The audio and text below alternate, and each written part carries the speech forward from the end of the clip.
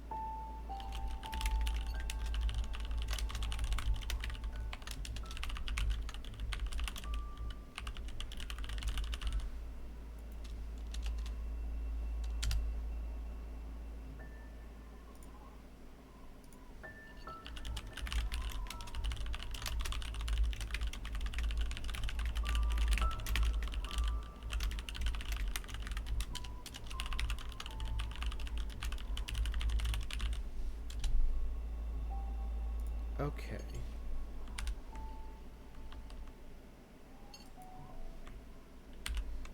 Video James.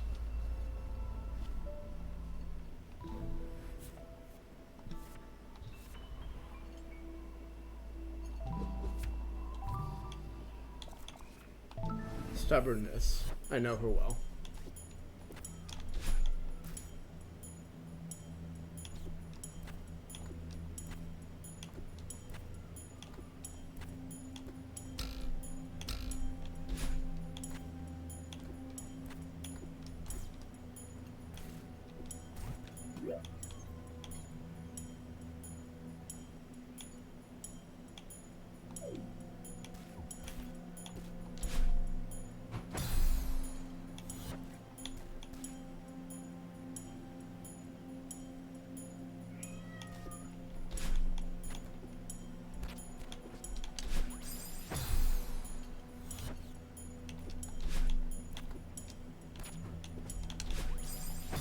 Of course, I need to again remember how to do my air kicks, but we'll get there.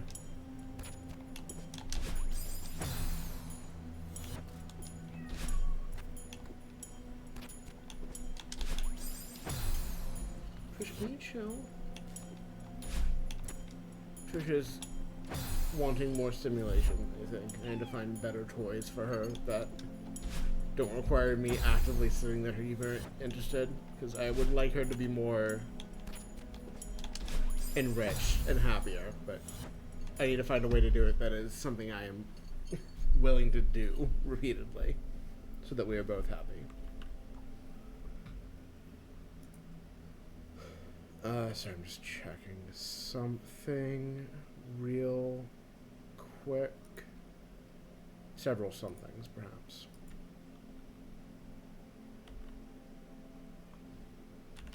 Okay.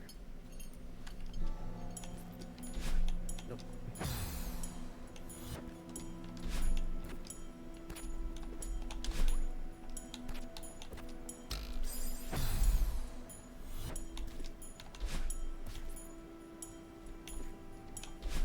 Nope.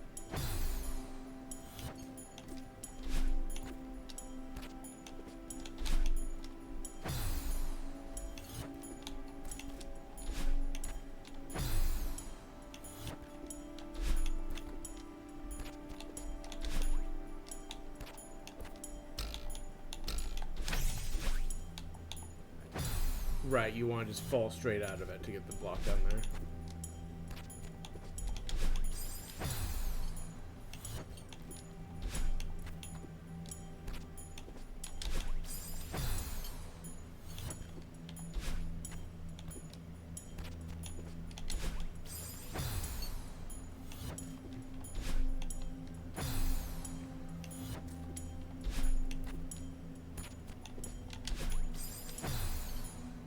Where?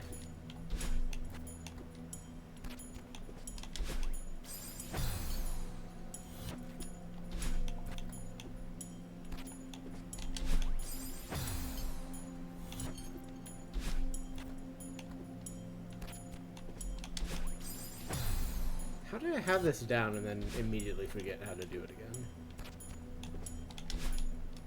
I think, like, doing that like side kick off of those blocks is a lot more consistent, provided I can do it consistently. If I'm just going to keep kicking into the crystal like that, is not quite going to help me.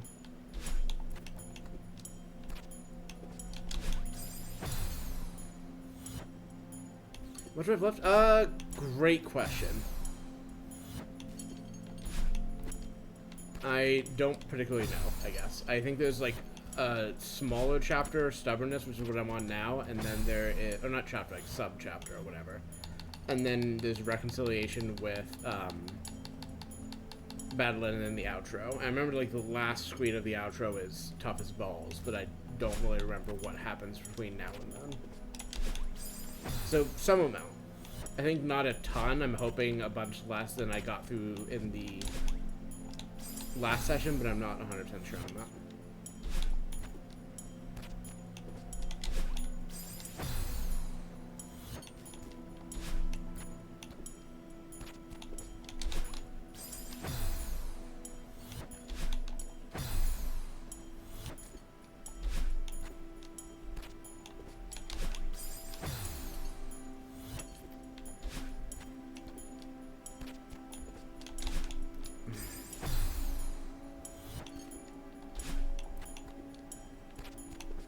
I'm glad you were getting various things done though, babe.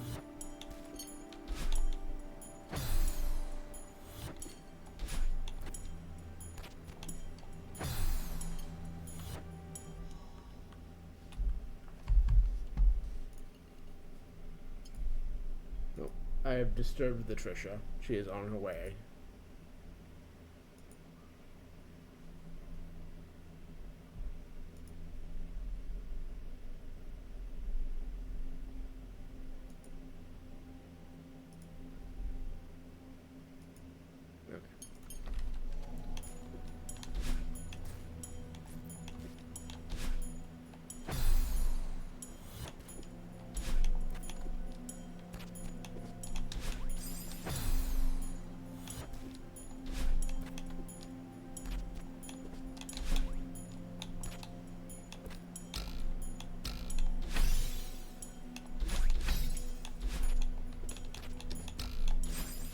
Damn it.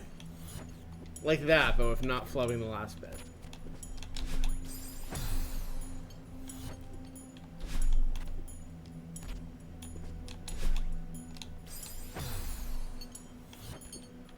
Damn. My supportive partner, everyone.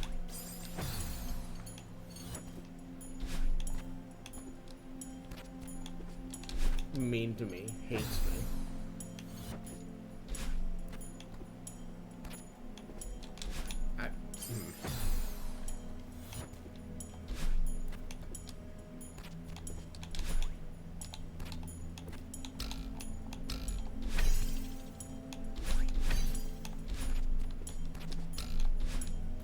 Like that.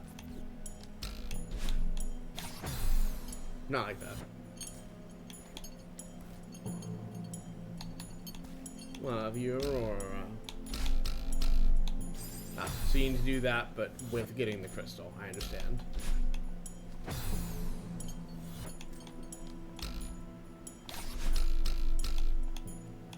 So I was remembering late last night, like even on some of the rougher levels, is it like a lot of Farewell is like not. Damn. A lot of like the late like Farewell stuff is like scary looking screens that are not actually that bad. At least, especially not by the standards of other levels in Farewell. And like this definitely feels like one of them where it's like it's not that bad by the standards of like stuff I've already done. It's kind of fun teasing that out instead of just being, you know, scared by everything like the first time I did this, when I was, you know, less used to its nonsense.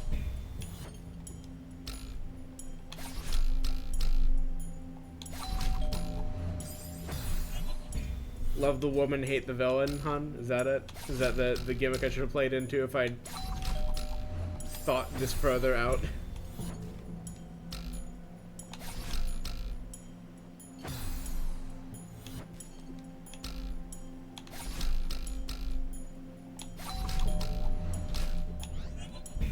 Oh, that was perfect. If I had just dashed one more time. Need to focus less on bantering with my partner and more with more on the platforming, I think.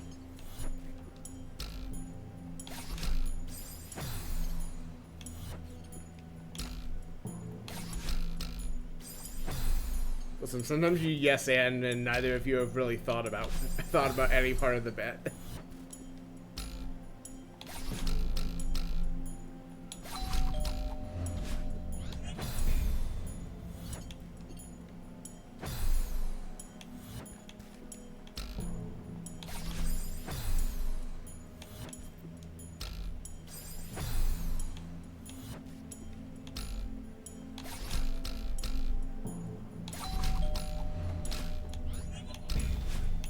Made the same mistake.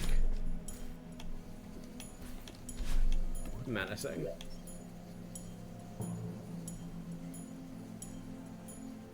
91, possibly 97.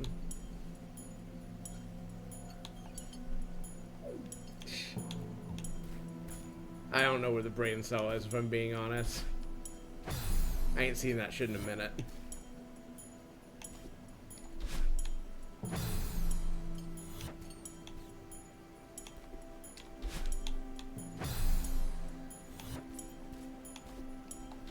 Nope. Yes. To quorum on the brain cell or something.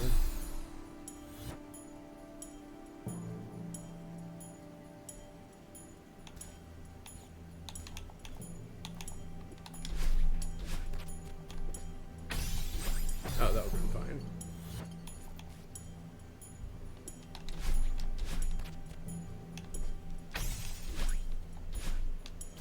Oh, grabbing the wall, that would have been fine. Would have been fine? Interesting. Losing command of the English language as we go. It's fine. I don't need it for this. It's not important for platforming. The English language does not help me navigate platforms in any way, shape, or form. I don't need it.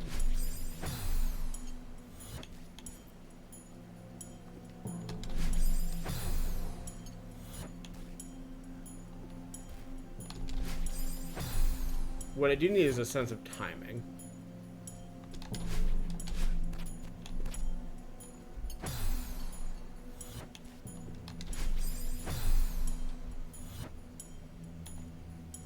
I think you go like right as the level starts, you're on cycle, which feels intentional given this was meant to be a speed game for people who wanted it to be a speed game.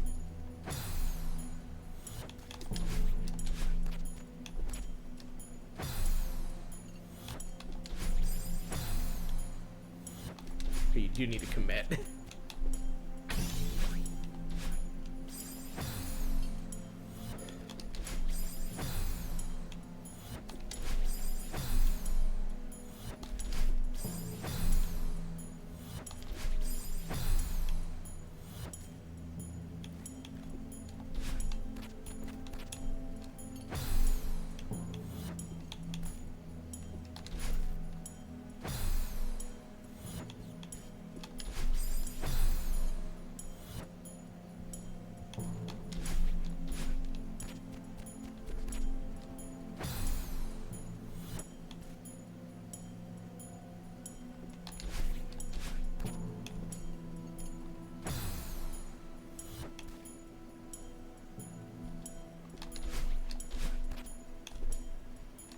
I do remember a bunch of this Yoko block stuff being a pain in the ass. Even if I will not call it as difficult as stuff earlier in the DLC.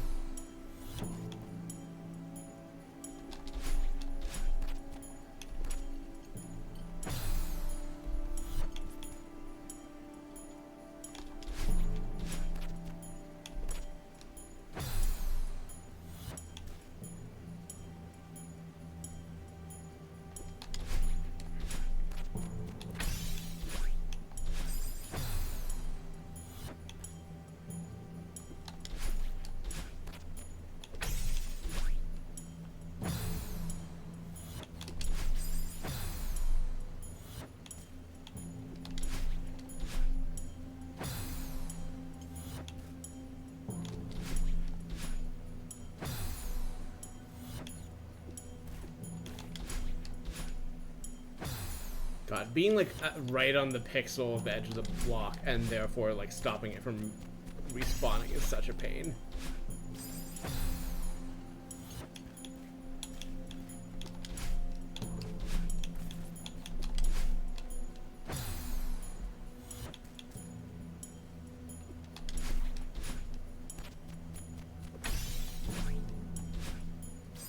I think you really want to like get there earlier in the cycle and just like, I guess you can just stall is what you can do.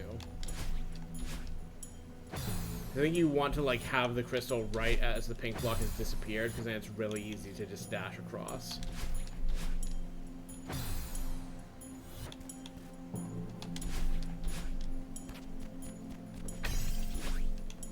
You can just do, nope. Does it not respawn? Never mind. I was gonna say you can stall until it's there, but I guess no, you literally can't if it does. If it's not one of the reappearing ones. They have thought of that.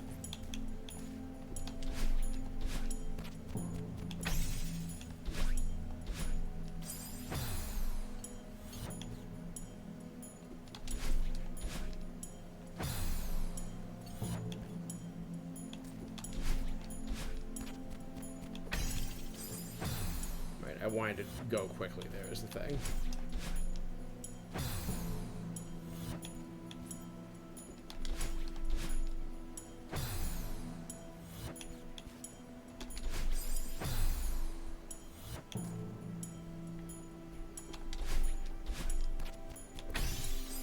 And same again. Hi, Tourmaline.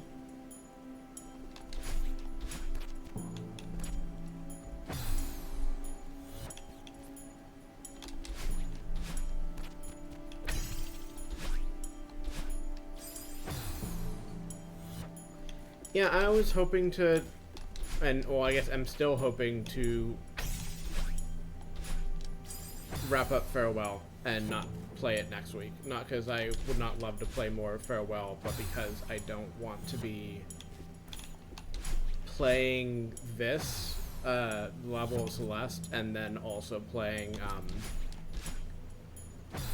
well, yes, we're also celebrating that. That's the other, possibly more important reason.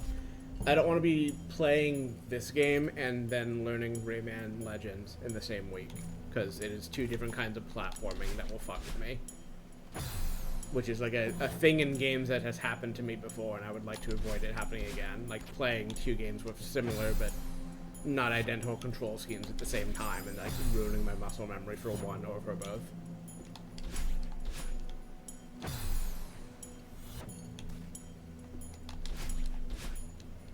So if I get past this screen, I'm gonna stall for a second and edit something.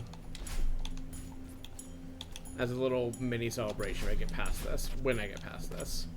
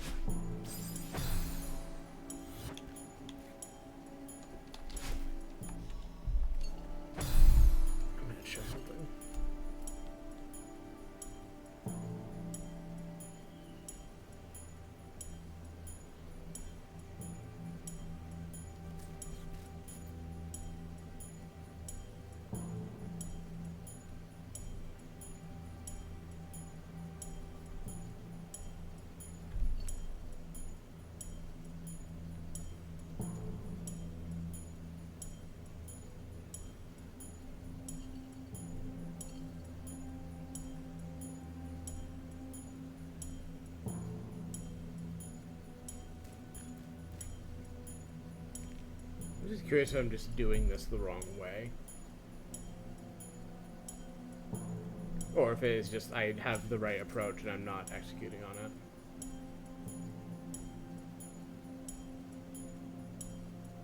Oh.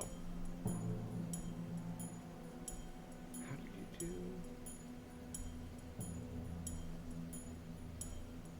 Ah, I see. So, kind of, is I guess the answer. And it starts with remembering that if you correctly do a wave dash, you keep your dash, like that. And also, I shouldn't have spent it at that moment.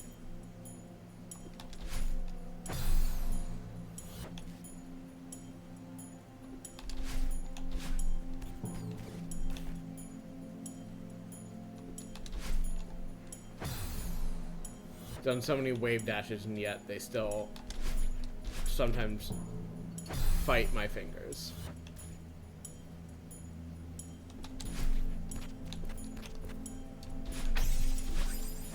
Yeah, see, that works out much better. Except for the part where I jumped directly into fire. But, you know, that could have happened to anyone at any point. By fire, I mean electricity, which is basically fire if you think about it.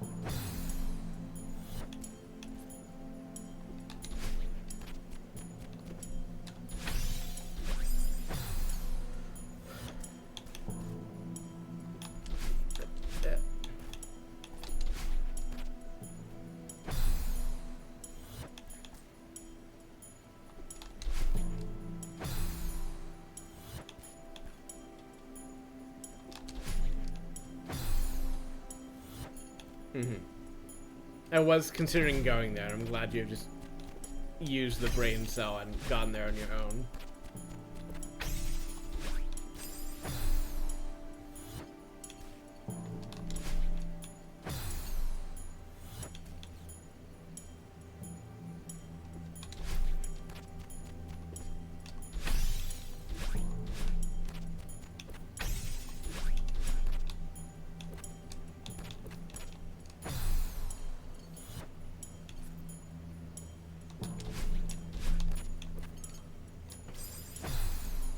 Good clarification. Good start.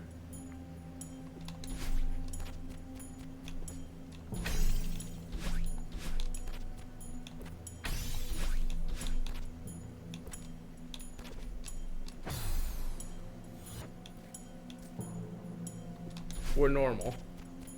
Don't worry about it.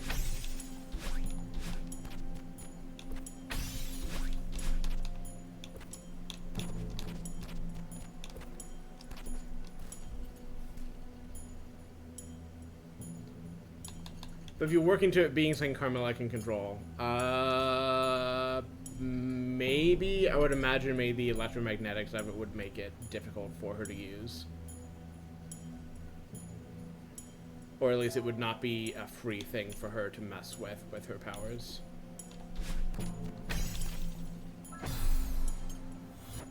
If that's what you were getting to, which maybe I was jumping ahead.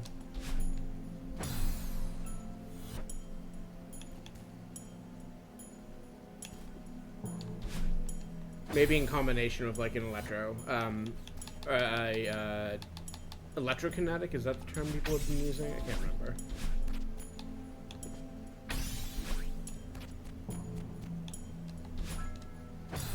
But I can imagine it being something that, like, in combination with another super who has a electric power, it would make it easier to mess with. Yes, I'm sorry. I wasn't thinking of Volta specifically. There are other ones, but yeah. I mean, I'm not gonna lie and say I was not thinking of Volta, but, and yeah, I'm sorry to tell you this on Evil Power of the Moon and everything.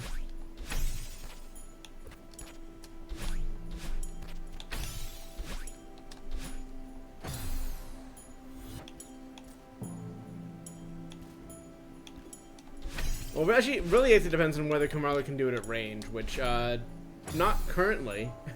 Perhaps, maybe with, more understanding of her powers, that would not be outside of her skill set, but...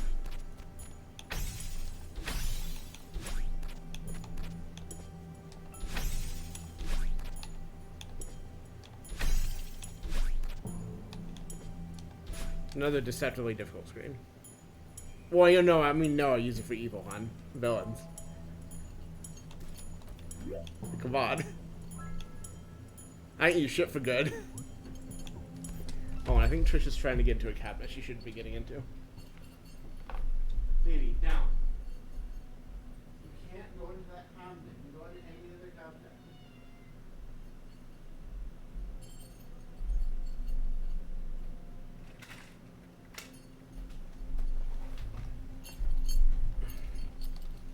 So stop Trisha from going into the cabinet she wants to go into.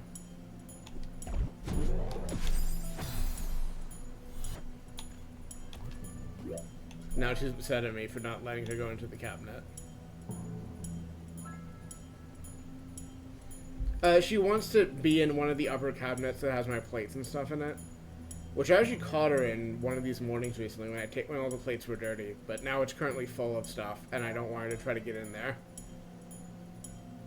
She probably won't knock stuff down, but she might, and I sure don't want to deal with a scared, possibly injured cat who is trying to nestle with the plates. She's currently meowing at me, yeah.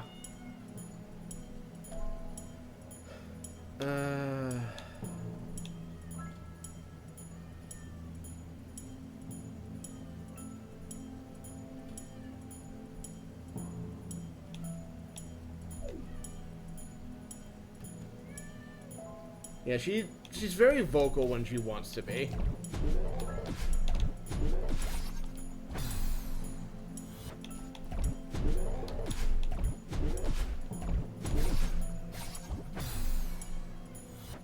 Also on Linux I have much worse noise cancellation, which maybe one day I'll deal with, but...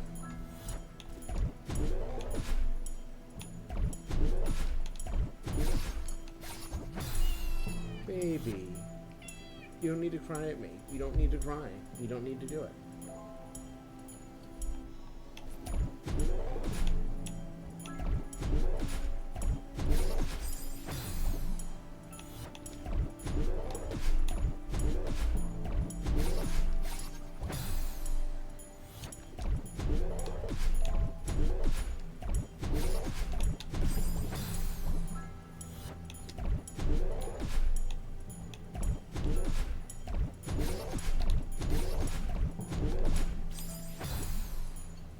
Another like deceptively evil screen, which is like not, or I guess even the opposite. Like it's not.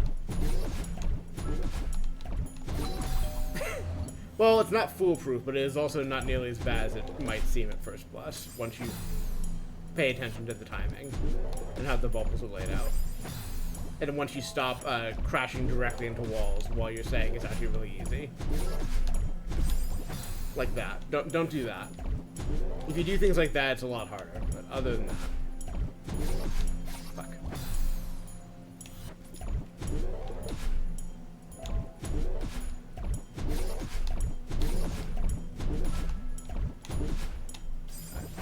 I could have just grabbed the wall there and lived, and gone back into the bubble when it respawned, or whatever.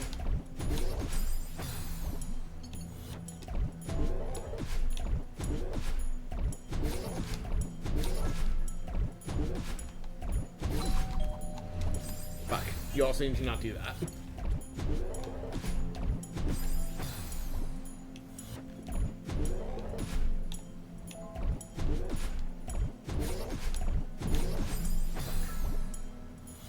Fuck.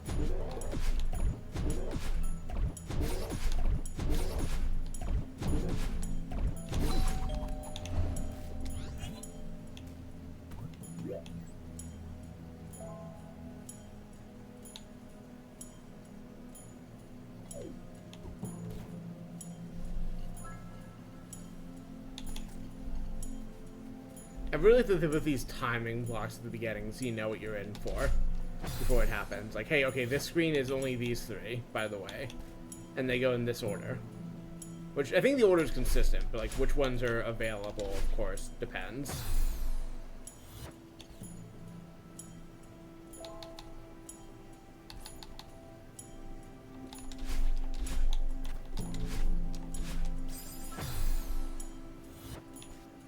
And the tempo, I think, also changes in this, which is not the case in the cassette levels, I don't think. Those are all exactly the same.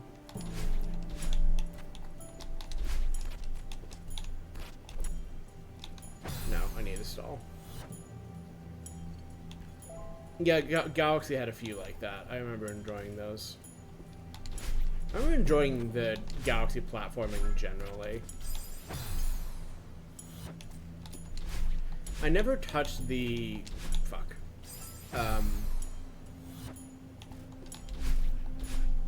Mario 3D Land, the cat ones, but I wanted to at some point and just never got around to it.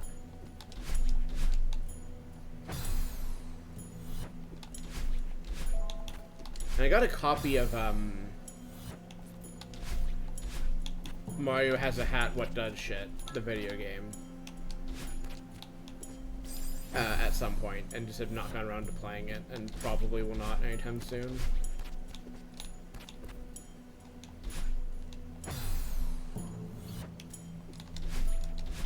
Rose is the least useful descriptor forever, but no. There's one with whatever one has the cat suit I have not played. I'll put it that way. And there's also the one of New Donk City, which I have played a little bit of, but not much of. I mean, I've not played either of those, was my point. I have not been on the Mario train for quite a minute, or really the Nintendo train.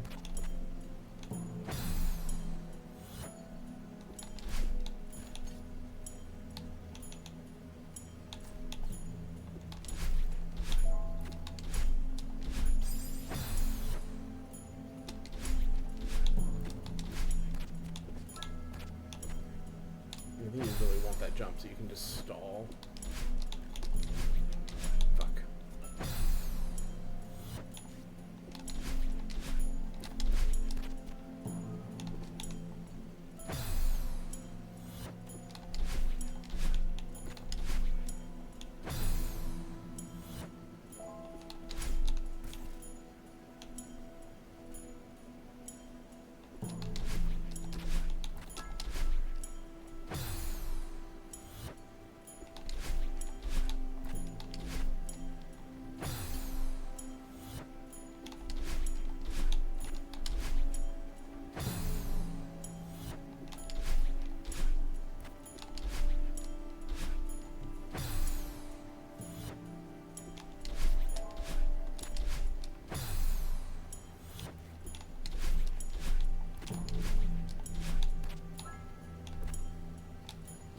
Definitely need to have that dash.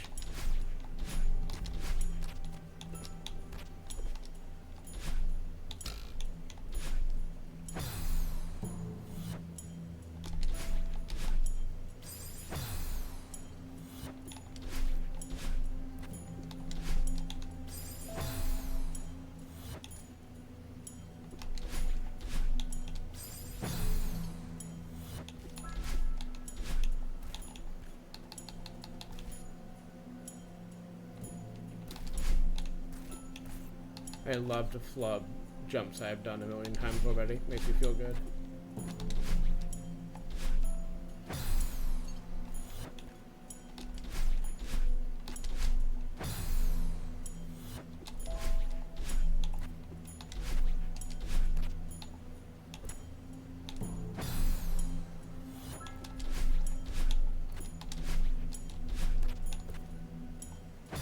Too fast on that, I guess.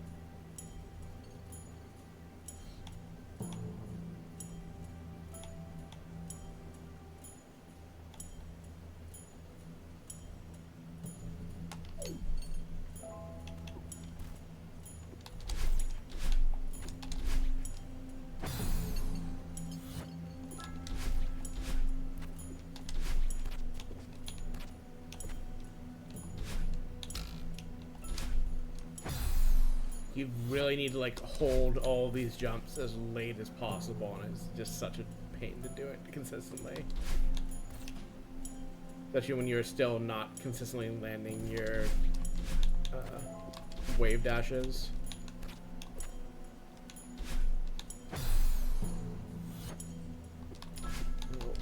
We'll get it, but oh boy, it's gonna be.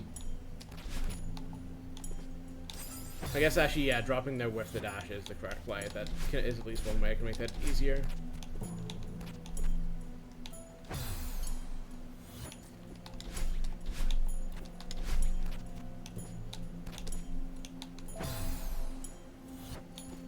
So you're not like stalling in midair at least. Or having to stall like inside the yellow block in the same way.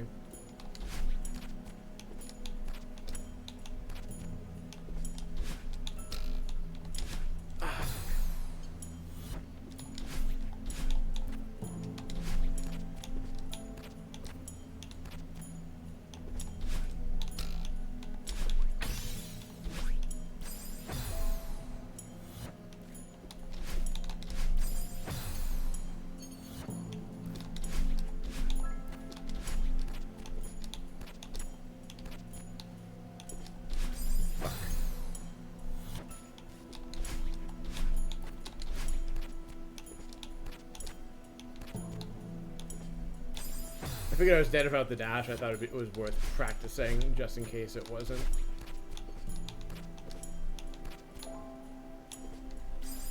I do need to dash there though.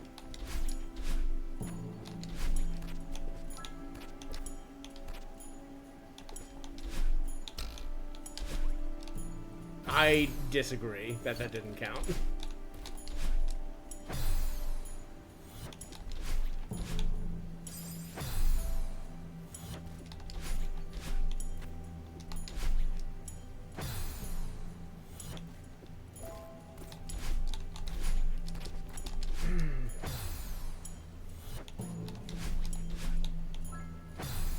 No excuse for that one.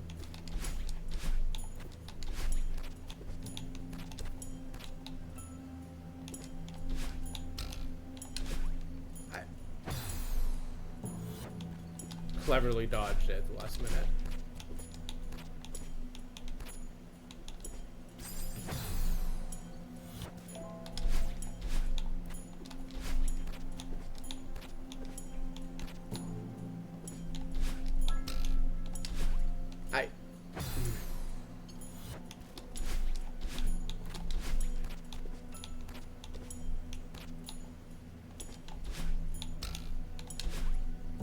How is that not hitting it? Like, come on. Like, I guess the answer is, like, get a little bit more height, but, like, it's right there.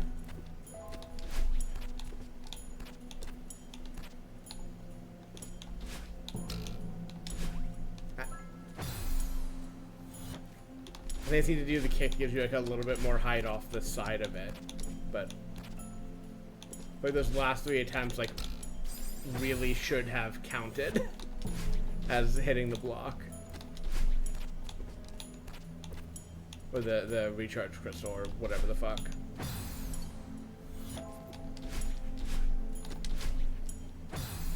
New failure mode discovered.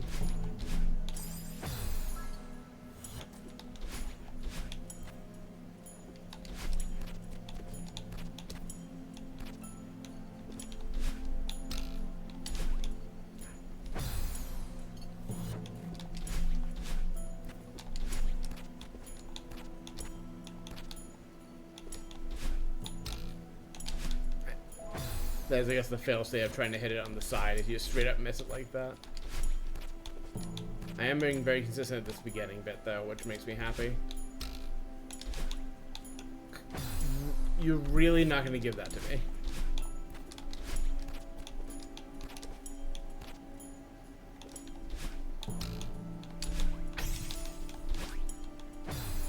Okay, that's on me. I still don't quite know what to do with the last part of that is the thing. I think you have to, like, God. Like, if I can keep both the jumps and grab onto the yellow block, then it's a straightforward, just, like, dash to the side, but I'm not.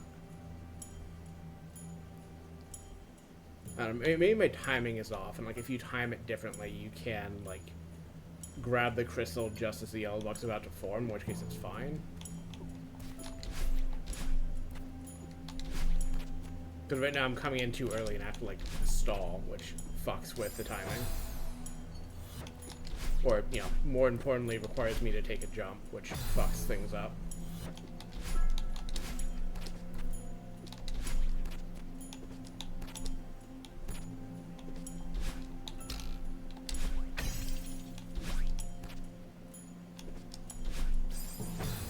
I think, oh yeah, I think it is used dash alongside it, like that. Like, you jump into the spiked block and dash straight to the side, because the block isn't there, so it can't hurt you, and you just land right on the platform, and then bounce off. That probably is what you're meant to do. Let's get back there and find out. Let's not be early.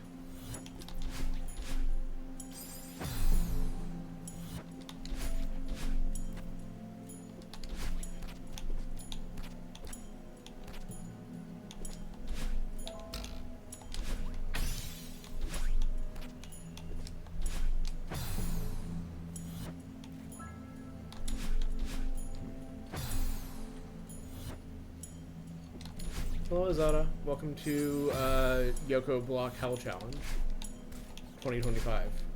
I think these are Yoko blocks. I looked this up and then I immediately forgot what I learned. Whatever the name for these is. In Celeste or otherwise. Oh.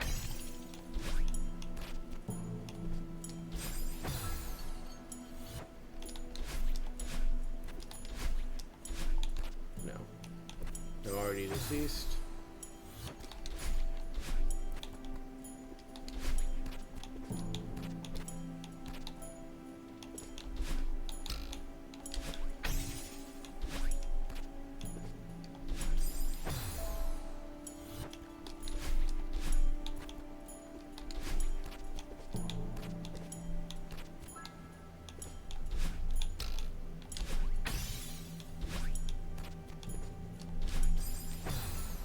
I think it's a jump and then just a sideways dash, but I'm just reflexively doing a diagonal for reasons unknown.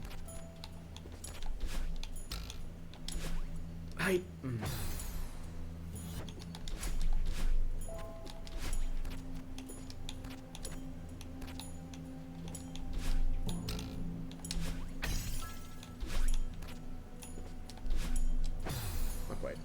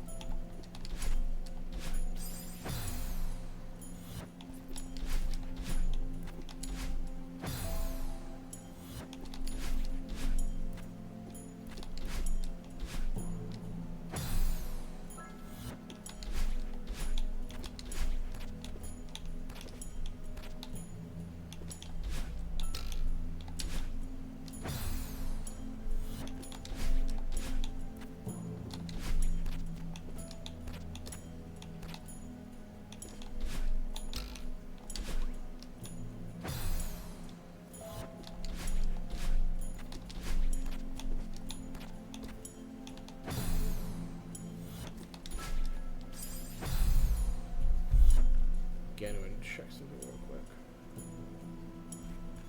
No, what I'm apparently going to do is mistype my phone password, which I'm not going to share with the stream. That's my information. I will also not share if it's the same code as my luggage or not. That's also private information.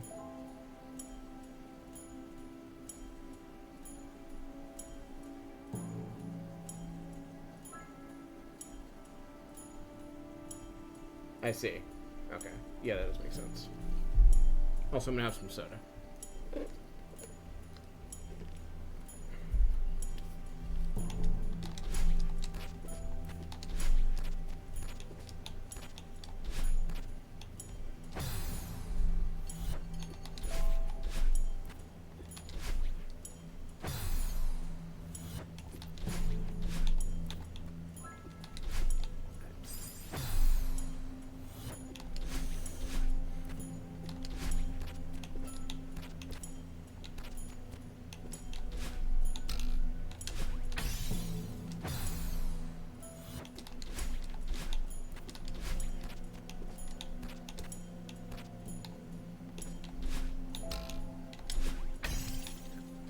I know the thing to do now, but I've not practiced doing the right thing, so it's unfortunately going to take a few more attempts to really dial that in.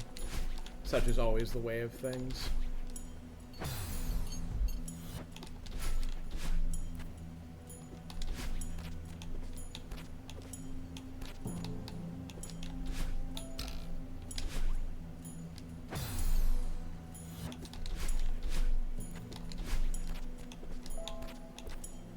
I am really excited for Rayman on Friday. That's going to be such a great time.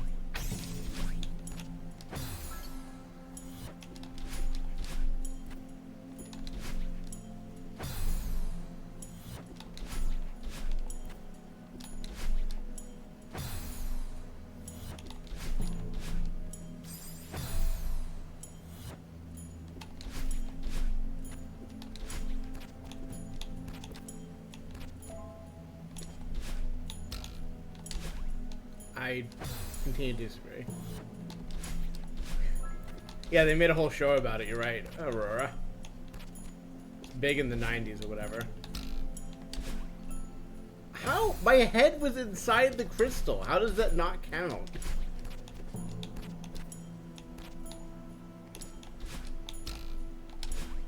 I could have taken a bite of that crystal.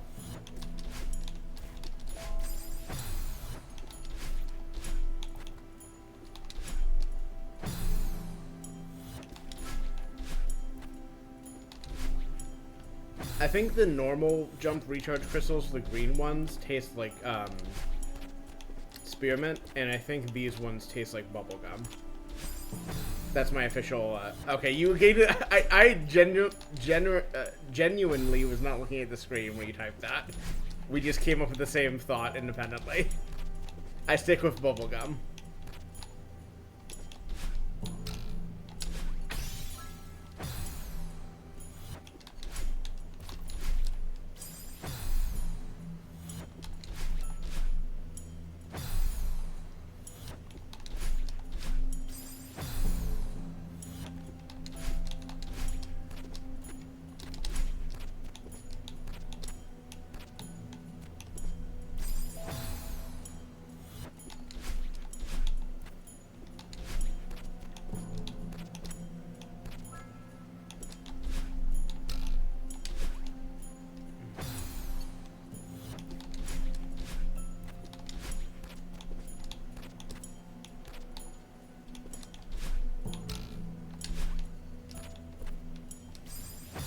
Oh, I managed the re-grab, not the part where I also grabbed the jump recharge, but...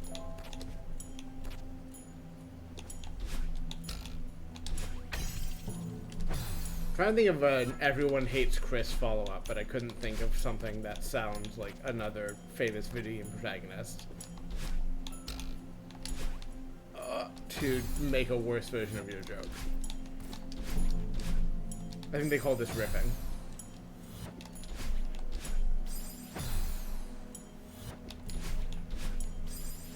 I love that I've invented. Oh, yeah, I guess, yeah. And also, I think everyone. Many people do hate Chris Redfield, it's a thing. So maybe that tracks.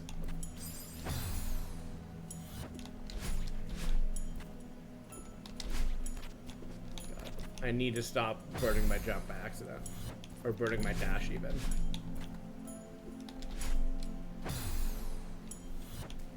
One of these days I will Resident Evil.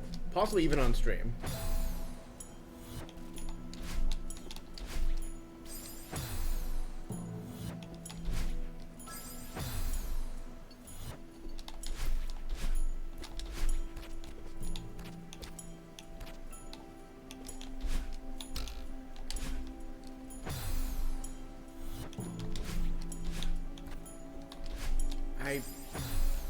keep dashing down instead of doing my wave dash.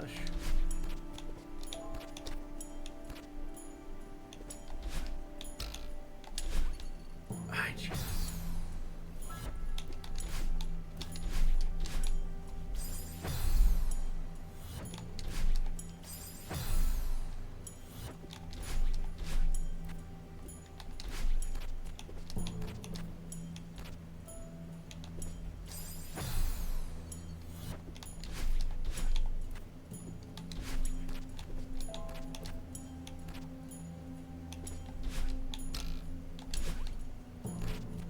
Okay, so that was basically the jump I need to make, but I also continue to need to hit the crystal as well.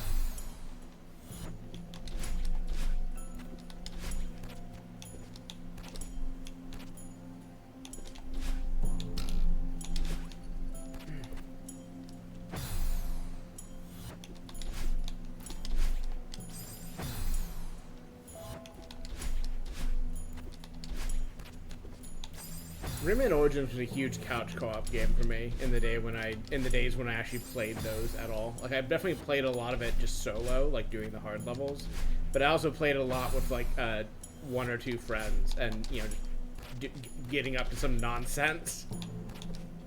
Very good game to be in college while playing.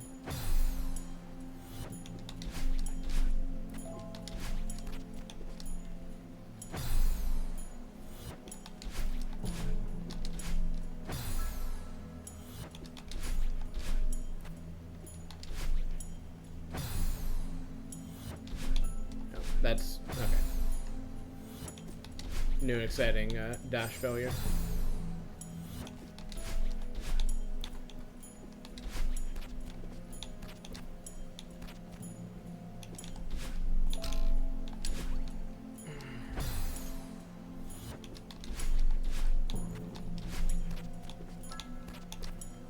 I know I was gonna say own, but I'm pretty sure I still have it. I have the like Rayman 3D game for the 3DS, and played a little bit of it, and I think just got promptly bored.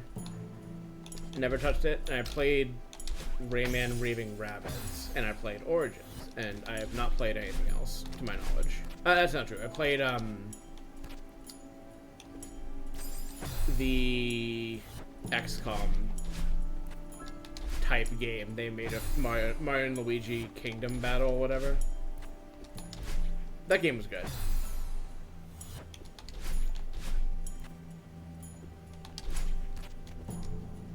I think they made a second one. I don't know if that one was as good. I certainly know I didn't play it for whatever reason. I should go play an old Rayman at some point, but I wonder if just like I don't know. The thing that worries me, and I guess we'll see if this even comes up with Celeste, Fragments of the Mountain, when I get to it, but I might not like 3D platformers nearly as much as 2D platformers. Despite having played a handful, like Mario 64, which you may have heard of, I think for the most part I don't like those nearly as much, but we'll see. I need more data.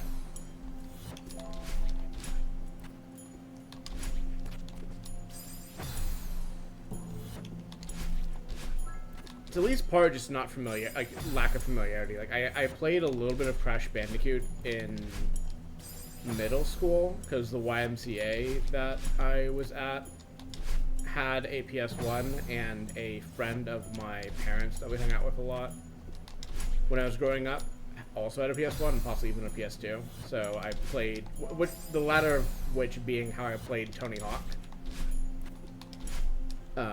But I did play some Crash Bandicoot. I played some Spyro, and I mean to play some more at some point.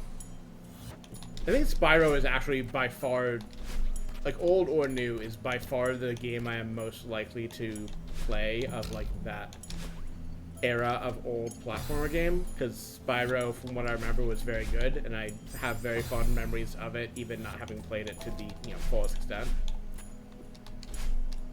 And like I think it is definitely the one that is most like, and also I already own it, which is a very tempting thing. So there's a non-zero chance I get to that at some point. I don't know if it'll be a stream game. They're all furry trash. Come on, hun. Like, that is the mascot platformer. It's all furry trash. It's just sometimes the animal is indecipherable.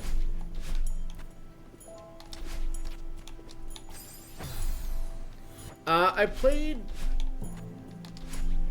have not played Psychonauts. I think I might have played.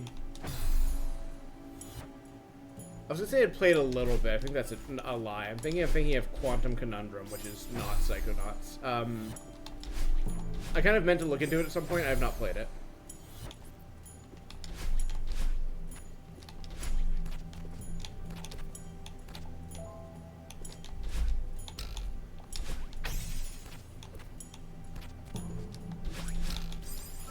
God damn it.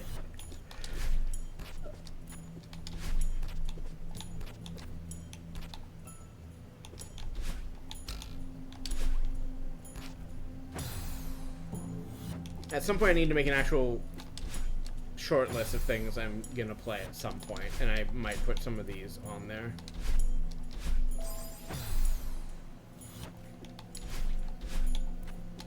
And there's a bunch of games that are bouncing around the inside of my head that need to be on a list.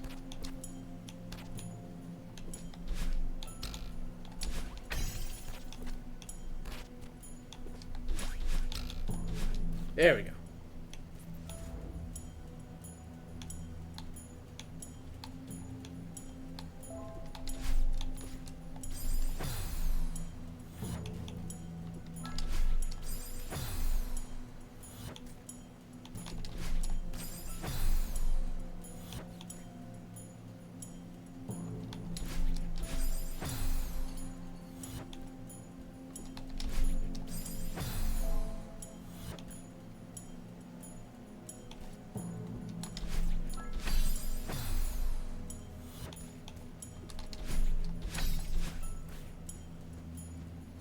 Hey, bud.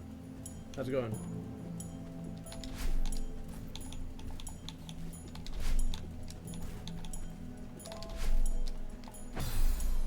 I really need to chill out and just do the jump. It's not that bad. Yeah, I'm chasing the bird because I think it's a part of Granny, and it... We'll see if that's true. Maybe as a consumer of media, you can guess where this might be going when it's been... This level is called Stubbornness, is after Determination.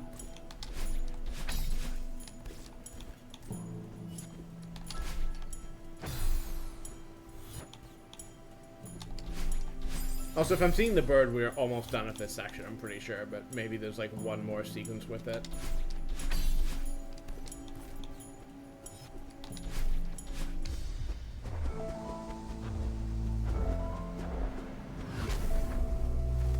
Love to tackle a bird to solve my emotional trauma.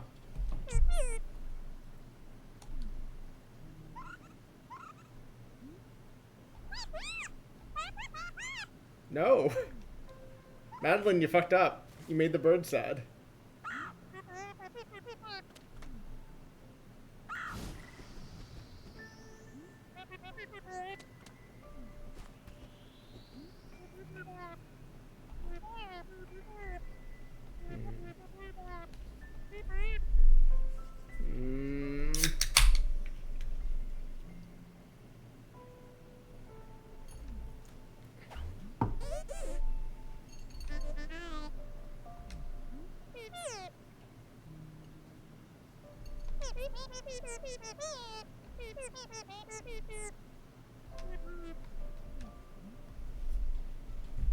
Let me finish the dialogue and then sure.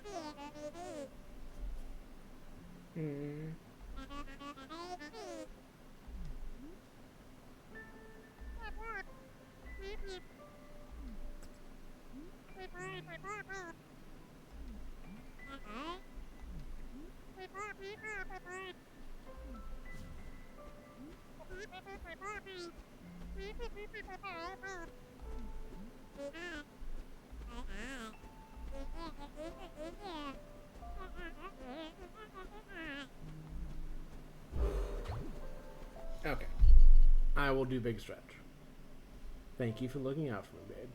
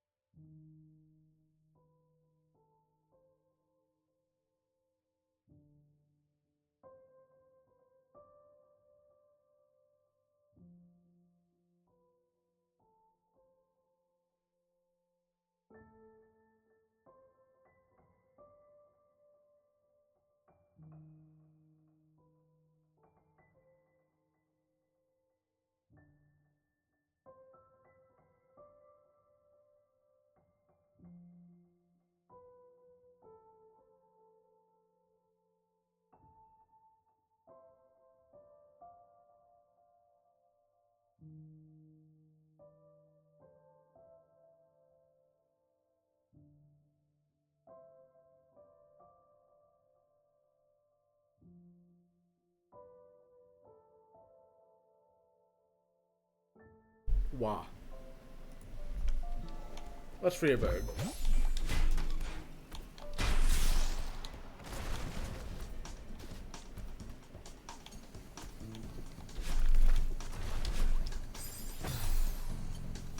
This is the last section of the DLC. Well, last subsection. There are many screens on it. Yep, you got it. Now you have to do a I'm sorry, now you have to do a 10-minute guitar solo. Or 30-minute guitar solo, or however the fuck long that is.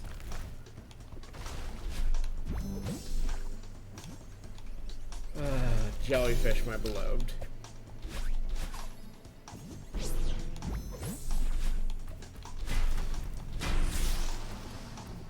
Hopefully I will actually find the moonberry without having to double back.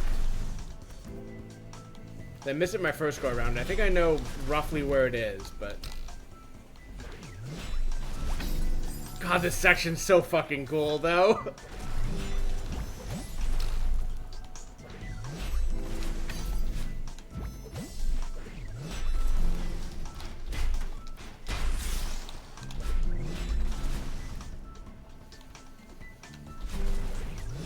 Farewell's so good. I will be saying this, like, despite the sounds of Madeline dying throughout the rest of the presentation.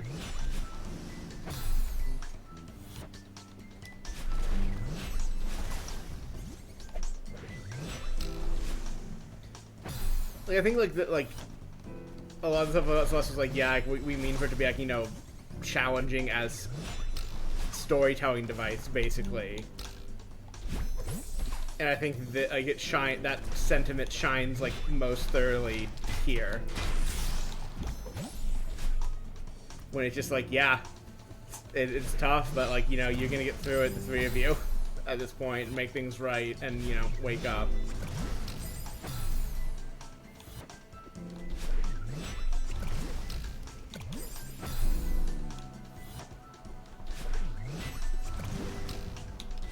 I can't remember how hard the screens are between now and, like, the last bit.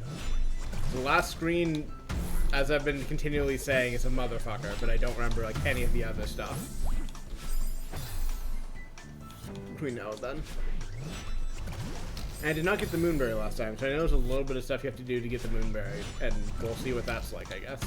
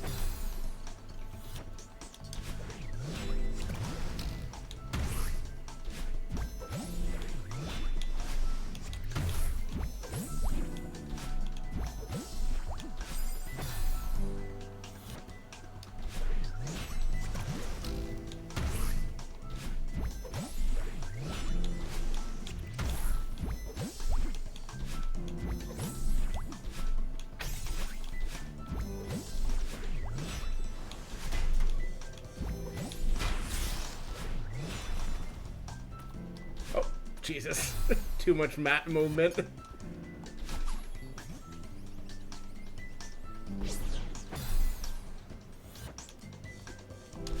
Right, I think you want to wave dash into this one actually for the extra momentum. Look how high I'm getting.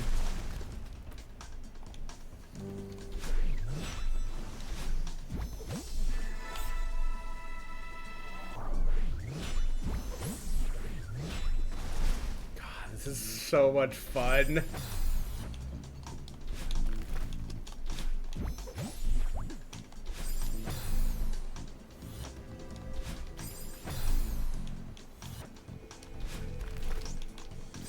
That part's less fun. When I die, it's less fun. Most of the time.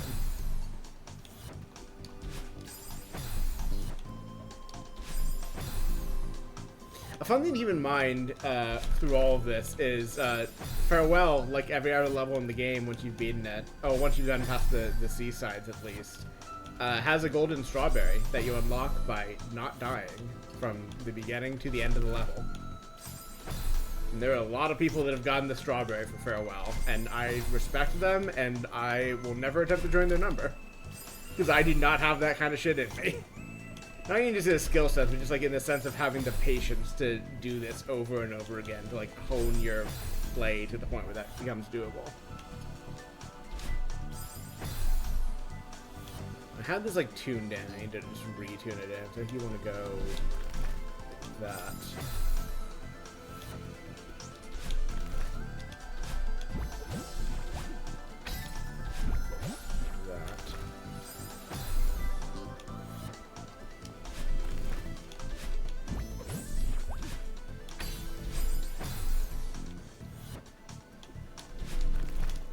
I did get the golden strawberry for the first level on Switch, and I contemplated doing that again, but I'm not gonna commit to it.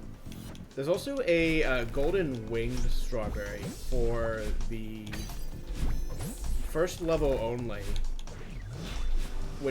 for which the gimmick is just that you can't ever dash in the level, which normally impossible, but there's a bunch of tech you can use to get past parts that normally would need you dashing.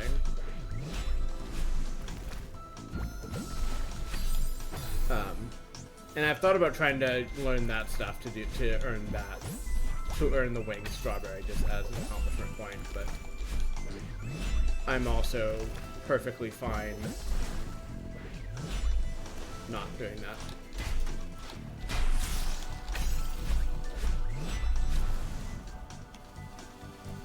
There are other video games to play, as it turns out. They keep making them. They keep ending up in my Steam library somehow. We're trying to get to the root cause of that, but...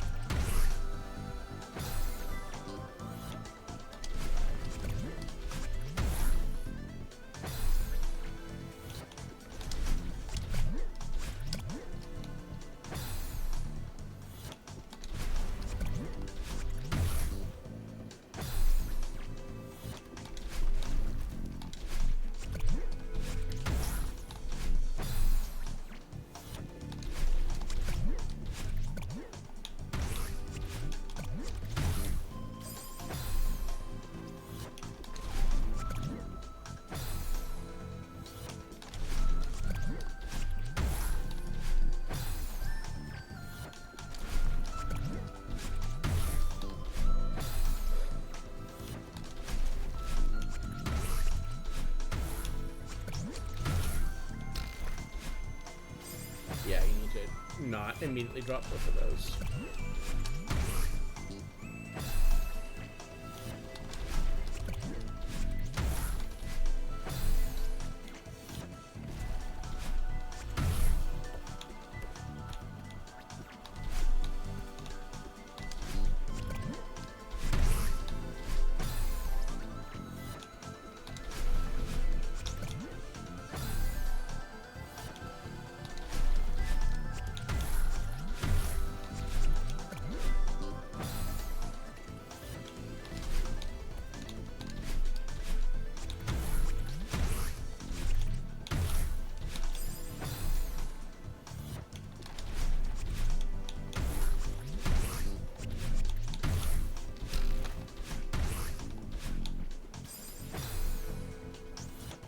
Thinking of Radical Heights now, the very short-lived, also ran Battle Royale game. Which had some interesting stuff. The bikes were fun. A lot of the rest of what was going on was nothing much to speak of, but...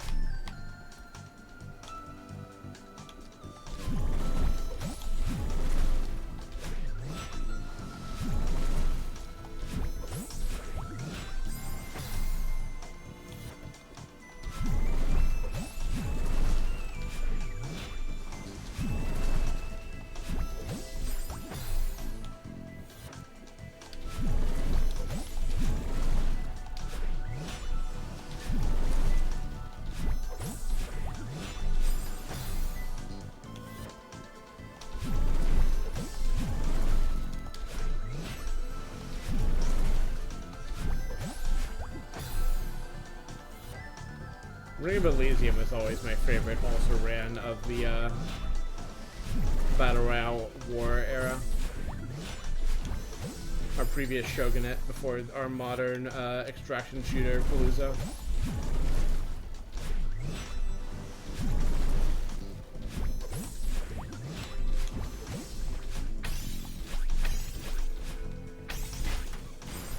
Brilliant.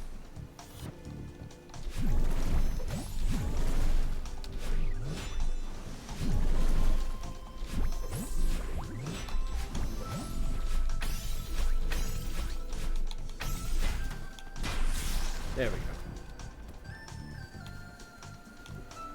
I enjoyed PUBG for a long while.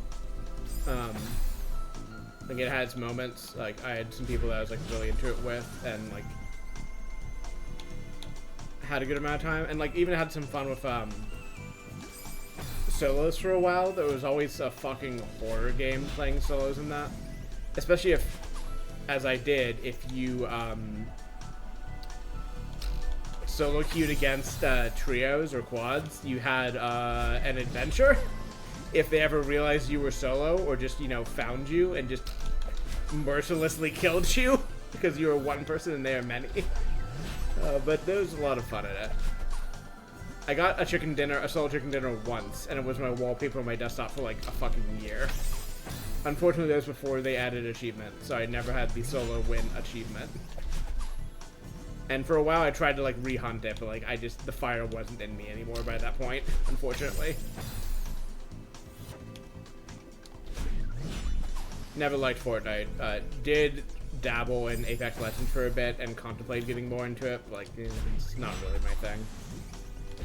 And, like, I don't really have a friend group that's... I know people who play Apex, I can play with them, but, like, I mostly don't know people who are into it anymore, and, like, I think I don't want to... I am not interested in spending my time on that anymore, I guess, is what I would say. Don't, like, regret, you know, spending much time on Battle Royales. Like, I think it was a good era of my life to just be way into those, but the time's passed, and that's fine. Now I write furry smut and, do modeling. And play games like Celeste that I've played before on the internet for, a handful of friends.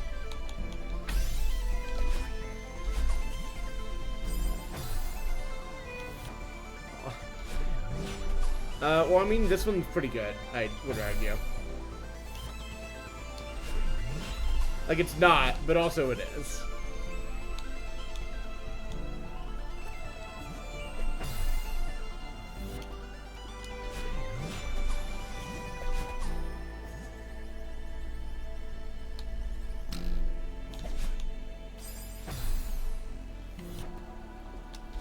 Yes, I think that's fair. Yeah, I mean,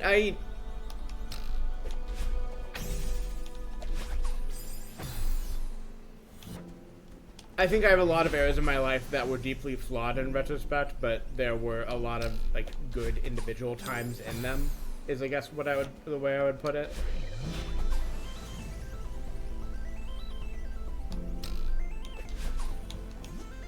I think digging into that less vaguely is probably hard to do in a way that is suitable for a public stream, but, like, there's definitely a lot of good in the, you know, the bad and questionable, doesn't know she's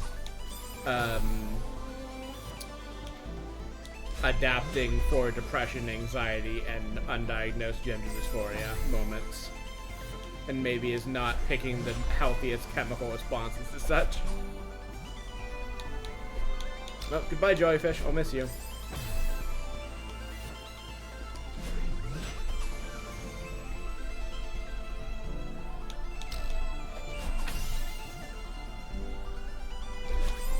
I could have just stalled there.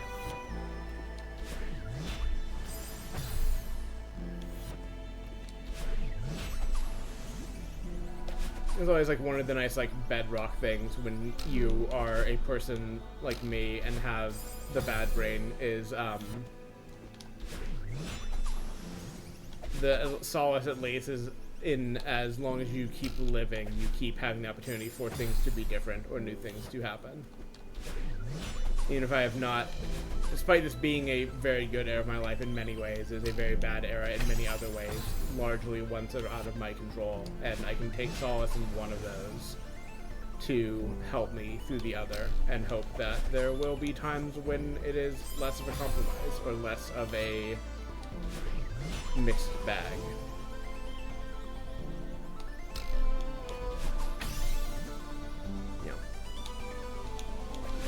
Can look forward to certain obituaries of grave relish, as the saying goes.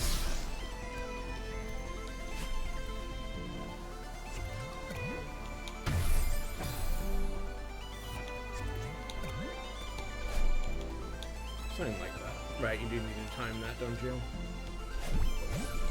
Oh no, you don't. You seem to... I see.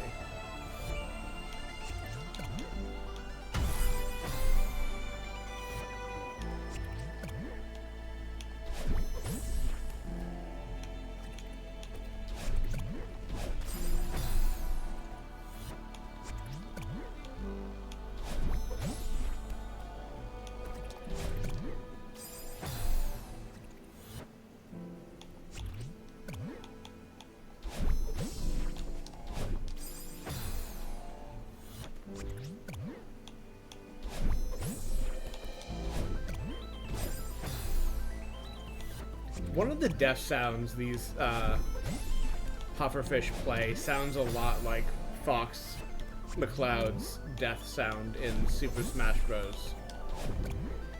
I've been trying to piece together what I was thinking of when I heard it. I think that is the answer. Strange as it may seem. What am I to do with you? What do you want from me? I think I do need to hit the explosive on the side of it. Which, easier said than done, but...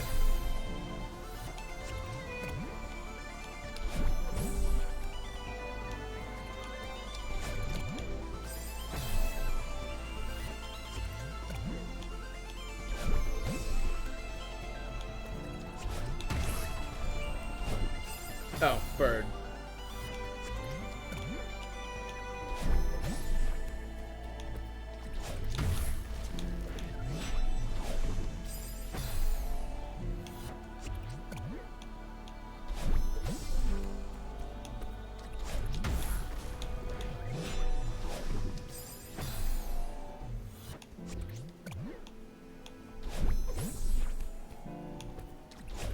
Fuck.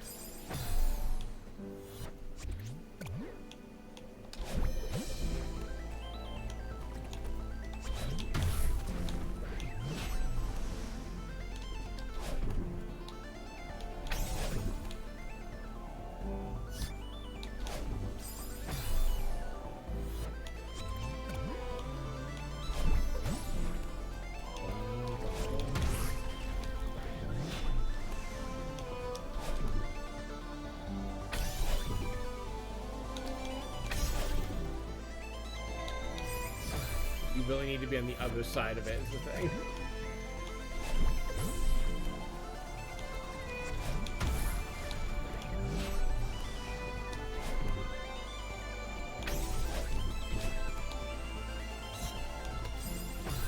And you need to not spend 2 dashes to do it.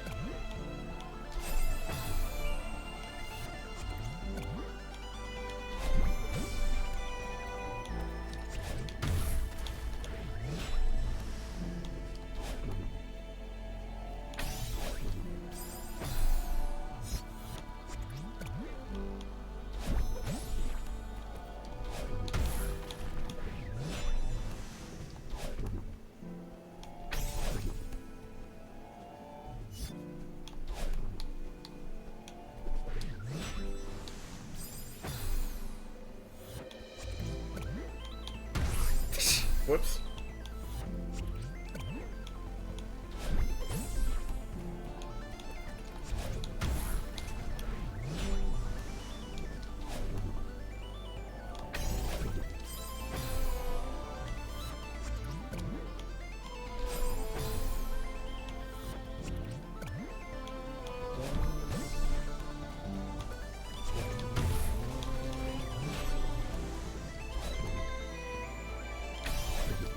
Continue to love the strings in this. And by this I mean all of the Farewell soundtrack pieces that include strings, which is many, if not all of them.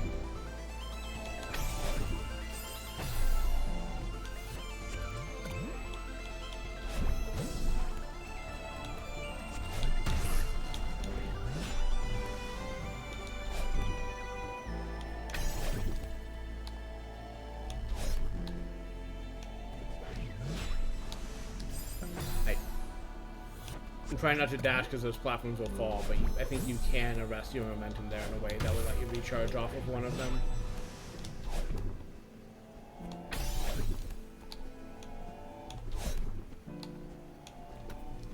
Motherfucker.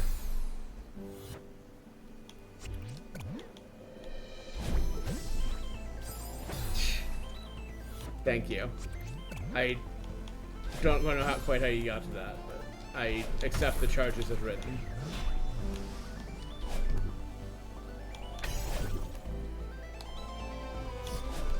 Listen, sometimes a girl's got to get tied up by another girl in order to feel right. These things just happen sometimes.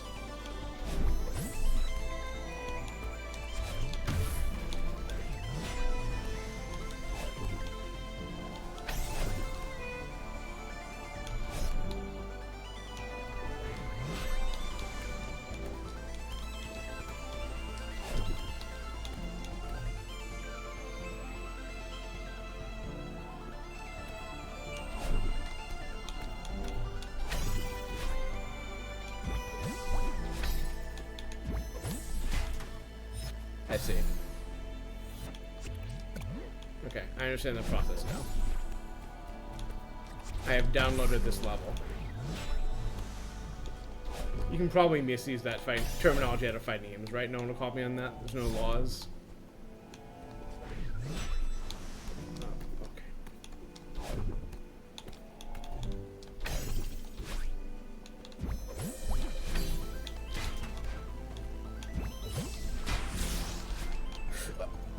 Balls.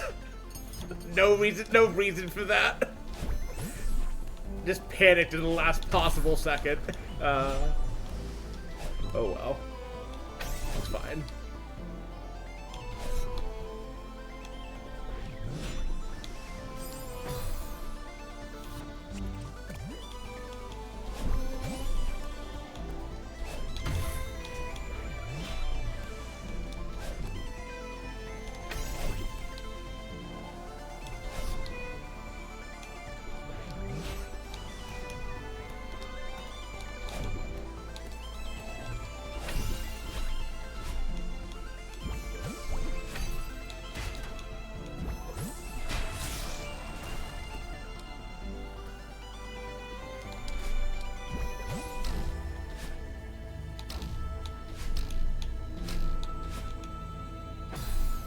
I love Farewell so much. Also, Farewell is so stupid. This fucking, like, block ride is just a really silly idea for a level. She says as she dies attempting it.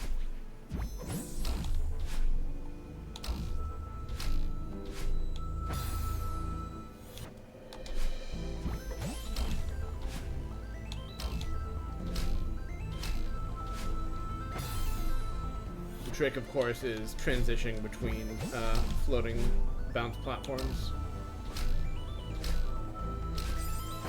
without being smashed directly into the high voltage electric fields.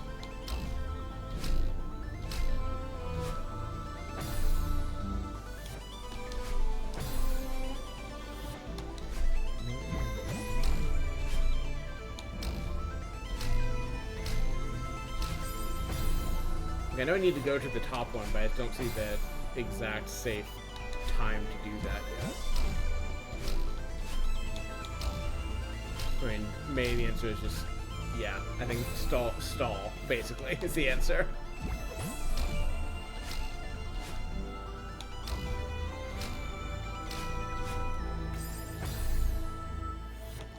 When in doubt, stall. That's in the villain handbook, by the way. I feel safe giving that one up. That one's worth knowing generally.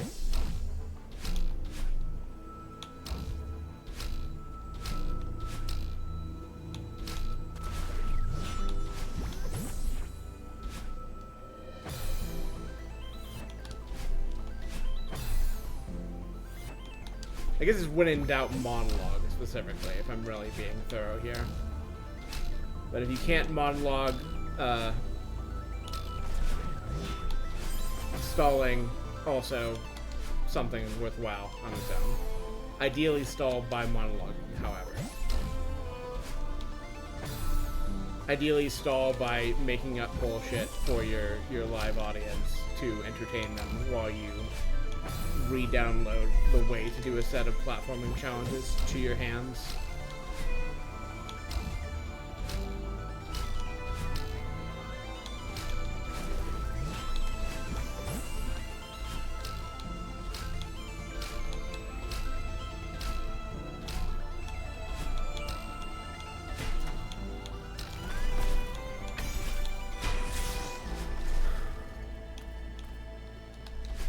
See? It worked. That's the lesson from all of that, clearly.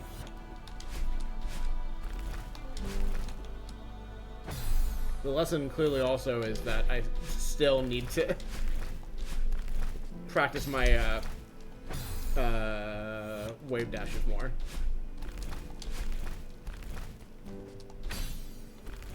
I thought that one would not fall that fast. Yes. Redirect some computing from my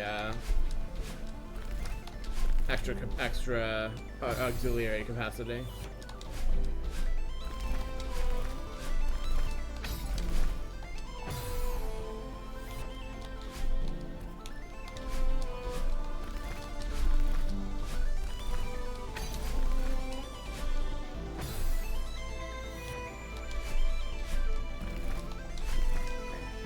I'm pressing too much down and not enough diagonal.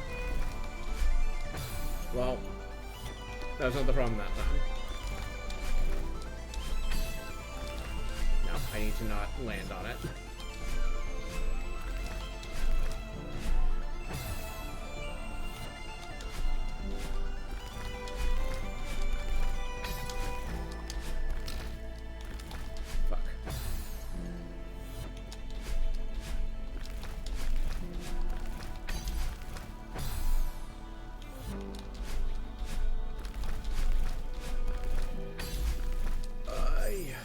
Caramba.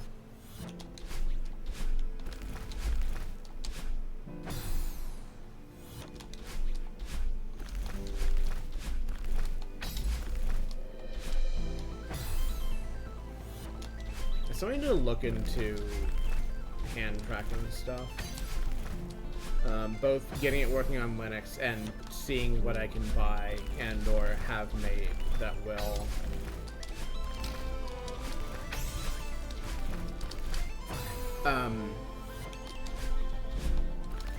let me put the sensor around my neck, which I think will be a better, reliable way to track hand movements. Because I've done hand tracking based off the tracker being on my desk. I know I've said this on stream before, but again, I need something to occupy my brain while I do this. I've done like the tracking with the sensor just on the desktop ahead of me, and that mostly works. It has like a bunch of like weird tracking issues, and I think getting it around my neck will solve that. I know people just like 3D print those, but I mean maybe like they're like I think there are existing like neck-based things that will be exactly what I need. I just need to figure out who sells those and how to not pay more money than they are worth to get one. And then, you know, still do the testing and see how that works out. And also, I still need to fix, like, I know the finger, I've been doing VR chat testing, and I know the finger tracking with this model is not where I would like it to be, so I still need to work on that. But at least knowing that I can track hands will be a good motivation to fix that shit. Because, like, well, I guess this is very, unless I can get my hand tracking to work on Linux, which, actually, that wouldn't save me anything, because I still have not gotten VNAND to work consistently on Linux, unfortunately. But if I could then do the hand tracking, which would be fun.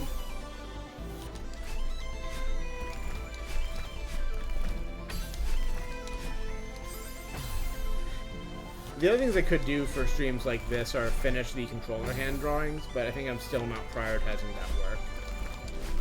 Just something that I'll get to eventually. I do also just like the fucking psychic floating controller gimmick that I've got going right now. I think it's funny. I'm levitating this with my mind like the slice of pizza from the meme.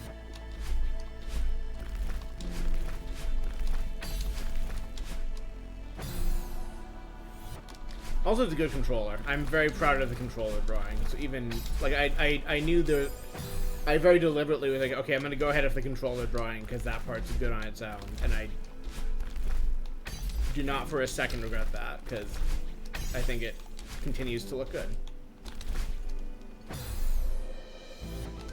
I'm glad you both think it's funny. That's good.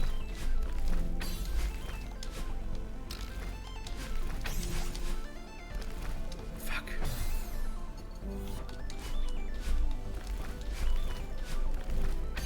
I'm glad when I think something's gonna work out and I get feedback that it actually does work out. That's very, I want to say cathartic, but that's not the word. Affirming? That's also not quite the right word, but it's closer.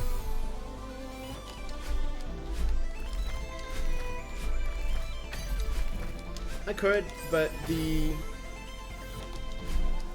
don't know, to either extend or break the K-fob here, like, the gimmick that I want for this controller is that it is it is like a shared like cove one in theory, but it specifically is allocated to the dive booth. So like other people use it too is the thing.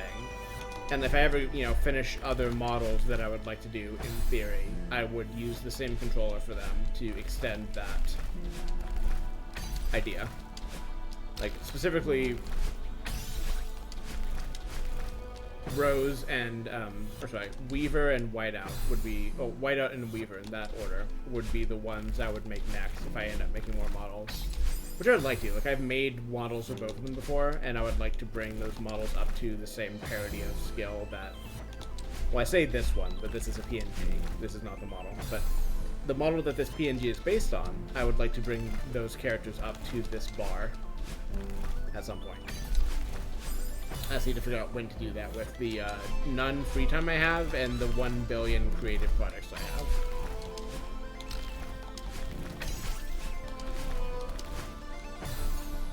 These things probably can be done, but...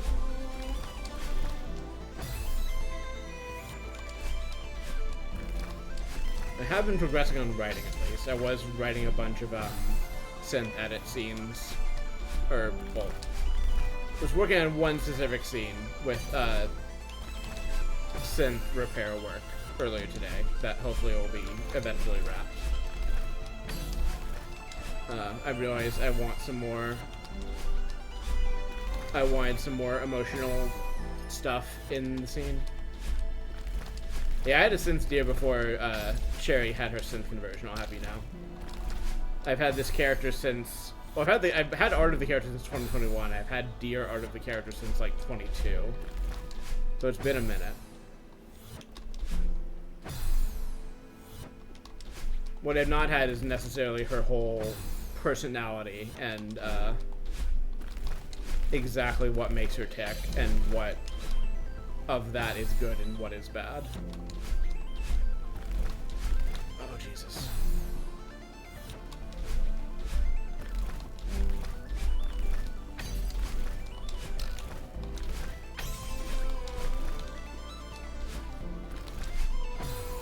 You really can't save those jumps if you touch these platforms from the side, unfortunately. This is really, nothing about this screen is anything beyond, like, land your wave dashes several times in a row. Which is not to say that's, not difficult, or that I'm kicking myself and not pulling it off, though I am a little bit. It is just that, like, there is nothing more to it than that. It is just, land your wave dashes. Continue to land your wave dashes. You and me both, Termalate. I'm glad it is finally fulfilling its purpose of telling people shit about my blorbo so I don't have to do it all the time. I look at my website a lot to pull up art or, like, remember things I've written or, like, just contextualize information. Oh, fuck. I might be off by a year. It was like 21 or 22 or 23 is when I had the synth deer Anita art. The first of which was a piece I drew myself, which has held up better than some of the other pieces for which that is true, but which I am a little bit put out looking at it sometimes and kind of want to redo one of these days. But I have not... I've gotten myself to do, like, more, like, schematic type art, like the controller hands, like the logos and stuff. Like, drawing characters, I have not, like, been in a good headspace to do for a while. I'm too down on myself when I try to do character art in 2D, so I'll hopefully solve that at some point and get more practice in, but right now I mostly am remaining in the 3D space and working there. Which gets, really good results. Like, I'm happy with what happens when I do that. It just also is a fucking huge time commitment.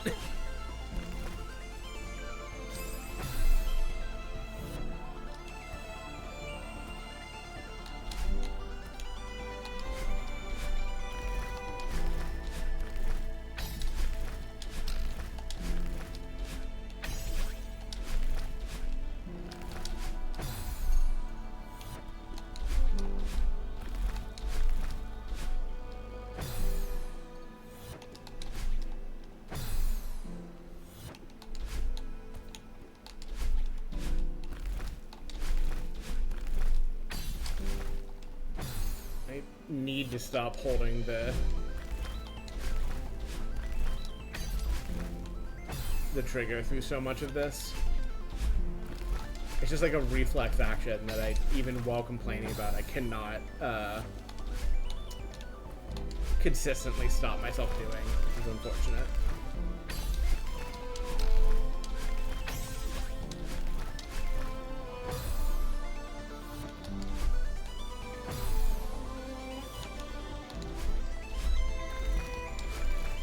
Yeah, the original, well, actually, what made a neat idea was my fascination at the time in Destiny with the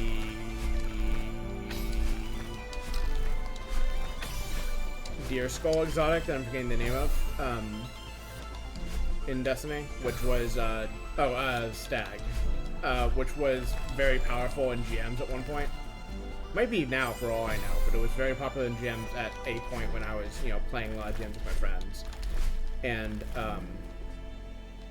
because I used it so much, and because I kind of like used like the stag beetle solstice helmet before that, I started to like, make up ideas of like having a deer character, and you know, retconning like furry versions of all my Destiny characters, which I eventually, or at first pictured happening in the Destiny universe, and then kind of retconned to its own universe that I've not written.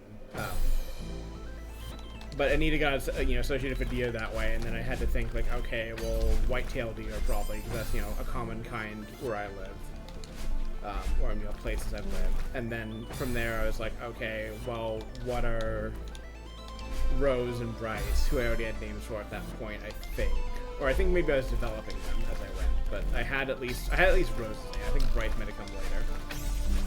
And I was like, okay, what are two other species that live in North America that I'm familiar with that I can do for the trio to have them have a consistent theme? Which is how I came up with a possum for Rose and desert cottontail, I think, for Bryce.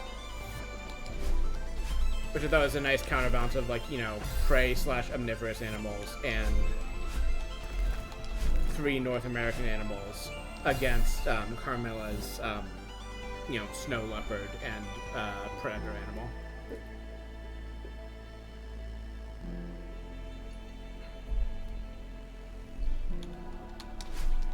There's a lot more going on for Nia's character than just like the predator-prey clash, but I think it is very good that she is a very dommy character and, you know, very protectionist-driven and all that, and also a prey animal.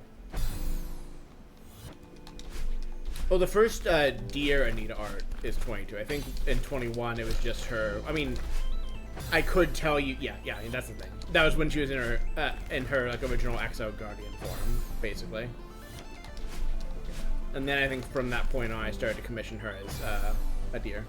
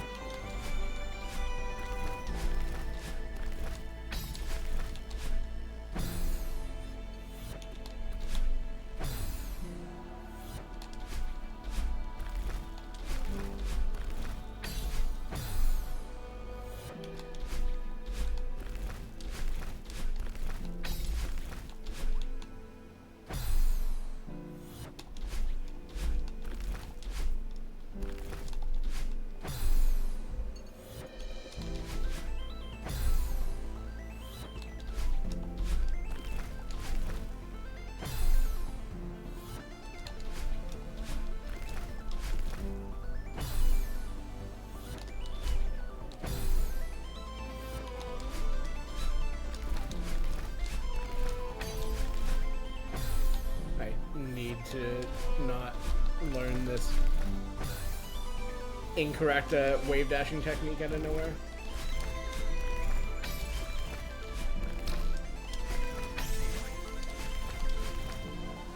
Part of it is I'm trying really hard to not keep gripping the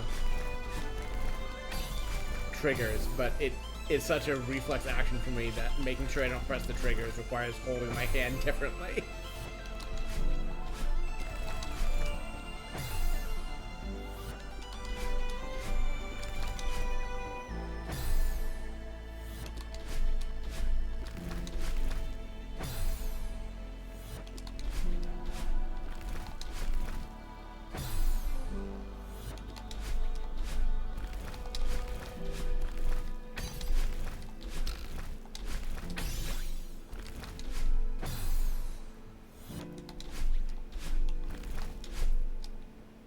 Starting to get reference art or pieces generally, and at least ref sheets for Jules and for Lucky. And I know what species they are. It's listed on their character page. I just need to, well, justify more commissions, which I probably can't do for a while, and also figure out who I'm commissioning and what, and doing enough design work to have the artist be willing to do ref sheets for me, because I know not every artist is willing to do them, especially if you don't have existing refs of the character.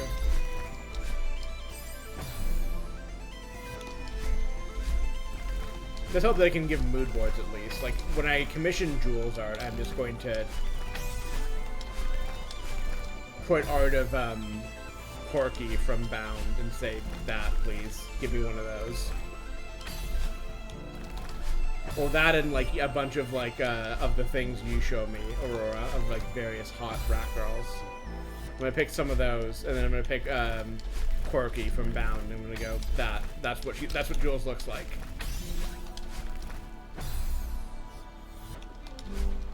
Also, just, you know, 10% bloodier. Whose blood? Don't worry about it. Fucking dive team unofficial motto right there.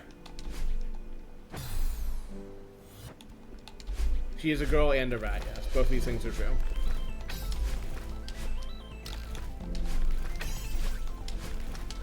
Fuck, I keep messing that last one. Hi, Nate. We're talking about girls who are rats. And rats who are girls, I suppose. Fuck. My brain hasn't functioned correctly in years, Tourmaline. I wouldn't worry about it.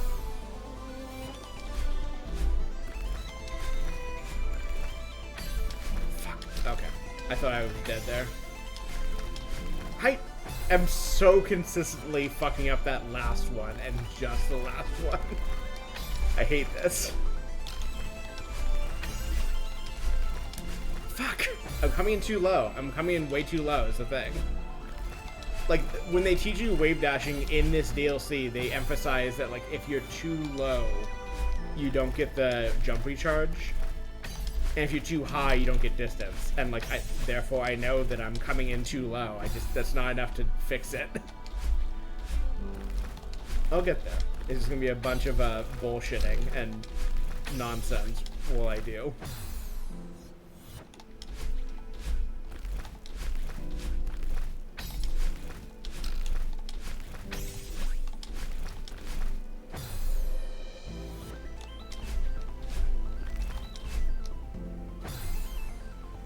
I don't know if I've heard that one. Maybe I should.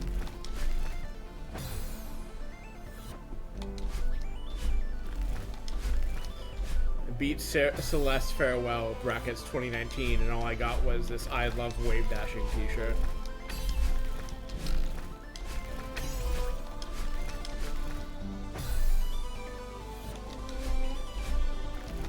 And also my gender got trans. That happened too.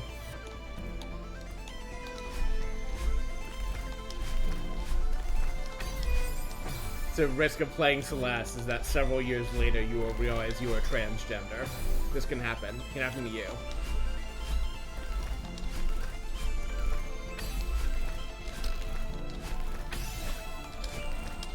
you.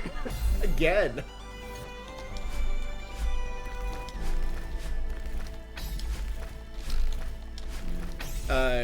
Yes, Aurora, exactly.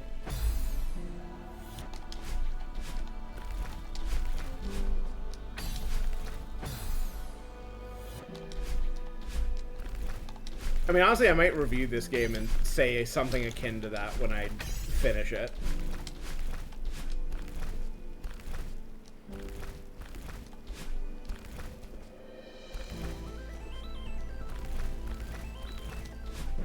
Evil. Evil!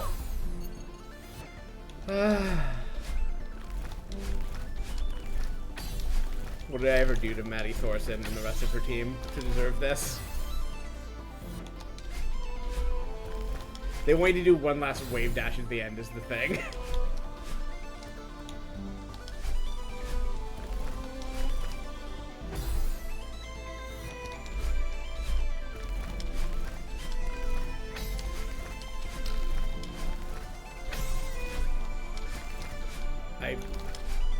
Not quite. I don't think I'm going to do it on stream, if only because of the previously mentioned, like, platforming muscle memory conflict reasons, but someone who tuned in, like, at the end of last stream was recommending, well, I brought them up, and they recommended that I try the Monica's D-sides, which are, like, one of many, you know, community levels for these games, but, like, a set specifically modeled, you know, after the B-sides and C-sides for the game, but, you know, a lot harder. And I was expressing that I wasn't sure I was up to snuff of tackling them, and the person who had tuned in, whose name I forgot, I'm sorry, pushed back a bit and said I probably should give them a try. So I might, but I will not go spoil myself on them like I might have otherwise, in case I do play them.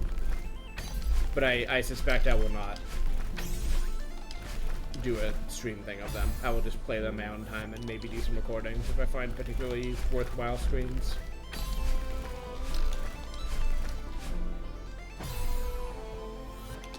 I also do still need to watch a task of this game just to remember like what Celeste speedrunning looks like. Especially looks like nowadays and not, you know, several years ago, the last time I looked at Celeste speedrunning.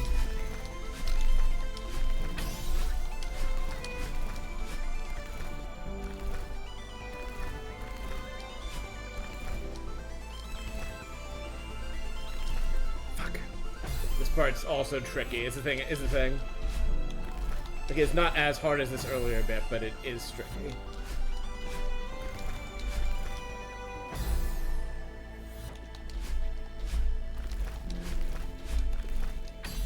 Fuck. Hell yes. I always support blender nonsense for people to get involved with.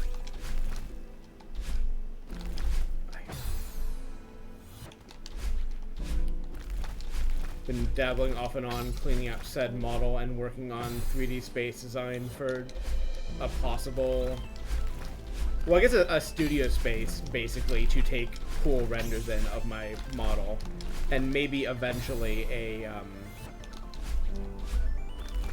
VR chat map if I really get math together. I didn't actually do the donut tutorial, because I am allergic to tutorials for brain reasons.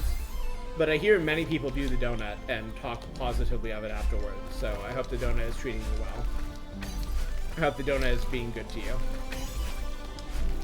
Or that you're being good to the donut, or one of those.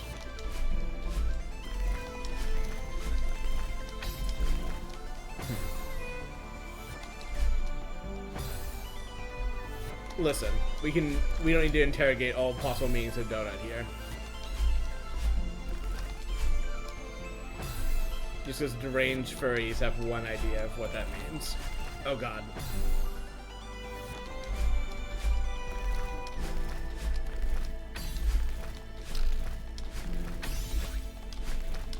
Fuck. I have once again learned the incorrect way to do wave dashes.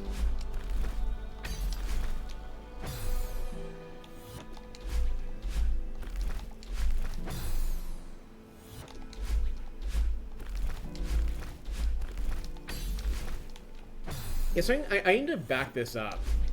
Yes, I also generally mean that. I am not really a proponent of the alternate meaning. I think I need to, like, go verify the veracity of it. I heard that part of how Blender got, if not a good UI, a usable in production by normal people UI, is by paying a bunch of creatives to make a short film. watching how they did it and then fixing all their pain points, which A, sounds effective at achieving those goals, and B, sounds cool as hell, and I want to go look up more information about that. And I found it's very easy to find like all the like free works that the Blender Foundation has made. It is not as easy to find out the veracity of that story specifically. I need to go track that down, or at least learn more about it.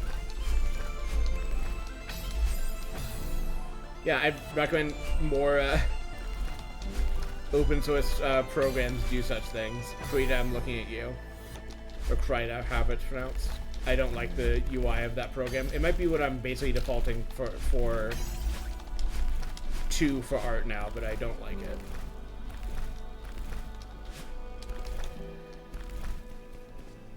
Yeah, you need to climb that one faster.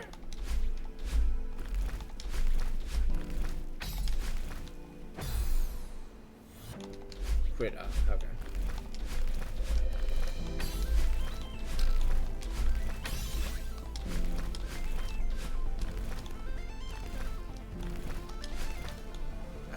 Was trying to wave dash. Yeah, I am also bad, and unfortunately, if you are bad at following tutorials, there are a few that I might recommend even with that caveat that I have found useful, but like I think mostly the reason or the way I got into it and might recommend doing is finding something like a what's there's a free software to make anime style like 3D models that I'm forgetting the name of that I used before I got into modeling.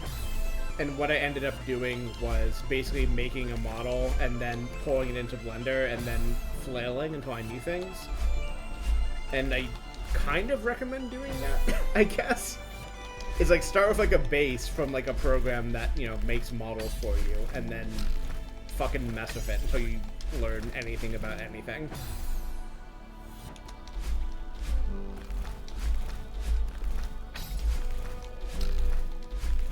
If I find anything particularly useful, I can send you from Lane, but I don't remember. I would have to remember what I'm talking about, and there's only a handful of tutorials that I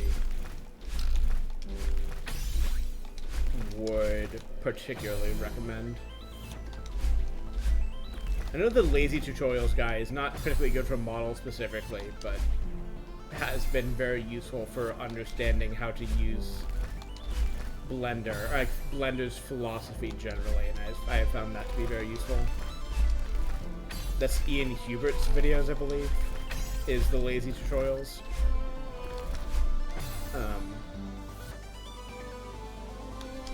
Also, Nate That Rules, the PS2 modeling. Yes, I always support early or earlier 3D aesthetics and models, and would love at some point to kind of get into Jesus Christ. I panicked because I thought I'd already died there. I kind of want to get into like low poly stuff at some point. I just need kind of like a better understanding of the basics, I think. Because right now I need a lot of polygons to, you know, produce something good. And like part of that is, you know, recognizing what you're willing to make fucking angular and just leaning into it. But I think I could also stand to learn some more basics about how to create shapes so that I can manage to work in a lower poly style and still achieve results that I like. It would be good to learn, so I didn't actually get into it, but I've been aware of Second Life because I've been on the internet before, but specifically last year I was in contact with some folks who actually do Second Life stuff. And I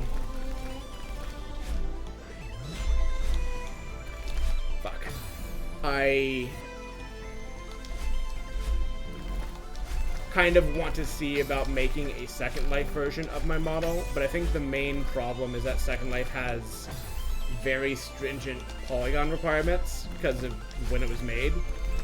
And my current model would blow those the fuck out of the water. So I need to like learn more about how to do low poly stuff in order to do if I'm going to do that. Or to learn, I need to learn like automated tools that do what, decimation I think is the technical term. I need to find some way to have many less polygons. And also at Tourmaline, I'm not sure. I'm gonna have to look it up. It's a program I've not used in a very long time, and just new because other people in my life were using it to make anime-style models, and I will have to look up what it is and see if I can remember. The thing is, like, the limitation in it is that it makes, like, anime-type models. Like, you can get a Catboy, Catgirl out of it, kind of, but, like, it will not make furry characters for you, which is, you know, why I moved on from it. But you can make just a model and import that into Blender, and it's not clean to do it. Like, you have to kind of like delete a bunch of stuff or like learn how things are put together. But I found, at least with the way my brain works, that was a good starting point. And then I just added, you know, several years of work on top of that. And I don't know if that's necessarily a repeatable strategy or useful. Not Warudo, no. It wasn't a model rendering program. It was a model making program.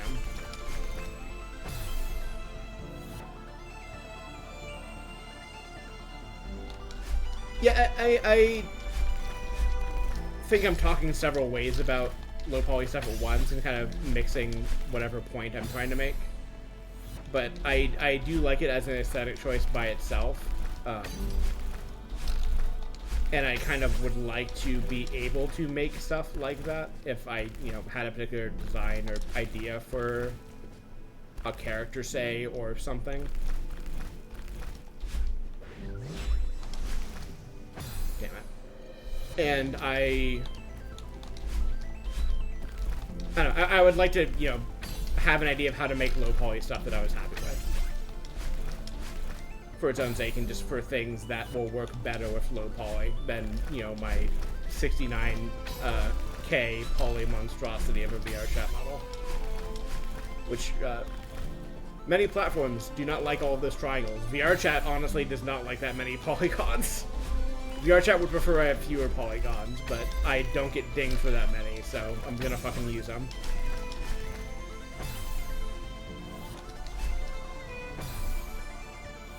VR, the number, that number specifically comes from VR chat. If you're under, I think, 32K, you can be in the excellent category, and if you're over like 32K or so, but below 70K, your model can be anywhere from like good to poor, and if it goes above 70K, it instantly becomes very poor. And I, you know, saw that on this remake and was like, okay, that's my limit. I can use up to 70K polygons, and I have, and I've made a model that looks very good. And I kind of, in theory, would like to cut some of those polygons down just to make it, you know, easier to render, but I have not found a good place to cut them consistently yet. I'll cut them from one part of the model and then realize another part of the model needs more polygons to curve more smoothly or something.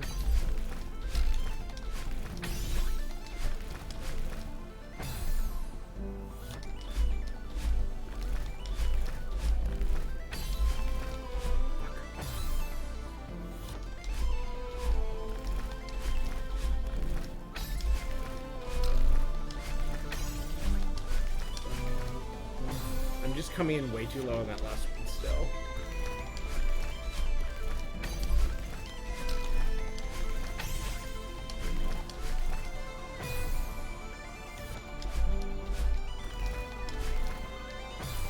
I don't necessarily recommend this as a general strategy, but I have seen models in VR chat that are like one polygon, that are like a static image. And I'm not sure how you get that past, like, I don't know, VR chat. There's nothing illegal about it, I guess, but you can't just have models that are, basically nothing.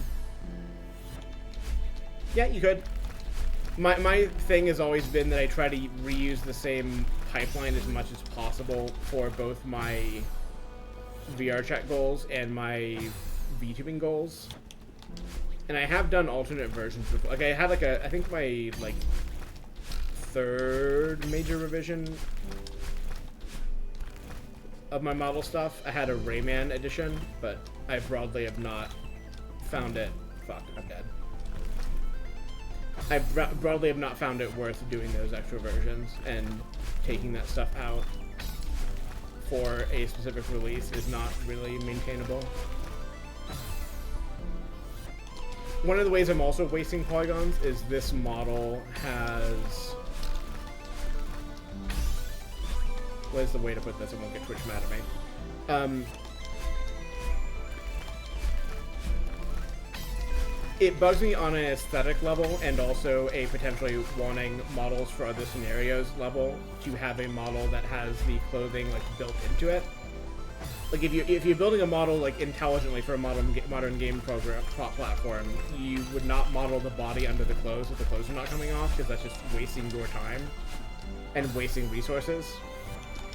And like I should be doing that for this model, like it should just have the clothes like built in, but I want to be able to have, you know, different clothing perhaps one day, and I perhaps want to, you know, take renders or whatever without the clothing on if I'm doing certain things. And like because of that, and because I don't want to maintain two different like project files, I just do it all in the same project, which is fucking me over in that I'm wasting polygons, but like that's worth it for me because of the other, you know, considerations.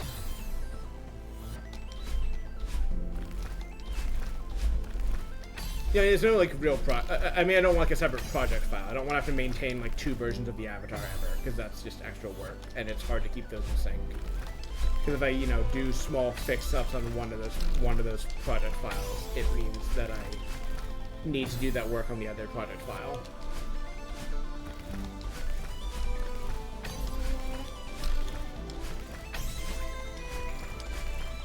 The thing to remember about me is I was a software developer before I got really into art stuff. So like I always think of things in the terms of like, I always think of things in terms, yeah, in Blender. I always think of things in terms of like I don't want to have redundant work that I'm not going to keep in sync. I don't know why I tried that.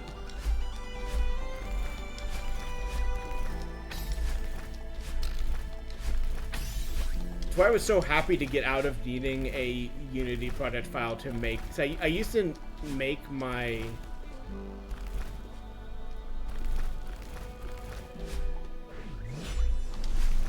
motherfucker.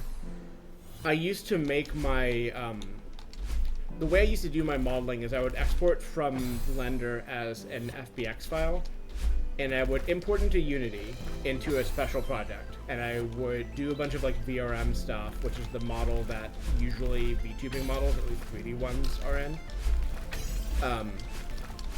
And I would, you know, create the VRM, like set up the spring bones and everything, and I would export it.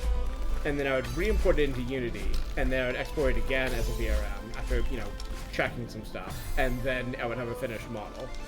And then at some point, someone made, or I found, or both, a Blender plugin that does VRM export by itself, which means I can now just export my VRM files directly from Blender, and Unity does not have to be fucking involved, and it fucking changed my life.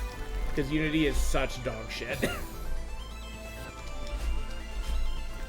And I have to use it for VRJack, because there is no, like, there is allegedly a pipeline that doesn't use Unity, but I've never gotten it working.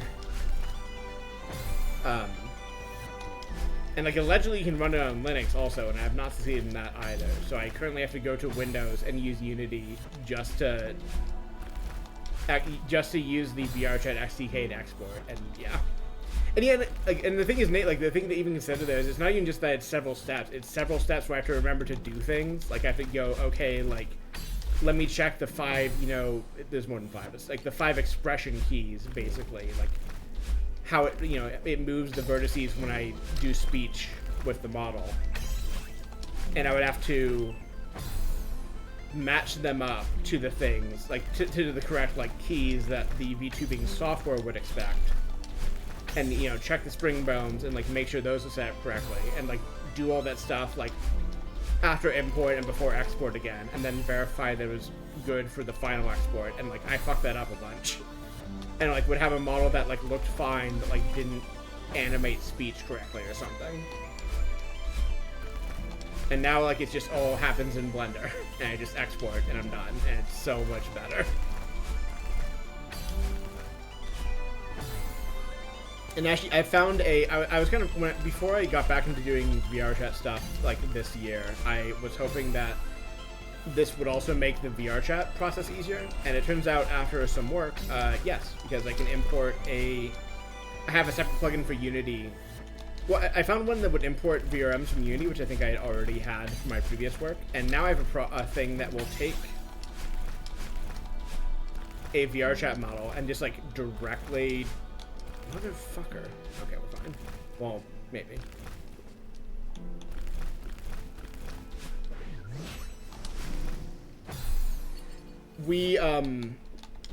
I have a thing that, like, basically turns the VRM, like, directly into the VRChat, like, thing. And, like, then I just have to, like, press save, basically. Like, it's not perfect. Like, I'm currently having a problem where it's, like, only... I'm gonna have some water.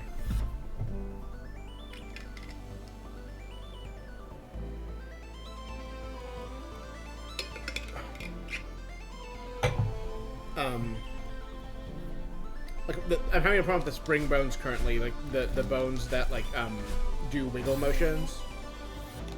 Your dead or alive physics, or your tail movement, or your whisker movement. And, like, currently in VRChat, only the tail is working, and I have no idea why, so I need to figure that out. And the second thought I had is, more to the 12 iterations point thing, Nate.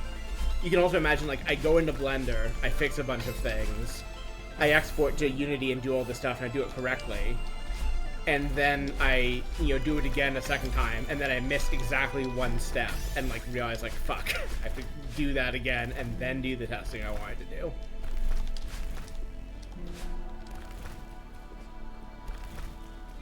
God, I just really need to do wave dash stuff here. What dead or alive physics, otherwise known as tit and ass physics. Spring bones are largely for that, but they're also for other things. They're basically for anything that needs to wiggle. Yes, jiggle physics also would work.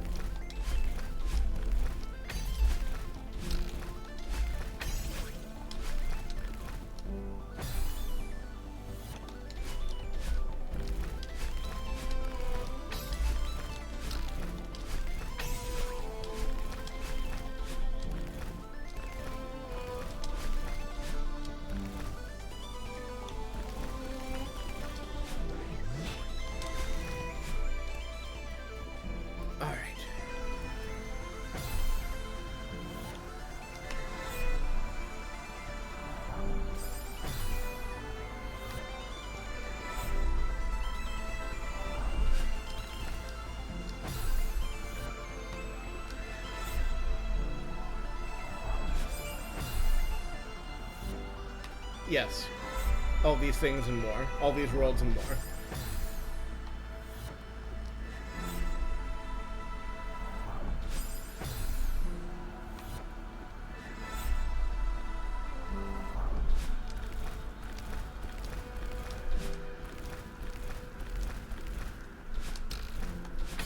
God, this is fucking mean.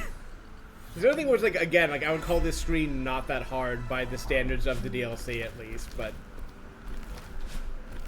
still is a thing you have to execute on repeatedly to get through.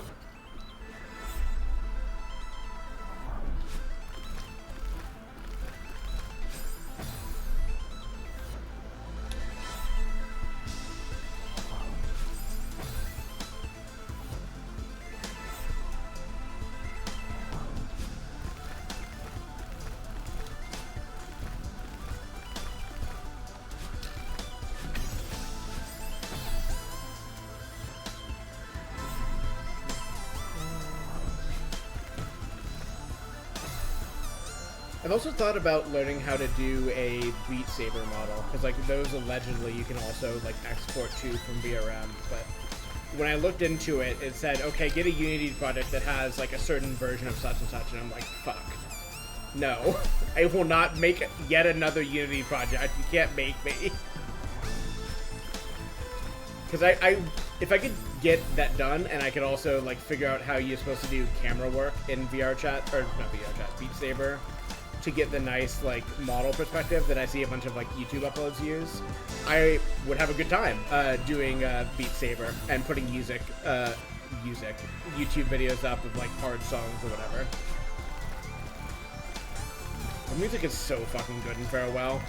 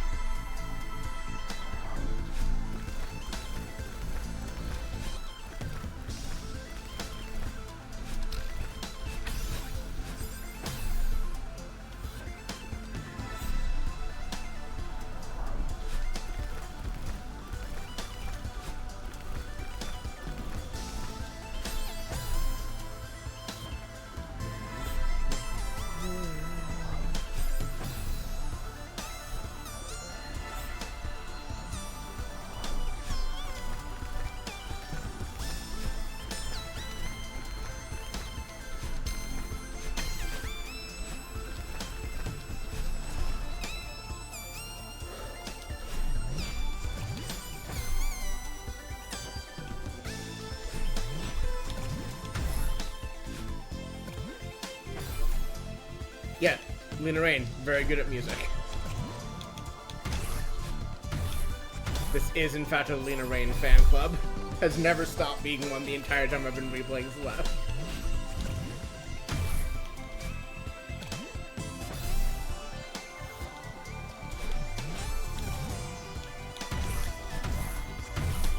They need to be like over the top of that one, I'm pretty sure.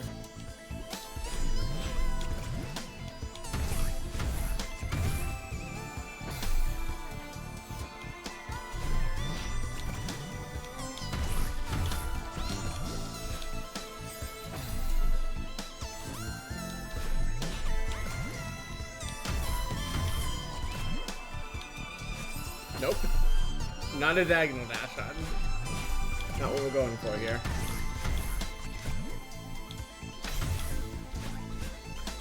Almost. There was more after that bit too, but at least getting the first bit is something.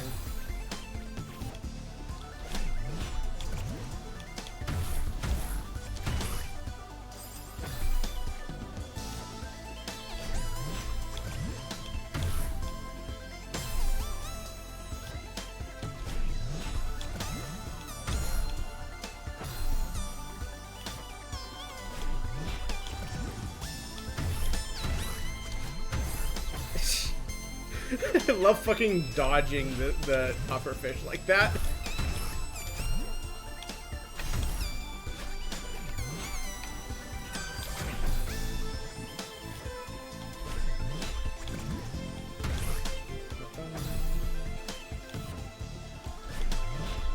See, that's a good comparison, because I didn't know this until I looked up on the wiki, or came across it incidentally in the wiki doing something else, but apparently this was internally called the Lost Levels, and like some of the game files still reference that.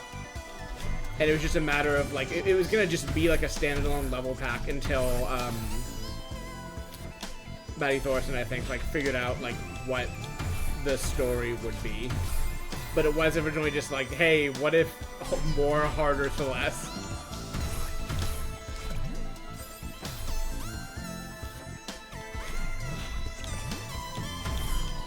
It's a lot of fun when it released. I played this, like, maybe not right when it came out, but, like, very close to when it came out, and enjoyed the hell out of it. Even if it also just kicked my teeth in.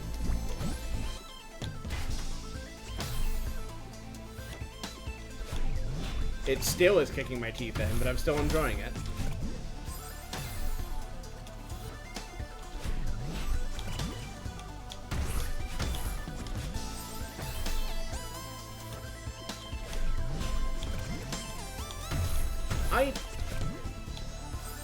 did play the Lost Levels when I was a kid also, because I had Super Mario Bros. Deluxe for the Game Boy Color, and played the hell out of that, including the Lost Levels. I'm pretty sure we're on that. I might be making that part up.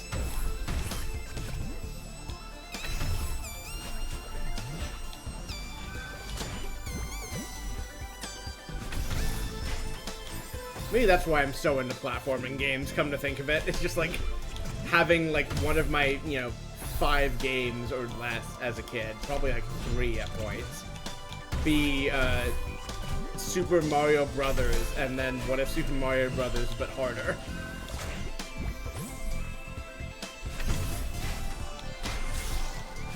Yeah, okay. You need to dash up after that. That's what I was worried about.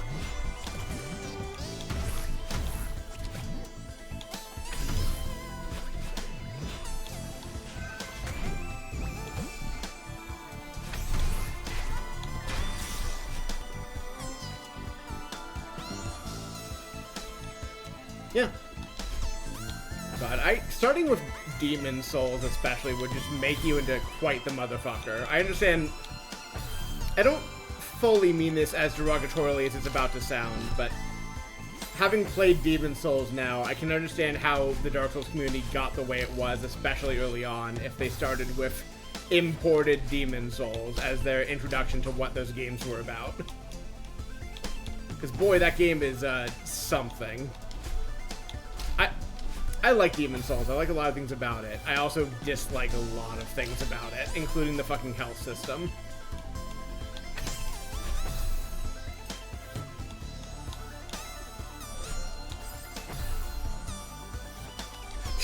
It's true. Also, I'm not allowed to talk as the local I never used items in Sekiro because it wasn't fun person.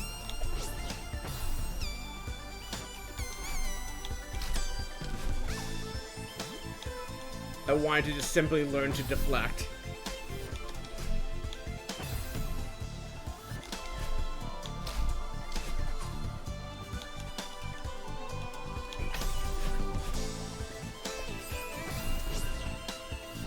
I technically started out with Dark Souls 1 in that we played it in college, but more honestly, I started with Sekiro and then played Elden Ring and Bloodborne. Oh, I was thinking about Sekiro specifically. What did I start with actual video games? The Game Boy Color was first, Mario and then Pokemon. I eventually got a GameCube and got Sunshine, Wind Waker, things of this nature. I played Super Mario 64 DS. I think I did play Super Mario 64 at some point before that, but yeah, you need a corner kick off that spike wall. Still like Super Mario 64 DS more than Super Mario 64, I think.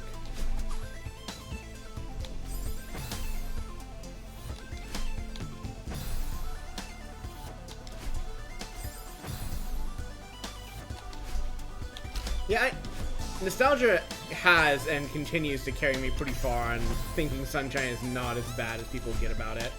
There are, however, some parts of that game that are bad. I won't clarify which ones at this time, or how much of the game they are, but there are sure parts of that game that are bad.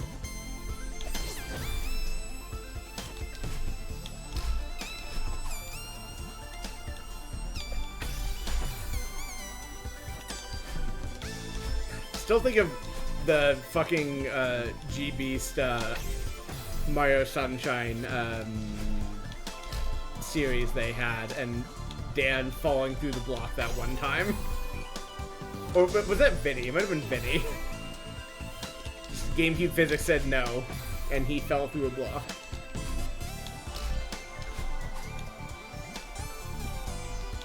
Video games of all time. Right, I need to actually throw this thing, and by throw I mean let go of it, but with the button. There we go. That's what you're supposed to do.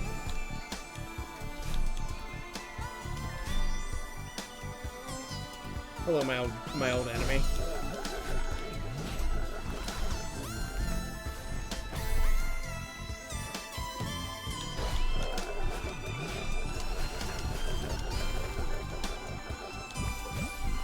love this video game so much.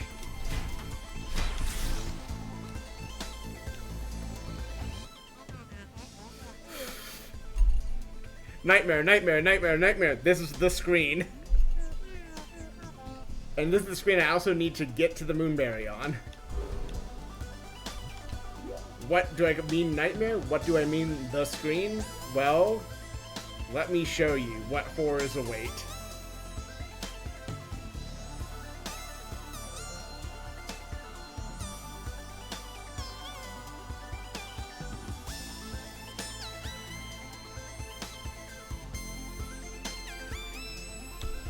Hold on, I think we skipped oh, we can't go up here.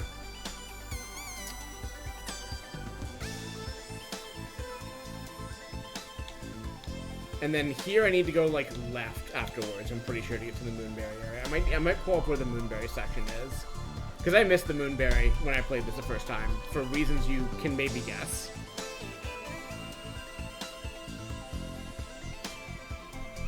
This is it. Like, this is the last bit of farewell, but this is a part you gotta clear.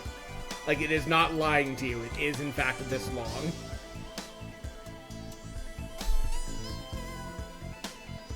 Alright, I just need to see where the Moonberry is, and then I will settle down into fucking learning this screen once again. We'll get there.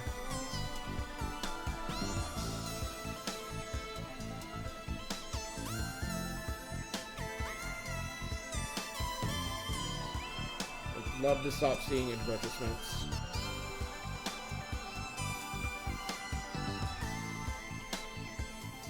Yeah.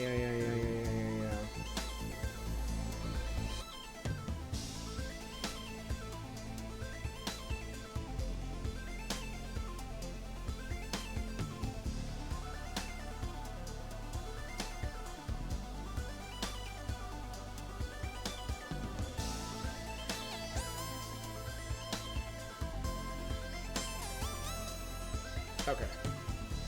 So it's like up from there then?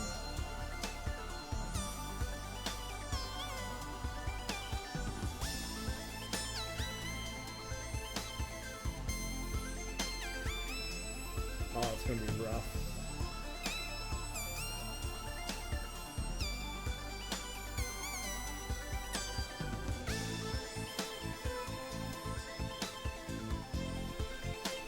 Okay.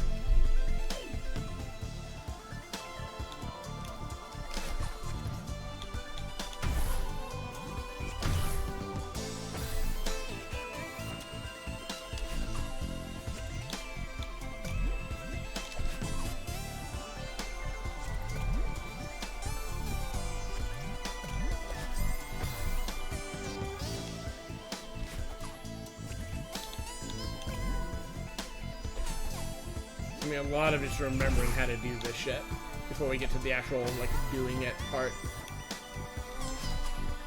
This is the one level I didn't remember in the sense that I remembered, like, all of its, like, twists and turns, but I remembered the feeling of this level.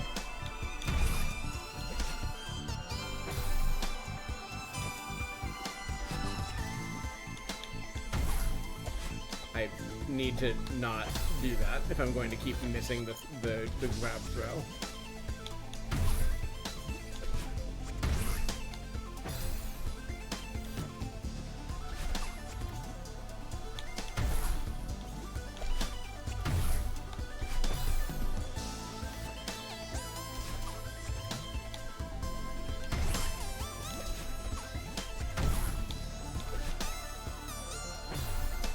So rusty on my jellyfish management. Normal sentences said by normal people.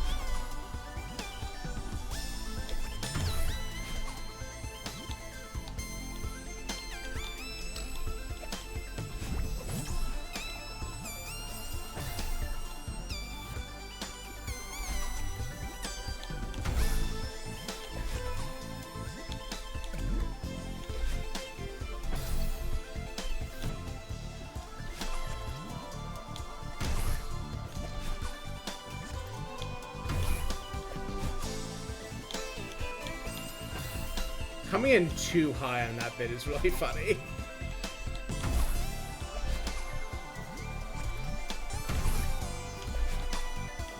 Like, not even that hard to solve. Well, hard to solve if you just flub your jump right after, but not that hard to solve in theory. You just need to, like, wait a second and let yourself descend.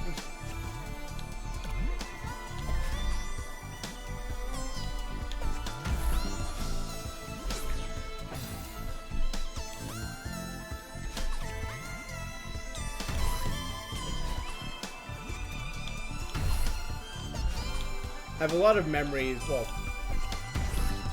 not like substantive memories, but like feeling and like vague impression memories, which I feel like are a lot of what I've got these days. But a lot of those of being on my couch in my apartment in 2019, doing this over and over again until I finally got the clear. I just played this shit on my Switch and just, you know, sat there until I fucking did it. You know, probably took breaks. Switch notably good for just, you know, pausing the game whenever and walking away.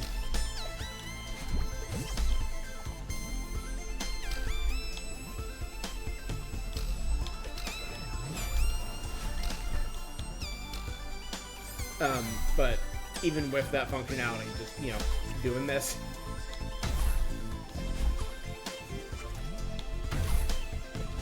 I think it really was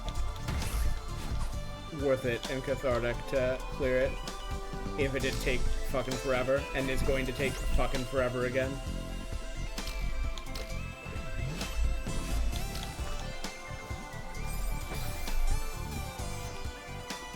Sometimes this is about the journey.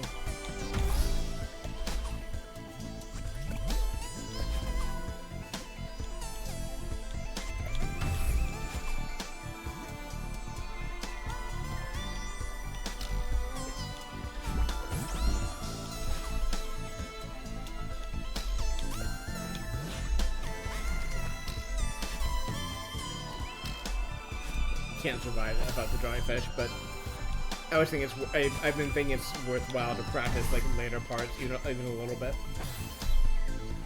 You know, I'm eventually going to just, you know, succumb to the abyss.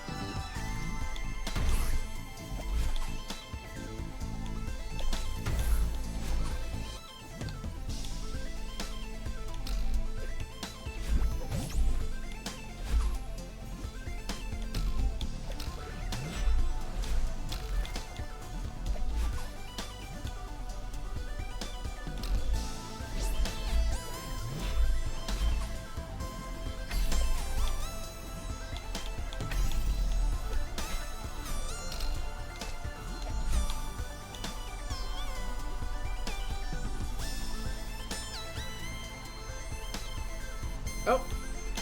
Thanks, Nate. Enjoy your multiplayer stuff. Thanks for dropping by. Sorry, I saw someone type out of the corner of my eye, but I was in the zone.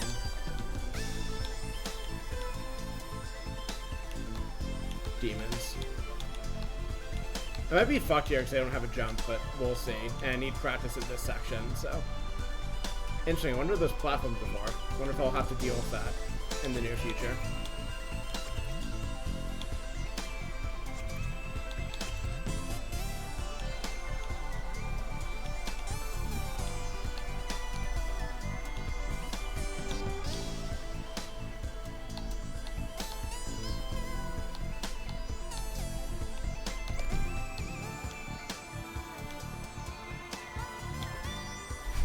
Goodbye, Jellyfish. I'll miss you.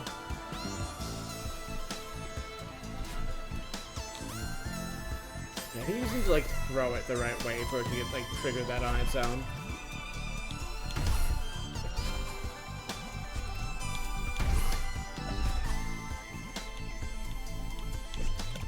Fuck. Oh, okay. Well, I hope my well-wishing to your multiplayer session was reached anyways. I think I basically did that perfectly, except for the part where I threw the jellyfish in a fucking stupid way. But yeah, see you around, Nate. Always a pleasure.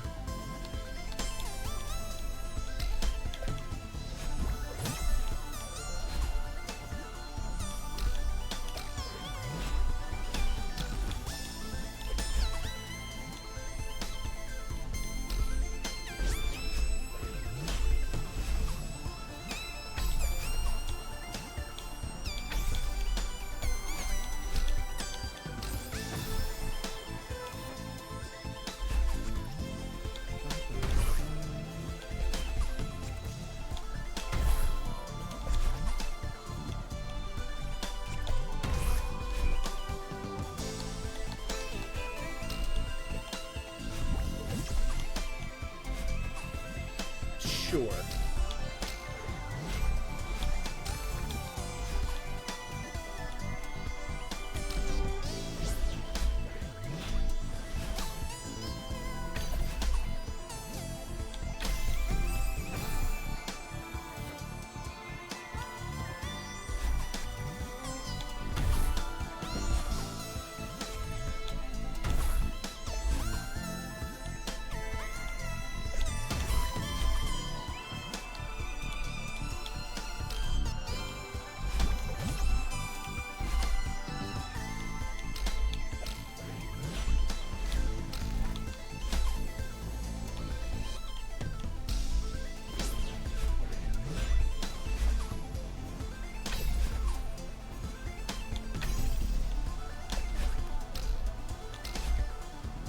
Need to be a little bit slower on the draw there, of all things.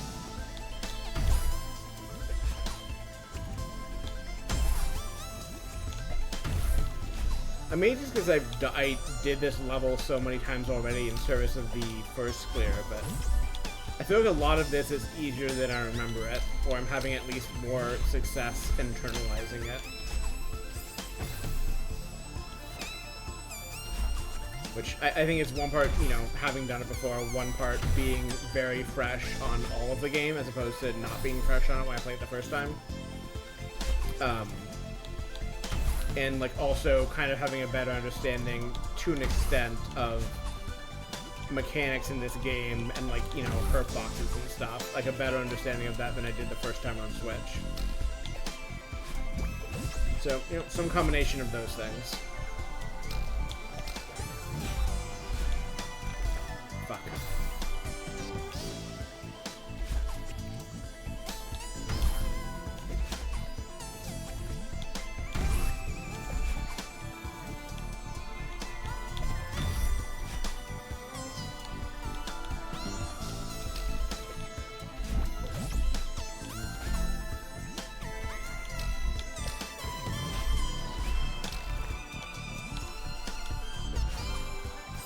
Can't lose that much height. I should have just committed and gone right off the jump. I just thought I needed more height. Fuck, fuck, fuck.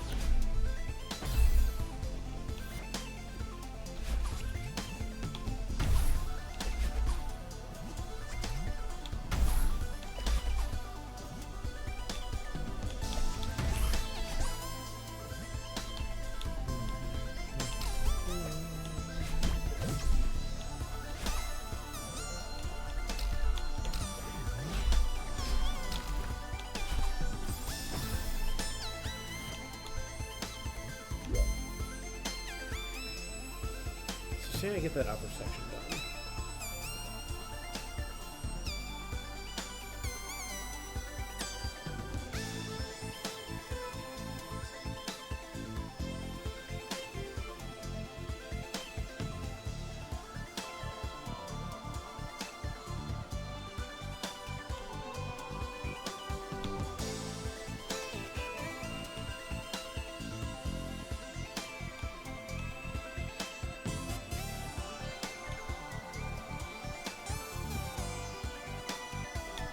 Okay.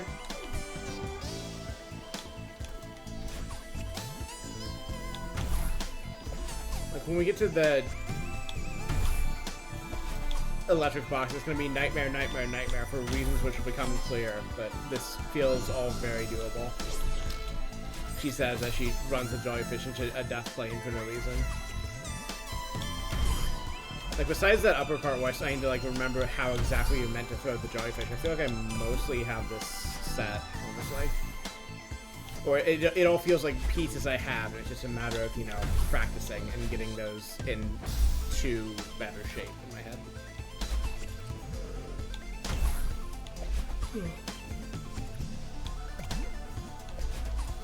I do feel like, and this is true both of platformers and Souls, is that, like, a lot of this always does come down to attitude.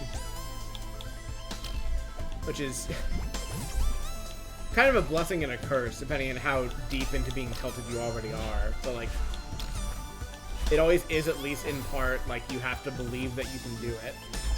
And, like, you know, not be hung up in, like, whether you're gonna fail a certain part or not. And, you know, believing that I can do this and that I have all the pieces does not necessarily confer an instant win upon me, but it is a good headspace to be in. It bodes well. Yes, I'm fine.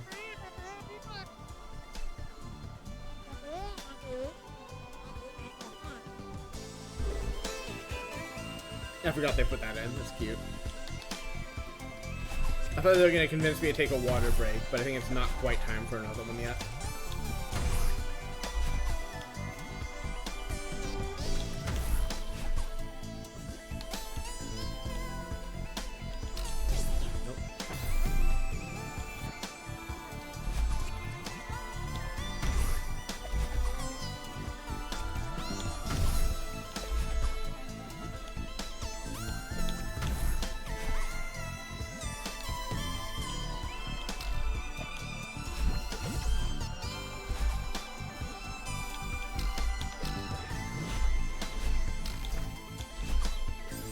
Need to stop giving that quite so much momentum.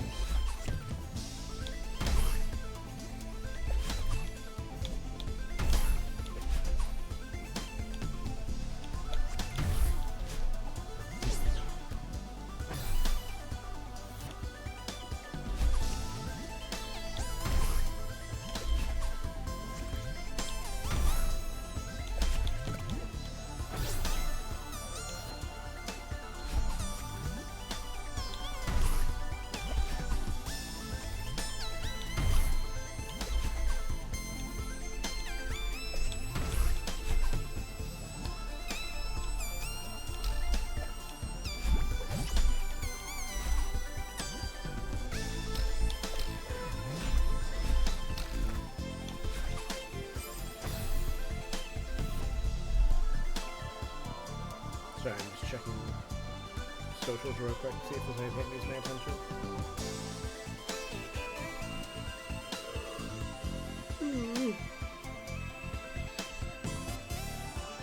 EP.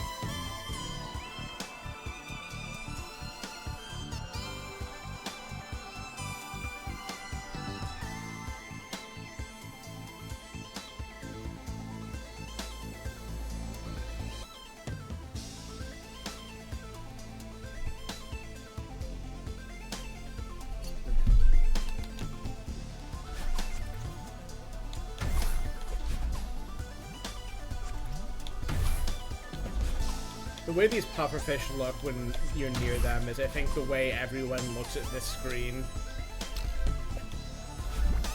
when you first see that shit through the telescope. It's like, really? That's what you got? Fuck, okay, I guess. I think I want a diagonal dash into the jellyfish there is what's fucking me.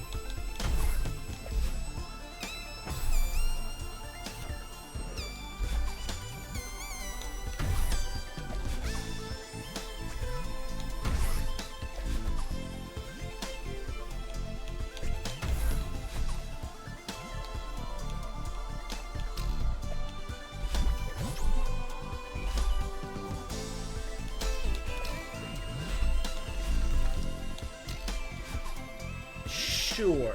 Let's pretend that makes sense.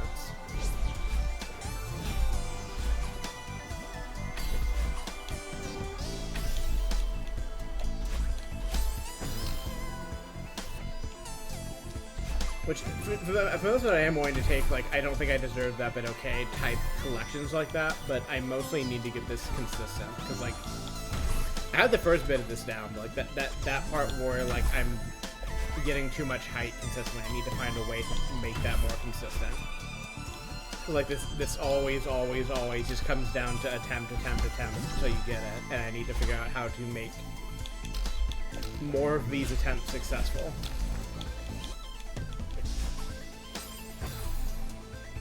And just figure out what is going to work best for me to achieve that, and, you know, repeat it.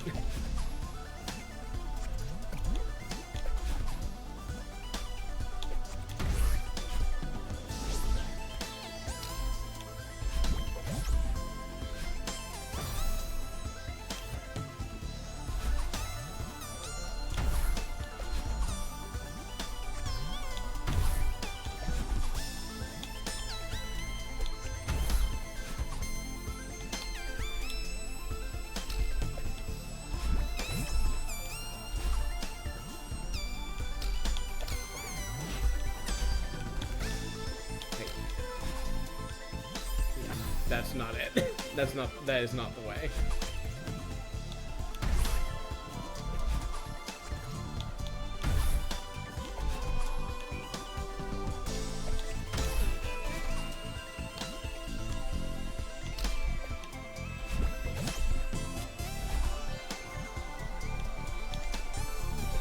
Neither is that. Those are different reasons.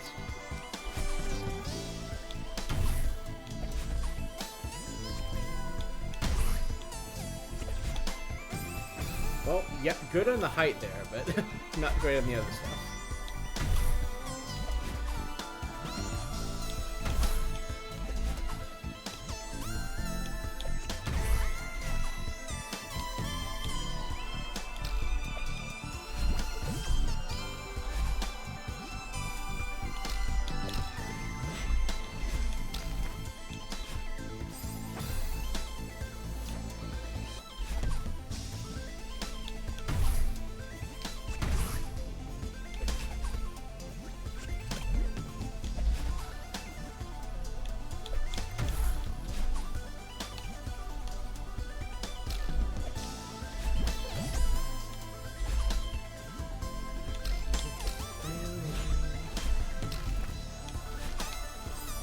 I think also part of the answer is air control, like with the jellyfish, that I'm still remembering how to do.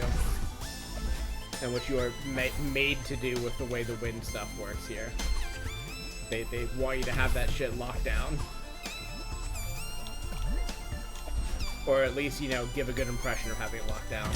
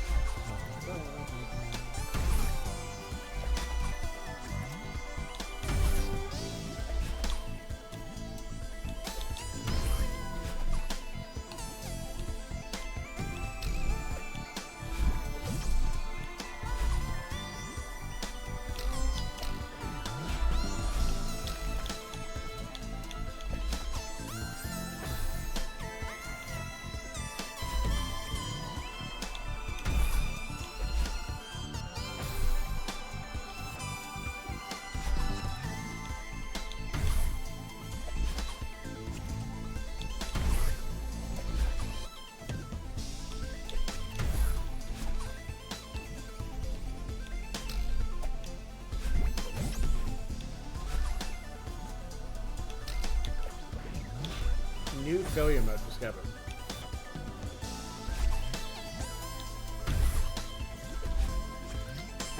Old failure mode rediscovered. Hi, Trishy. Trisha is once again making her way across the desk. She wants to be in her box. She's finished doing whatever else she was doing. Baby, please sit down, huh? Trisha, you can sip the water balls if you want, but I would appreciate if you sat down, huh?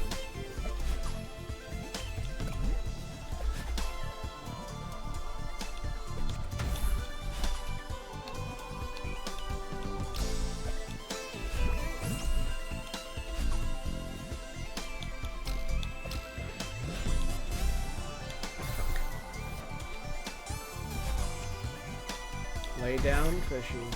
Lay down. She's very interested in the screen that has all the motion on it, and I'm worried she's going to get her head in the way of it. Alright. She's sniffing me now.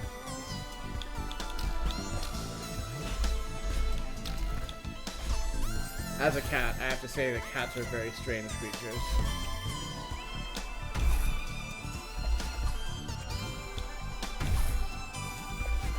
Deranged little goblins with knives for hands and anxiety.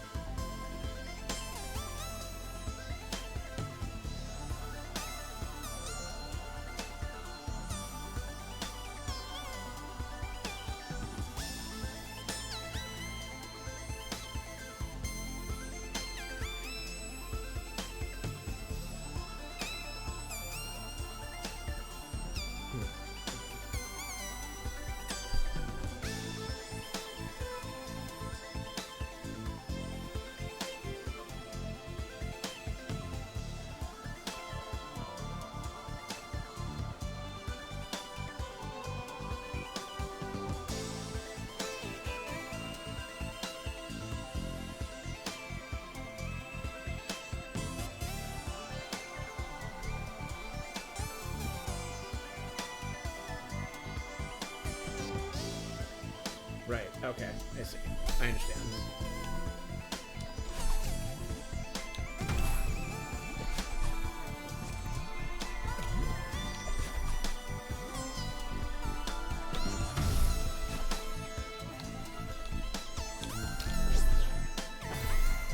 Where? Hi, oh.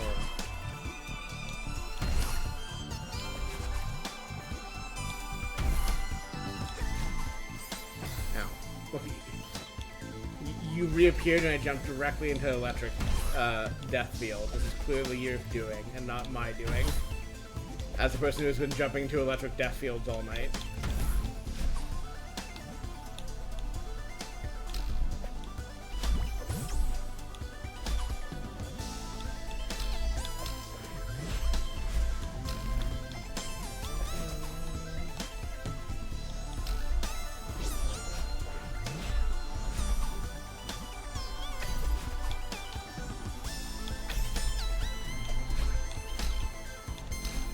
Fuck, fuck, fuck, fuck.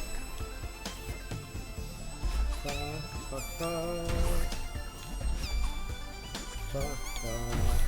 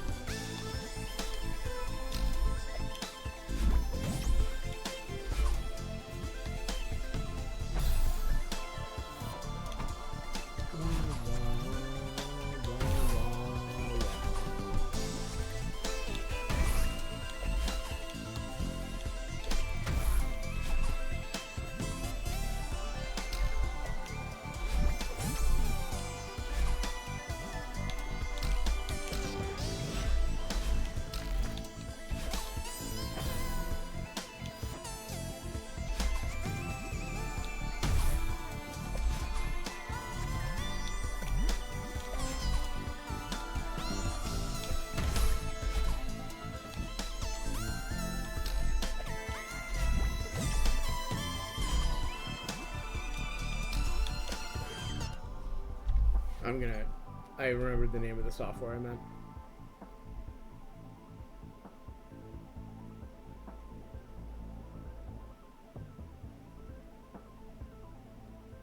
I'm gonna check if it still exists, because I believe so, but maybe it doesn't.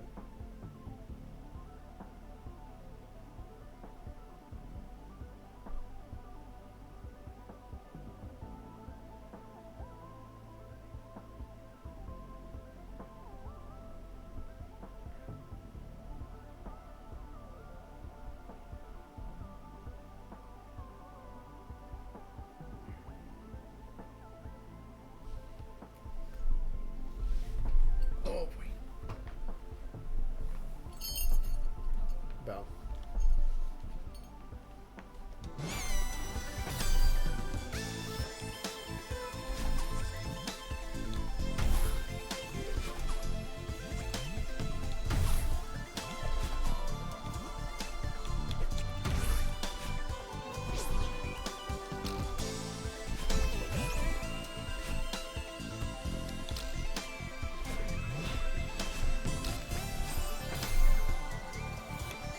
No problem.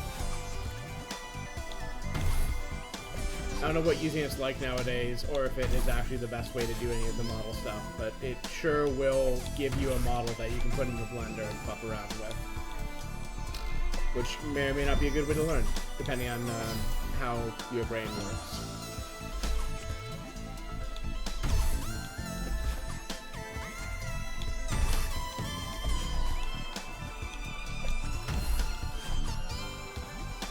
I guess I could have plugged it in chat too, but whatever.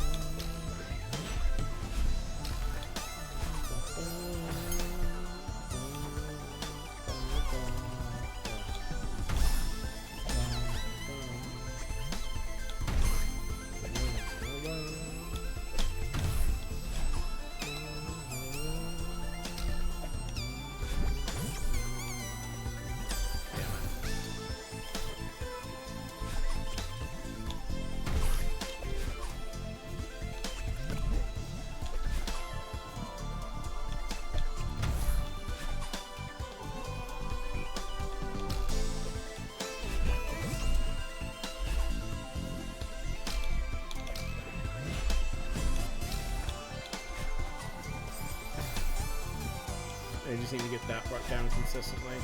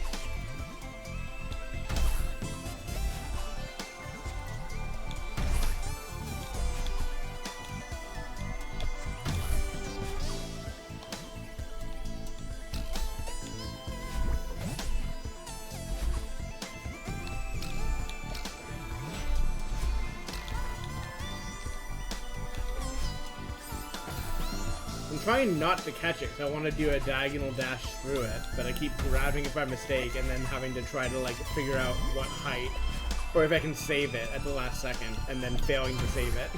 When all I really want to do is just not grab it until I'm mid-dash. I guess it's literally a button for... Actually, I'm not sure if, like, dashing into it without holding it will grab it or not. I kind of... Like, I'm again just doing the thing where I'm holding the hold button all the time and shouldn't be. But I'm not sure if dashing into these without the grab button... Well, I think I could test that, couldn't I? Maybe that would help me if literally the problem I'm complaining about is just not holding onto that button for dear life as much as I am. Yeah, it will in fact help. Good to know. I think through basically the whole rest of this level, I do basically want to be holding onto that shit for dear life.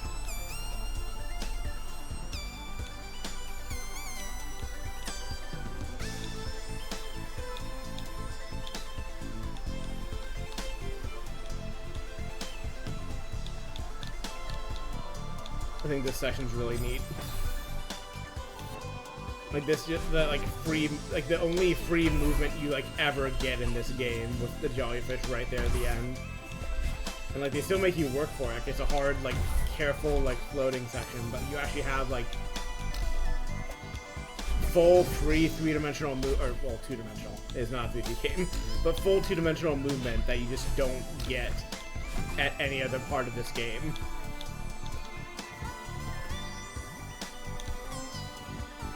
Aha! I do think this screen still, like, even if it's like long and difficult, is still like surprisingly forgiving in so many ways. Like, there's a lot of things like you can flub and like recover, which not a given on hard levels of this game by any means. More, I guess I would even say, like, more the exception than the rule. Or it is rare that you will be able to recover hard jumps in harder levels of this game.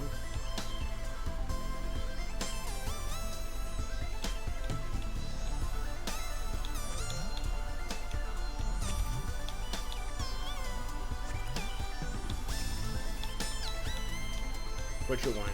You're safe from me.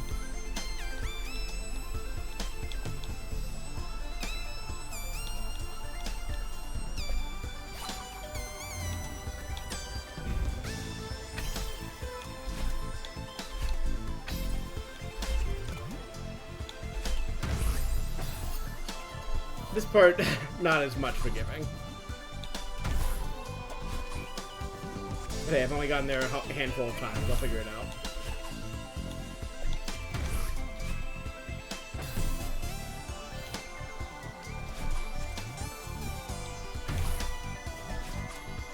But one open question, and I'm not gonna like look up the answer to this, even if I have looked up like hints on like varying screens in this DLC, is I'm gonna have to do some tricky stuff to get the Moonberry after I've already gone through this screen, or after I've already mostly gone through this screen. And I'm curious if you die when you're doing that, if you have to just redo the whole thing or not. Because I suspect you do, and it will be a bit of a bummer if that is the case, but it's possible that you only have to restart from a later part of the level and don't have to redo all of it. And so I guess we'll see. Or maybe we won't. Maybe I'll just, you know, clear it first go, and then I won't have to answer that question for myself.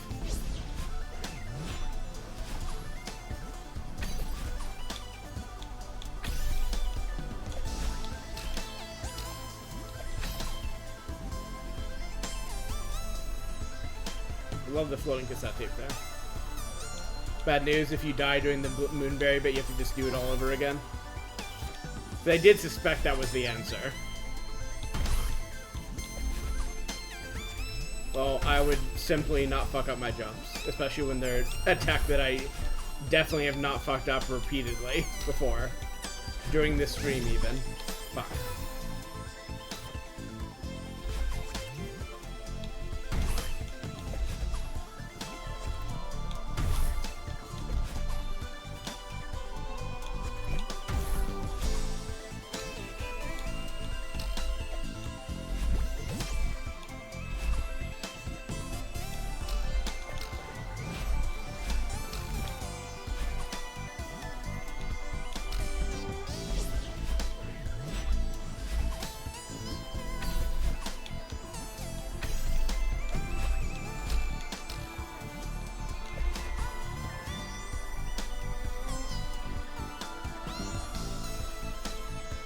That's still better than I was expecting.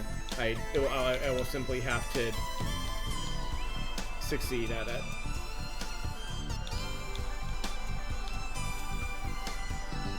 And I guess practice the rest of this in the meantime. Such that it is not that big a deal if I have to redo a lot of this over and over again.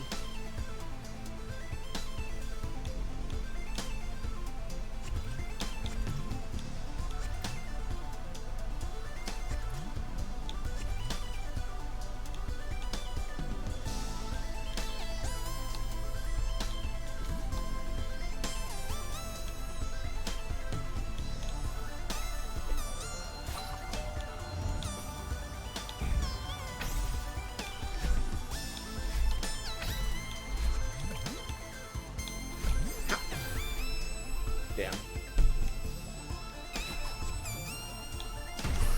I am excited for the Moonberry. Oh, okay, so it's in the actual Moonberry area is what I'm inferring then. Maybe I'm wrong.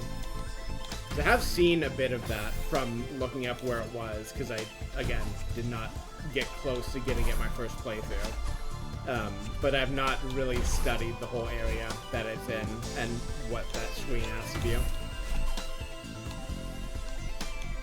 But I did glance at how I get to it from here, just so I know when I get there.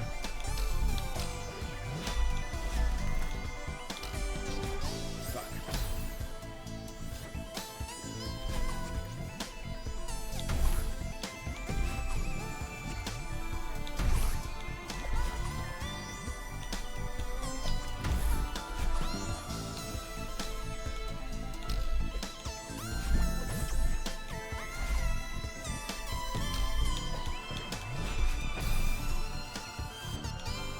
I was planning on getting it before reading the chapter because I didn't want to have to get back to this point, but if I can get right back to here, I could see... I was planning on getting it first. Let me make a definitive statement. Just so I could get it and then get my clear.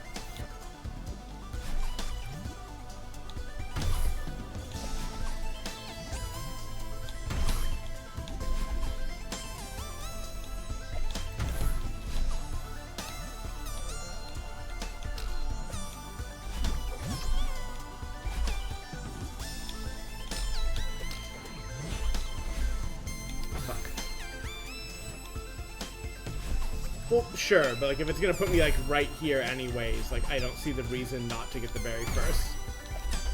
And I wasn't even sure I could be right at this point anyways. I didn't remember where the last chapter select bit was.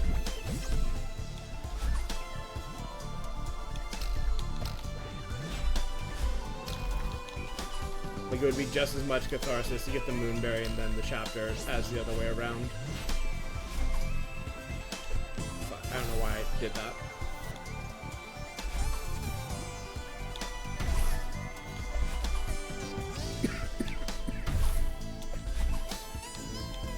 I apparently need to have more water when I'm not in the middle of an attempt.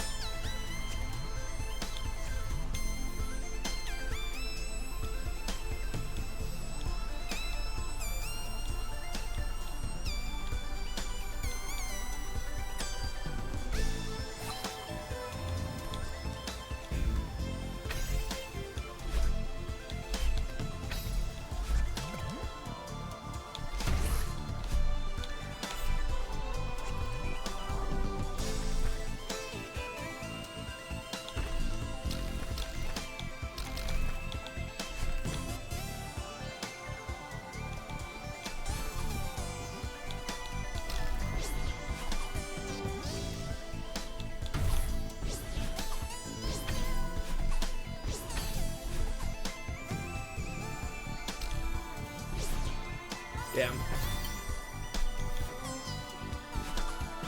That's fine. Getting there proves that I can get there.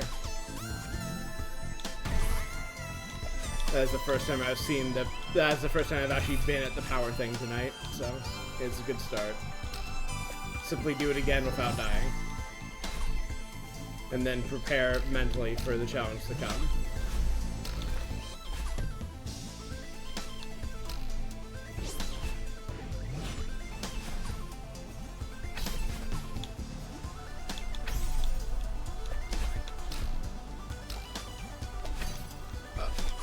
Sure.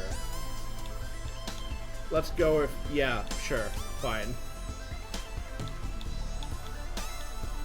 I love to flail, but ultimately succeed. I think that's what Gap Moe is. Or Moe. However the fuck that's pronounced.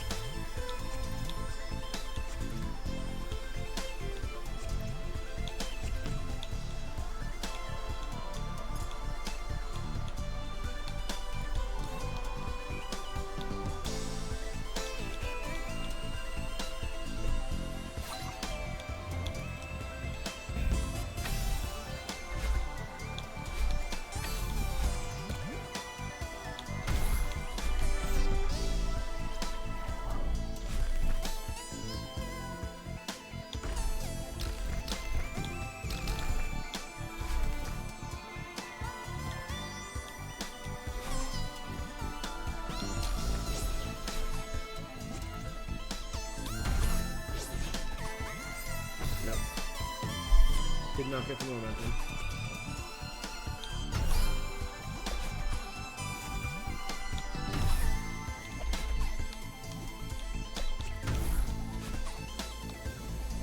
I remember when I was like just trying to remember, well, early when I was trying to remember like where the Moonberry was, like how to do anything about it, I found a video of a guy getting the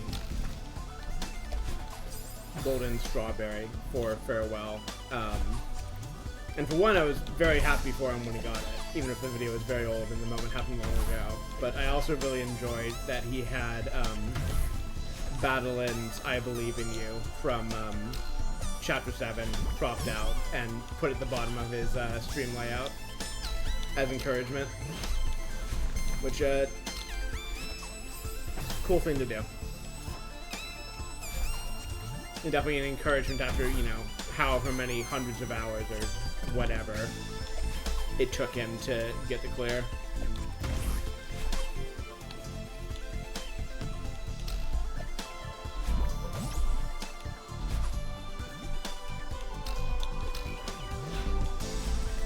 I don't know why I mean, I know why, it's because I'm holding grab and I shouldn't be, but I've been getting that bit inconsistent again after getting it kind of consistent.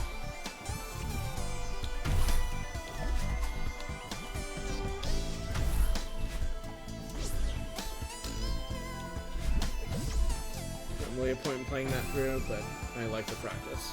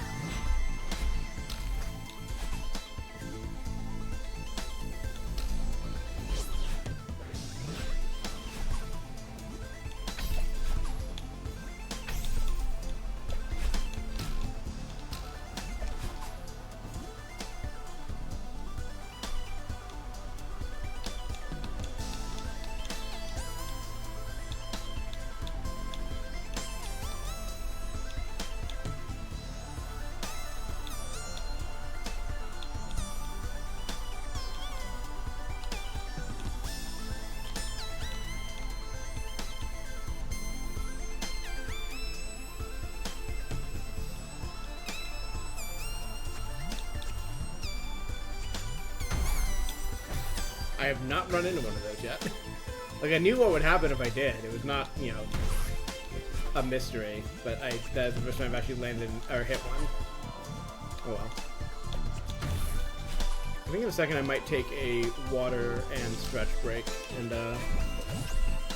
refresh myself for more of this and also Moonberry Path stuff. In some number of attempts. I'm not putting a firm time figure on it at this point.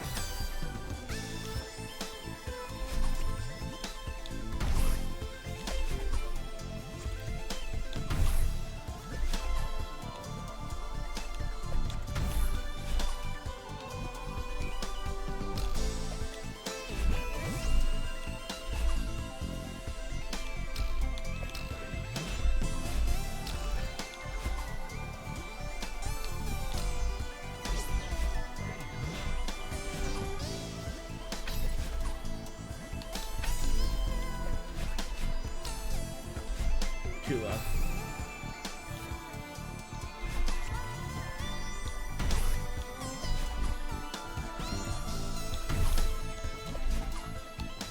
I need that much extra height, but whatever, again, is consistent to do is what's most important here.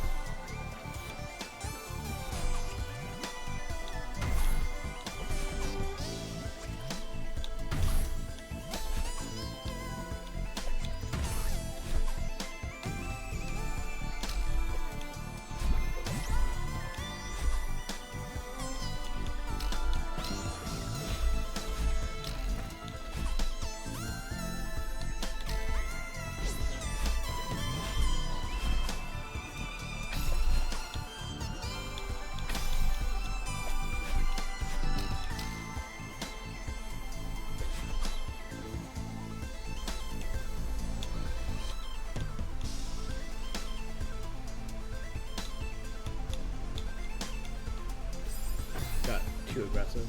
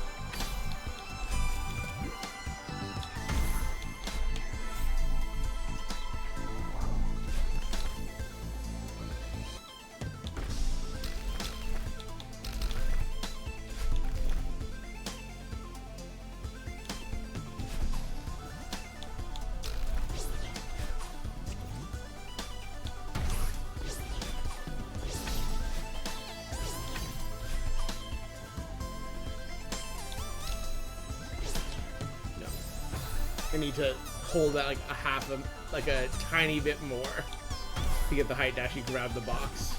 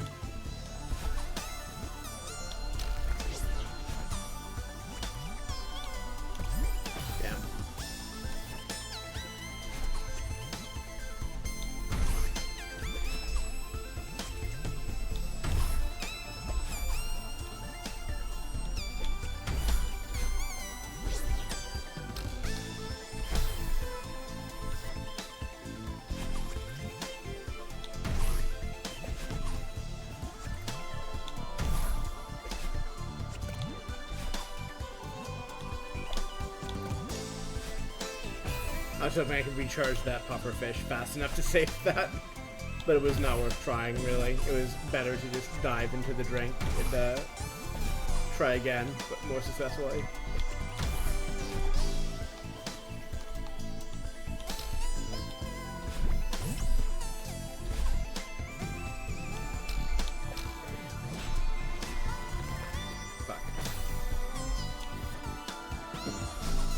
Two more goes, and then I'll take that water break. Because on one hand, I'm really hitting my stride here and like getting most of this clear, but on the other, I keep making silly little mistakes, and also I'm thirsty. And also, it's been 3 or perhaps even more hours that I've been streaming, so it's definitely worth stepping away for a second. I'll have 1 or 2 more attempts first, and we'll see where those take me.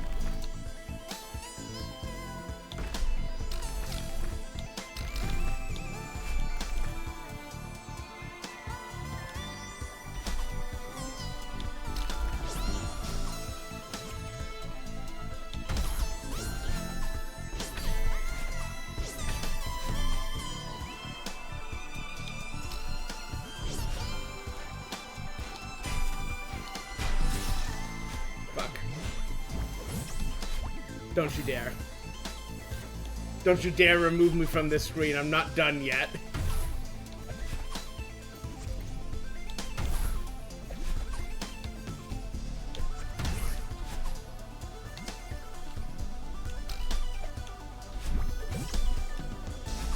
I know you have to go left. I just have not had a chance to do any of the path to the berry yet, so I just, in theory, know what I'm trying to do at that point, but have not had any chance to practice it yet.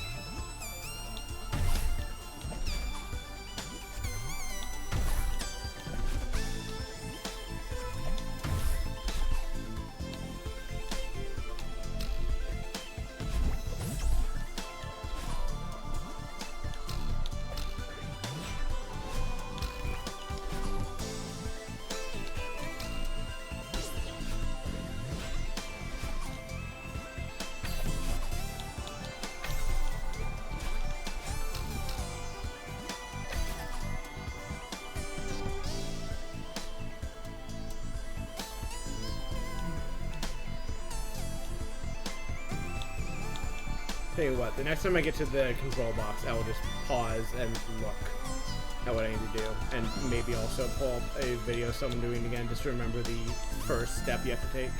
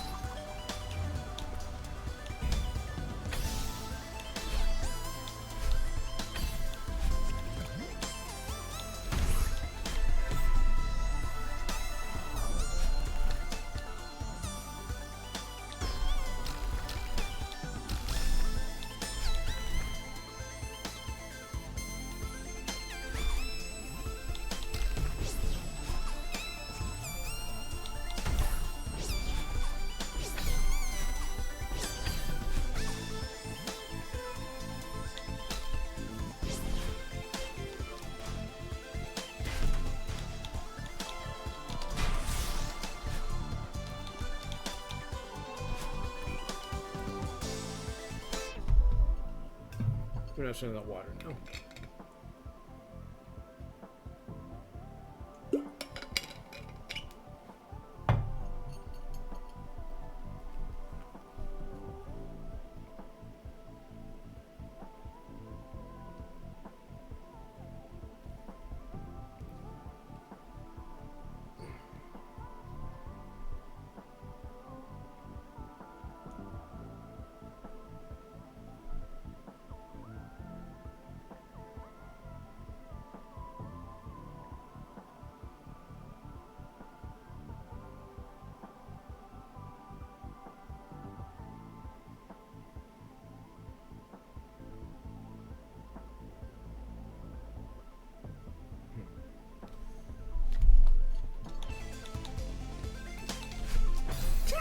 Yeah, that's about what I expected. I will simply have to get very good at doing this whole screen.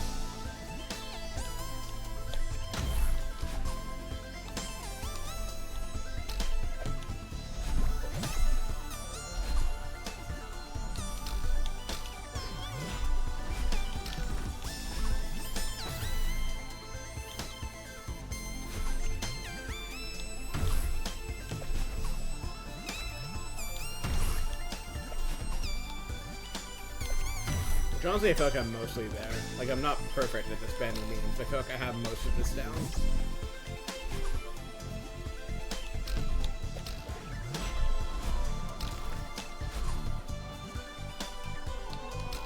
And it's still a lot to have to get right in sequence, plus a part afterwards that I'm not, you know, practicing on it at all yet. But the fact that it does not at all feel out of the question to do this whole screen repeatedly to practice the last platforming bit. Though I would like to not interrupt me saying things like that by immediately dying to a thing I should have down, but I still mostly believe the thing I said about having this mostly down.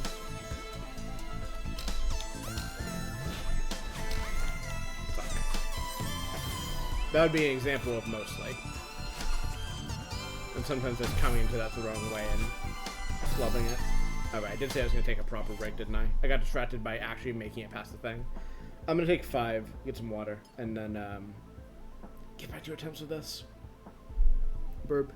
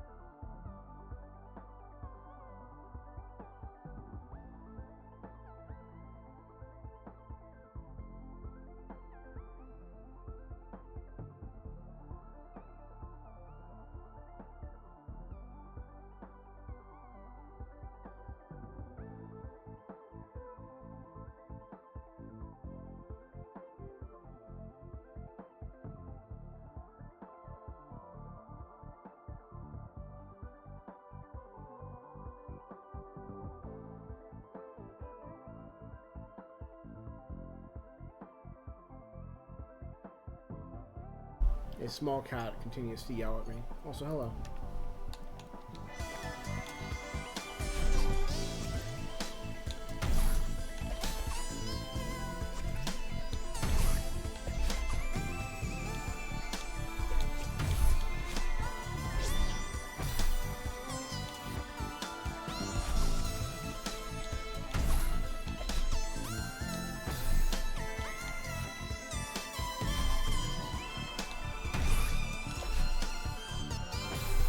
I stepped away for a few minutes and my hands, they are up again.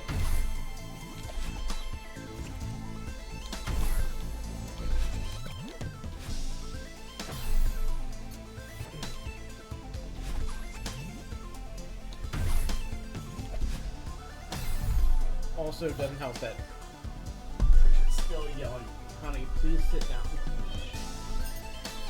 I'm not sure if she's meowing loud enough to be picked up on mic, but I can hear it. Like, my headphones are not noise canceling, or at least not fully canceling. So if she's meowing somewhere in the apartment, I can hear it. And, like, even hearing it a little bit is enough to be a little distracting. Hi, baby. Are you sure it's not okay for you to just hang out and just be here and just not be yelling and just kind of be, you know, vibing out? I don't think you need to cry for attention. I think you can just sit here and enjoy the game with me.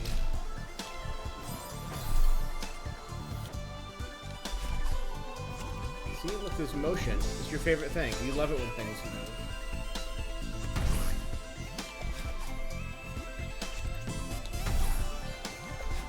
She does love it when things move. That is true about her.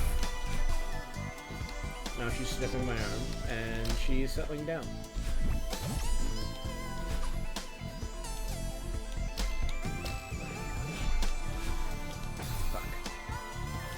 Talking too much about my cat and not doing enough successful cross-learning.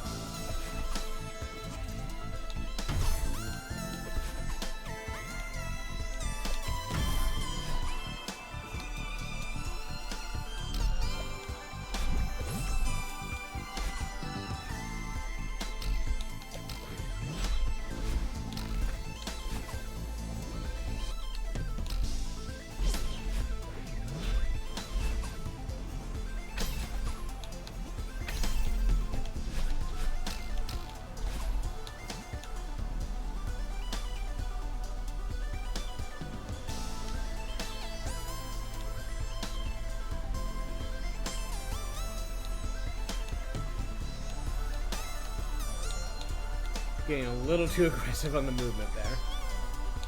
A wee bit too aggressive on the movement.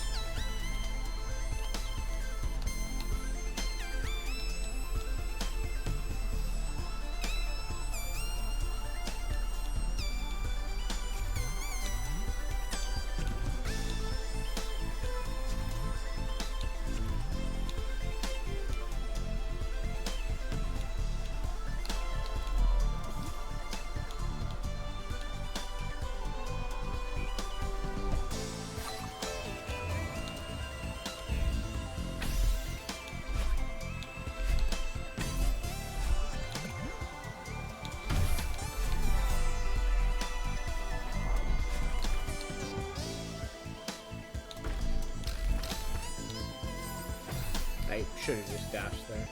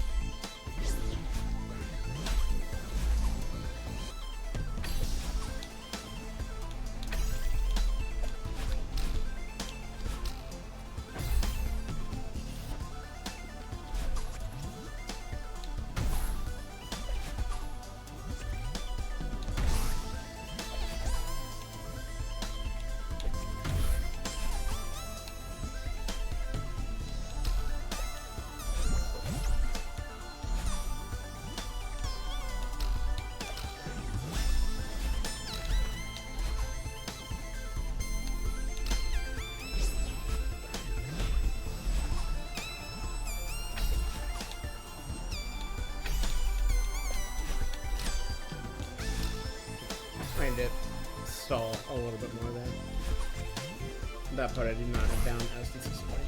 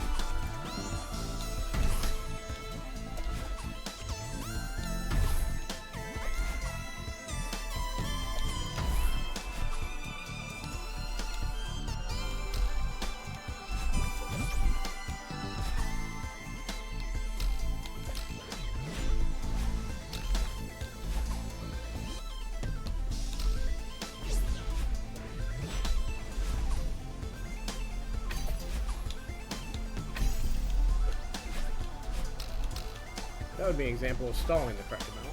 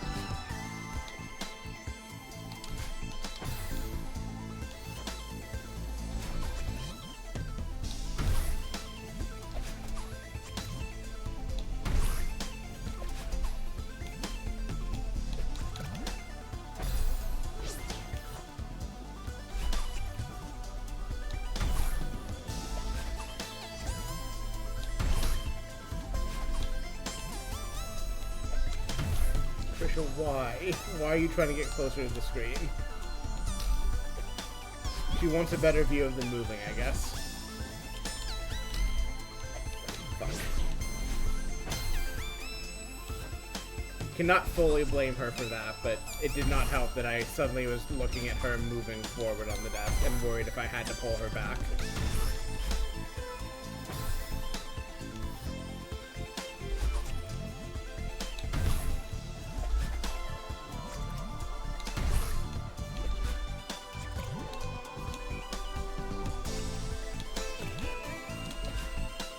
I probably could have saved that just doing more aggressive dashes up to get my height back, but again, that is the kind of thing where it's like, just scrub the attempt and start over at this point. Like, I know I can do this consistently. If I have the 1 in, 100 run where I don't, then just die. Try again.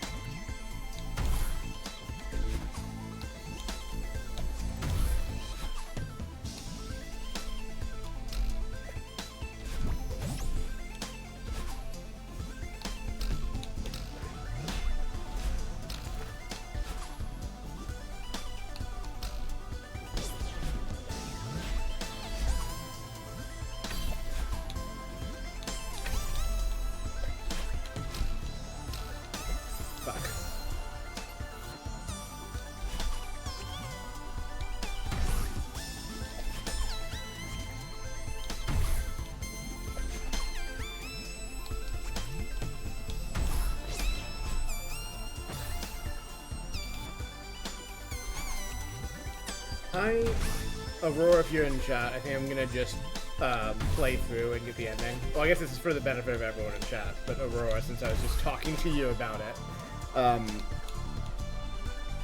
because I think it's going to take me many more attempts to successfully get to the Moonberry,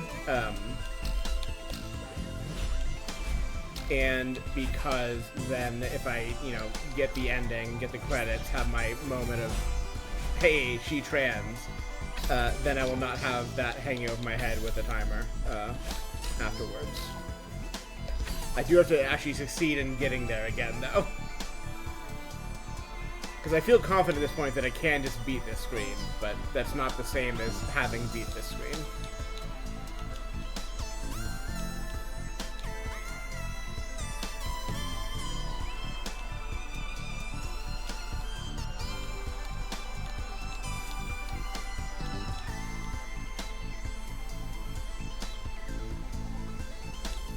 Yeah, I've been thinking about that while dying repeatedly. I'm like, that probably makes more sense to do it that way. If we're earlier in the night, perhaps I would force through more attempts at the Moonberry path first, but...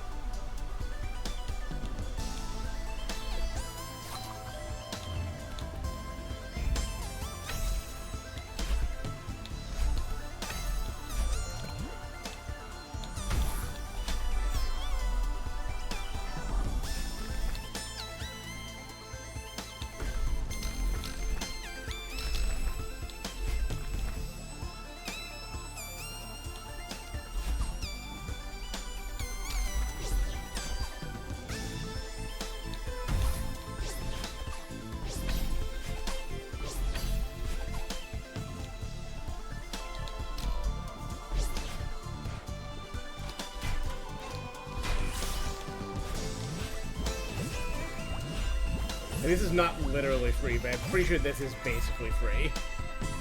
From this point on.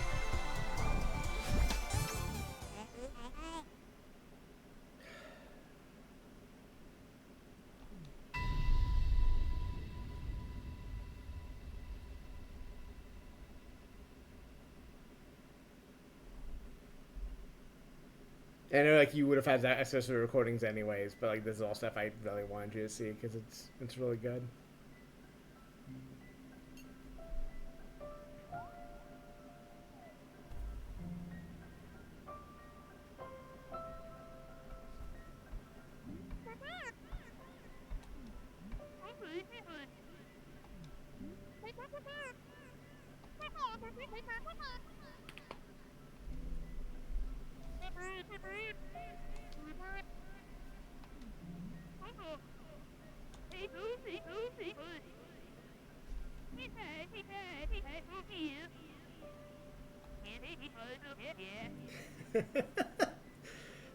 Fucker's in the ground and still just beating Madeline's ass in dialogue.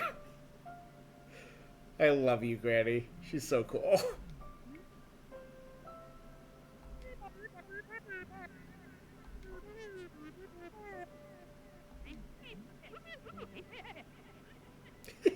Jesus.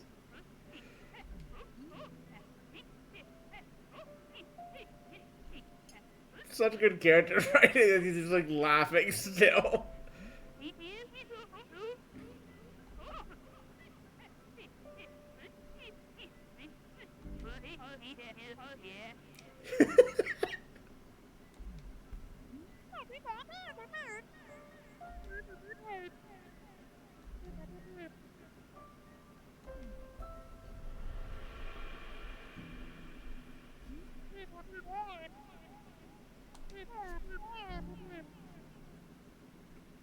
Gotta live.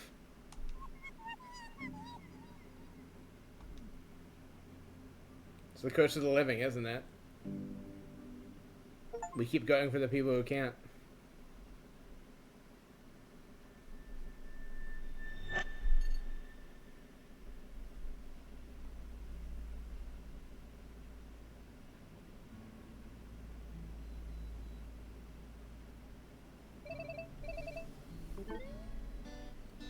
Transgender.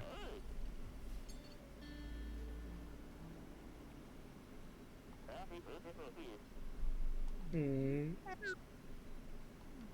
Conger Strawberry is so cute.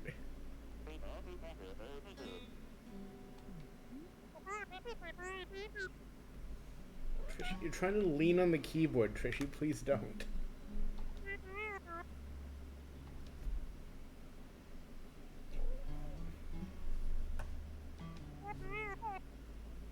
Been there, hon.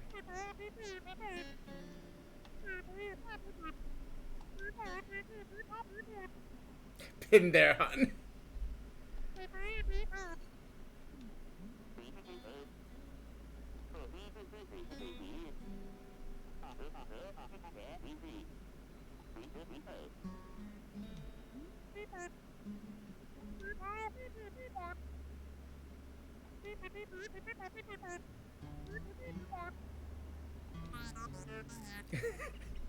She is crazy and mean is the thing. She just also rules.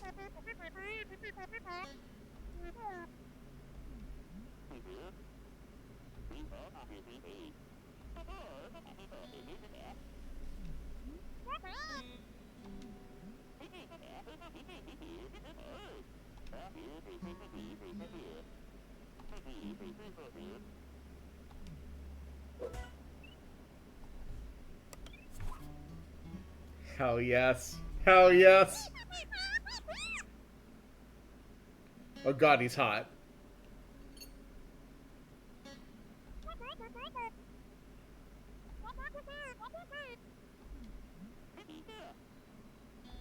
It's a really good reveal.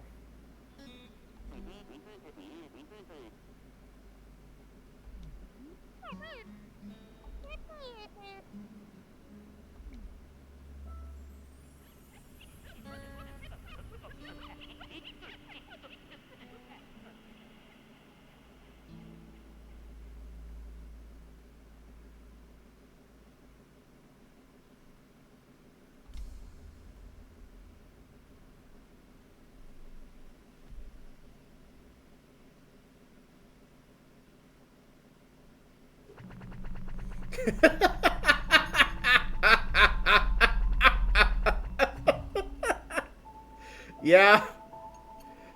Yeah.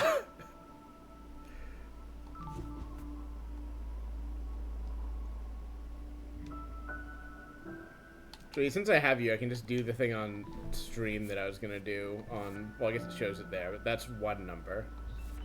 What I want is you. Big 10x on the death count. That's farewell for you. Yeah, let's see if I can do this without fucking something up.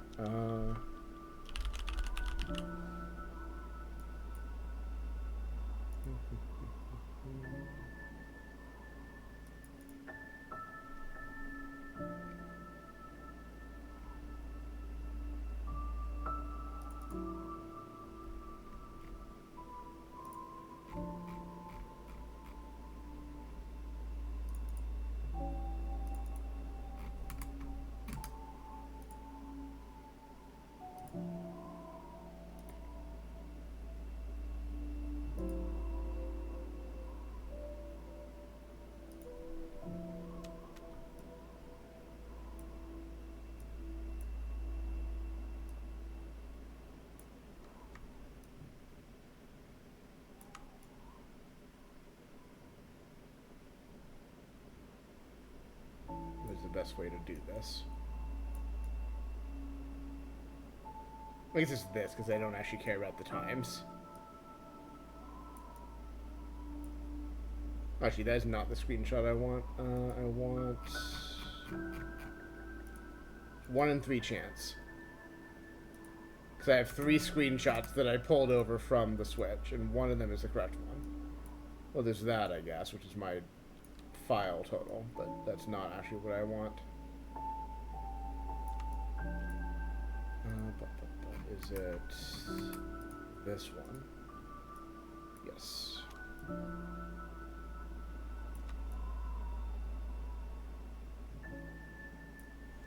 So this isn't like exactly a 1-to-1 comparison because like I did some like fuckery after I beat the Switch game. and like, you know, messed with variants, messed with some of the assist stuff, and like generally, you know, added more to all the death counts. But yeah,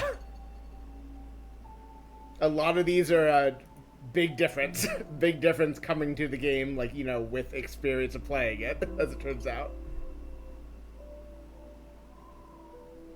And I've not been looking at these side by side. I really wanted to get the numbers. I probably will post these on socials as well, like a screenshot of this, but I just wanted the side by side.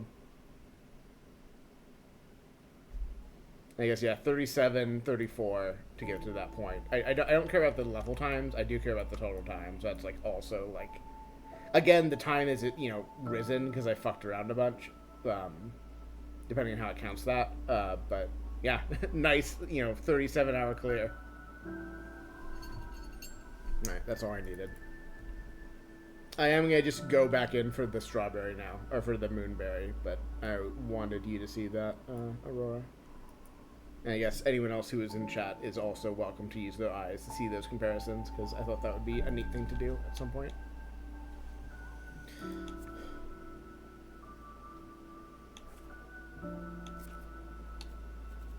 You can also rearrange these, by the way. I don't know for what purpose, but you could do this.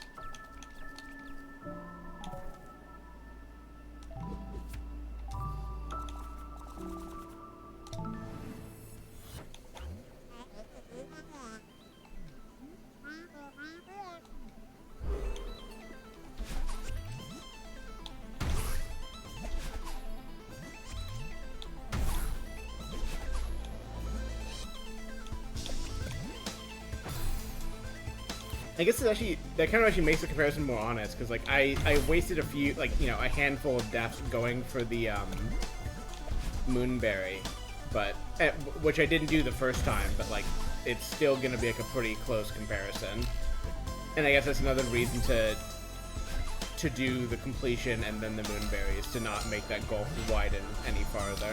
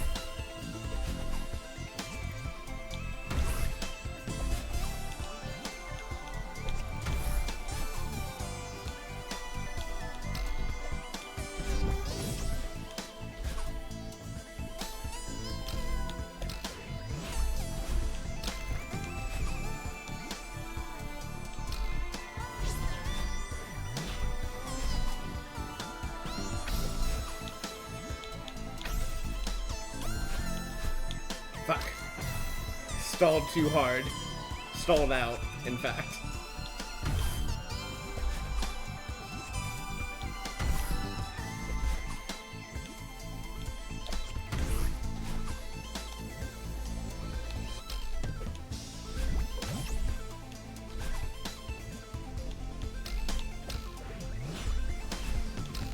Oh, right. I forgot the thing I need to do there. It's been a minute.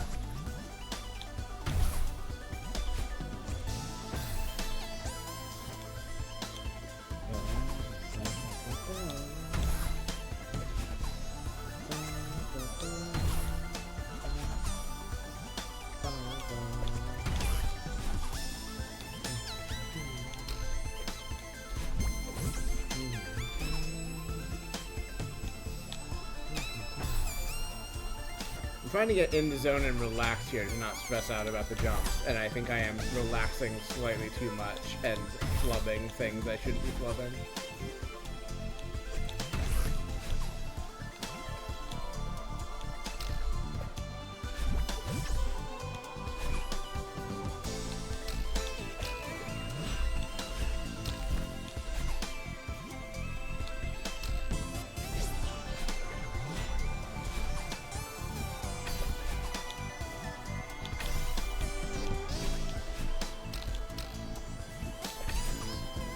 Flawless.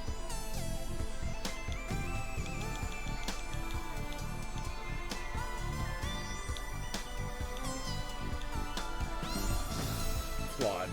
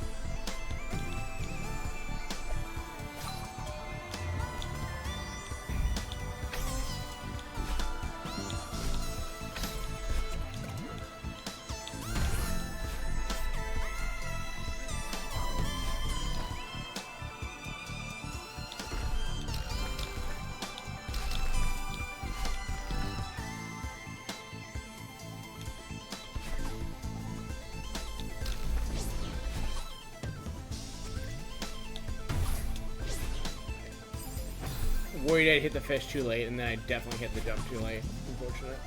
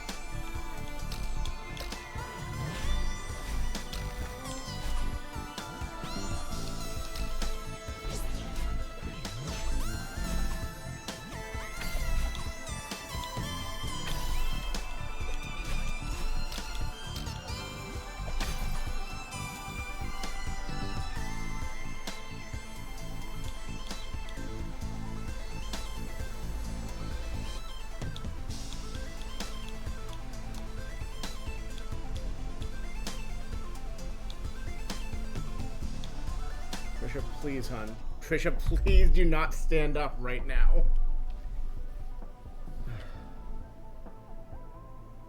Where are you trying to go?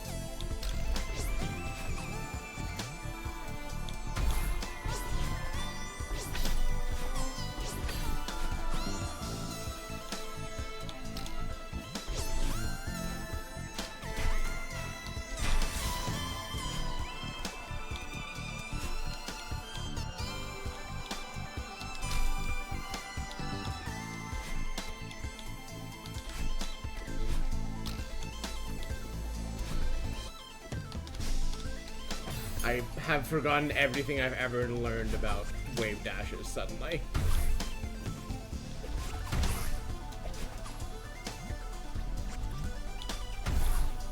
Like, it's mostly just the nerves, and like I'm working on tamping those down too, but it is... And that's part of why I'm saying so many things, like I do think I have this screen down, but I do also feel a bit of the anxiety every time I've spent my, you know, 5 minutes getting back to that point, and then I flub the jump repeatedly.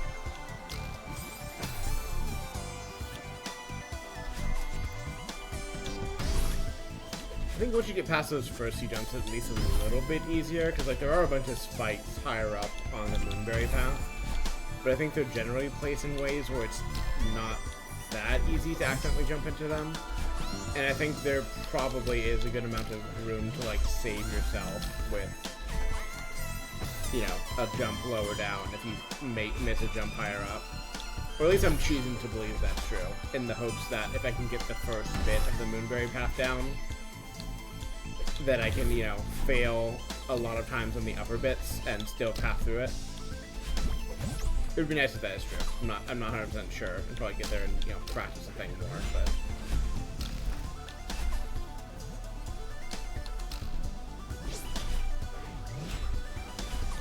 Nothing for it, but do the thing. Simply do the jumps.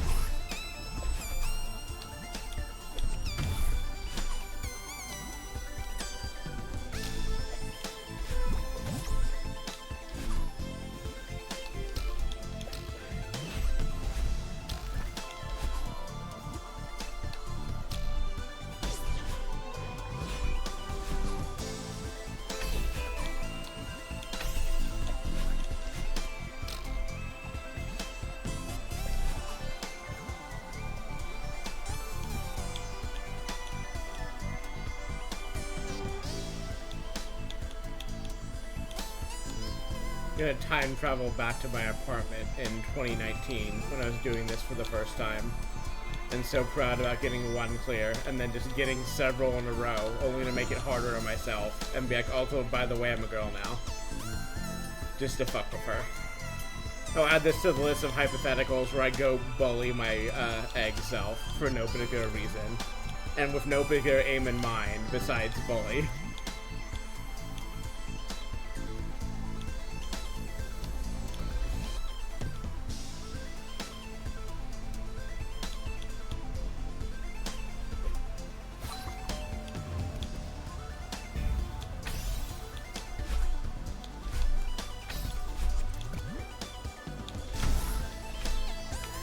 Sure.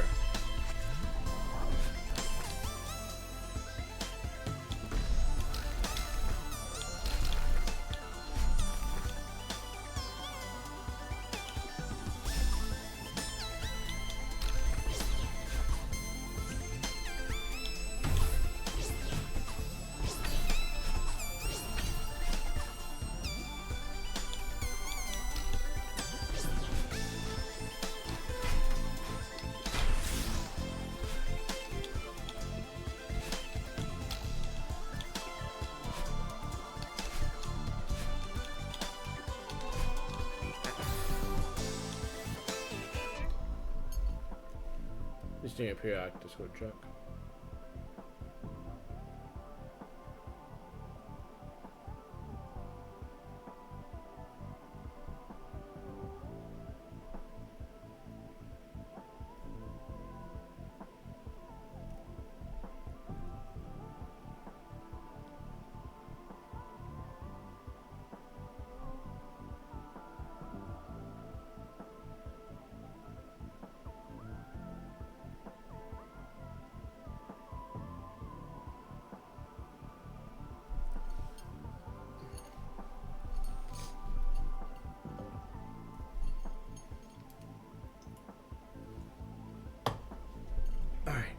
Back at it.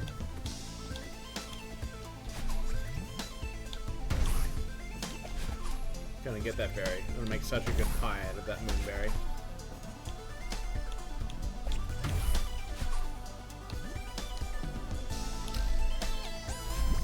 Sound off in the chat about what you think the moonberry tastes like. Fuck.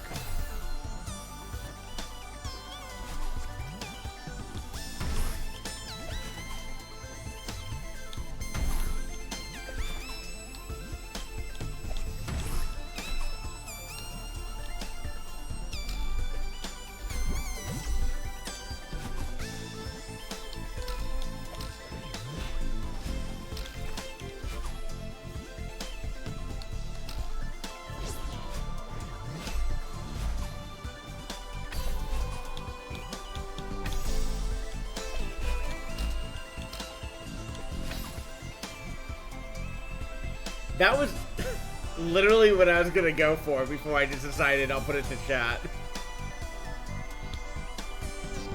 I guess I was specifically thinking of like mystery flavor things generally, but the Airhead is like the number one A1 of those for me. We are far too drift compatible on. It's terrifying.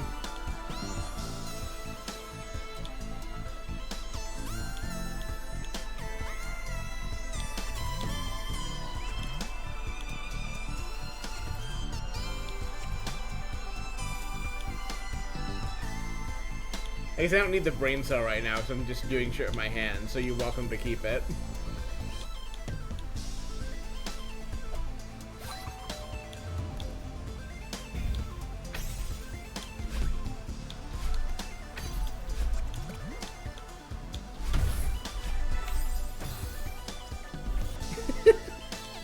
Bad news. Curse of thought.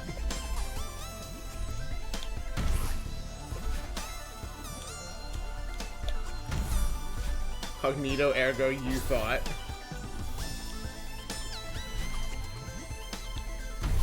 Cognito ergo threat.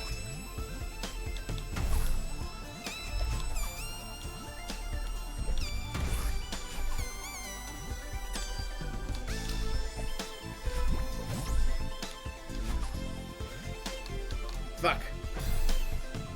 Being punished for the dumb things that are coming out of my mouth.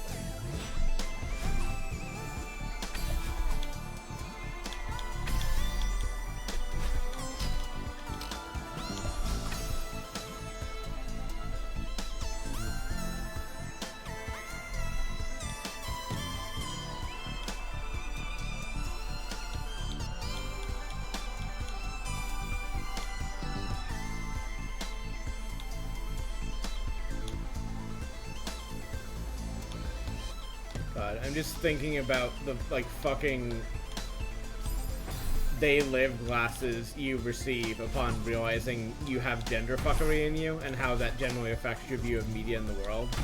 And I'm thinking of how people, like, freaked out, you know, Dipshits Online freaked out when, like, Celeste Farewell came out, because of the fucking tiny trans and pride flags on the desk. Because, you know, those people are dumbasses.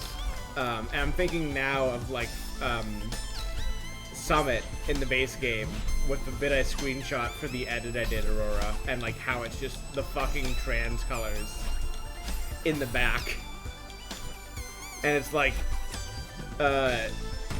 game's always been very trans, even if people hadn't quite put it together yet, or the creators hadn't quite declared that yet. I'm sorry to tell you, the game was already extraordinarily transgender.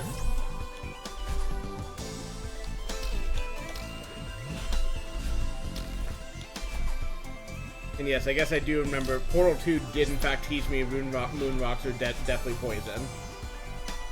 That's true.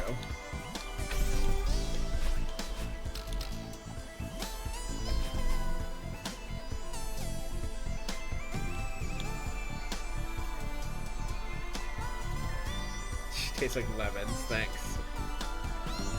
Alright, we got several submissions for the moon rock or moonberry flavor contest, I guess. Stand by for a winner being announced never.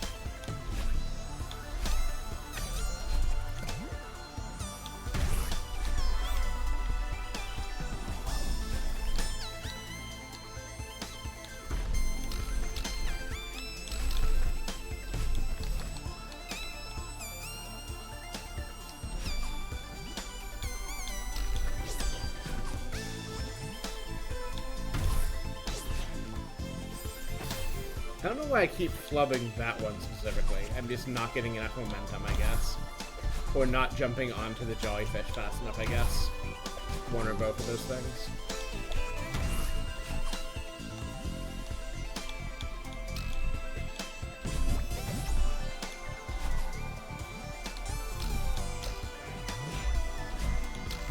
I choose to believe this is all enrichment for the jellyfish, that they enjoy every part of this. Including the part where I run them into forest barriers. I think they also love that. I think it feels good to them. I at least want this to be true. They look enriched. They look happy.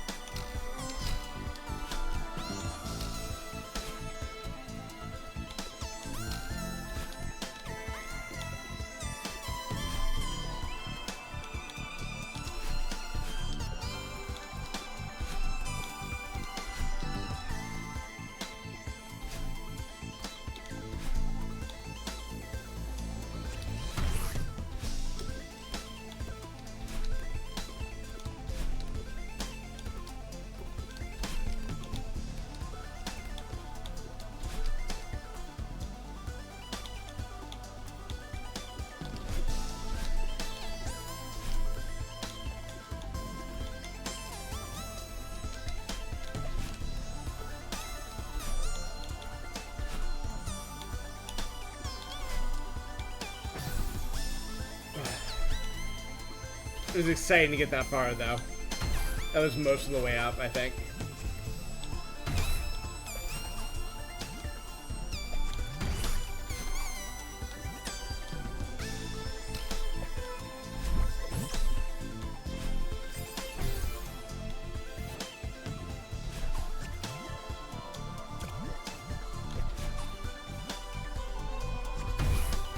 Which part? I need the jellyfish at lots of parts of this. I'm not sure if I don't think I need it at that part now. I was gonna do a wave dash. I just fucked it up. It's possible it helps you if you save it. I don't think you need it though. Like I think that upper section is mostly just successfully doing wave dashes, which I'm just have not had to do for this whole screen, so I'm rusty on now.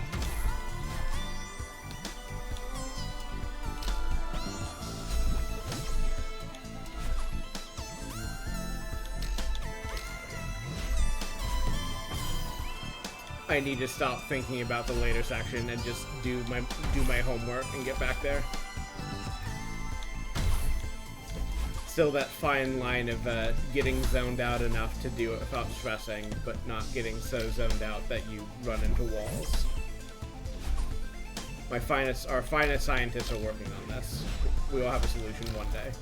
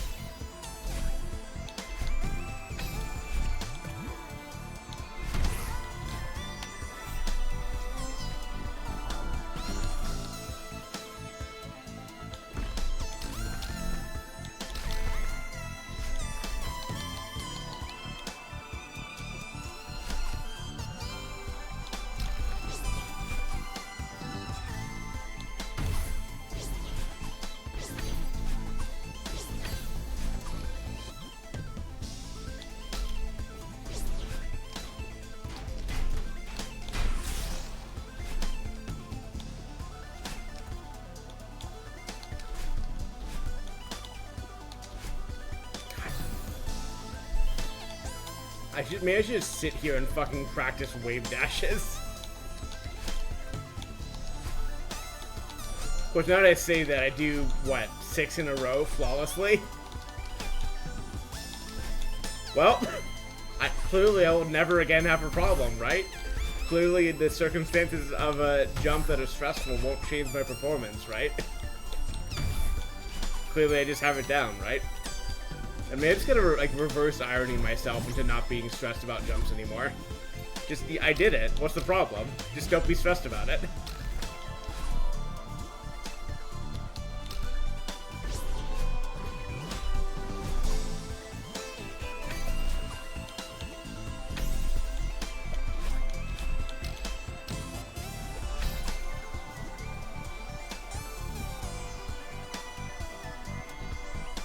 This is my new strategy against the layers of mental illness in my brain, is just don't be stressed about it. And I'm not even like doing that in like this shitty, like, simply don't have mental health problems. I'm just trying to find new and exciting ways to bully my brain into healthy behavior. So yeah, like, hey, you've had runs of this where you do this, you can do this mechanic flawlessly under other contact. Like, just take a breath, don't be stressed. Do the thing that you know you're capable of. We'll see if it works. If nothing else, it will give me something to babble about for the next dozen attempts of this. And I need something to babble about to get the right amount of my brain distracted, so...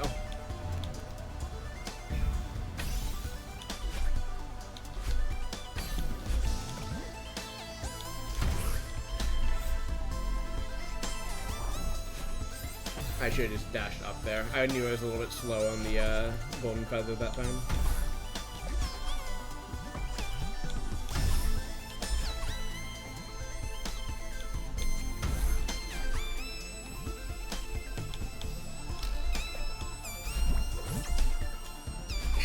God.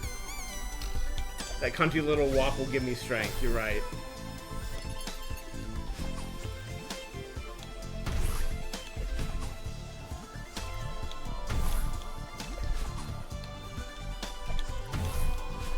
I'm trying to remember the context in which I read the red on the pride flag is for Revolver Ocelot. That probably was a Tumblr post. That sounds like a Tumblr post I read recently. Like, I can't swear to it. And I believe that. That's true. The red on the pride flag is for Revolver Ocelot.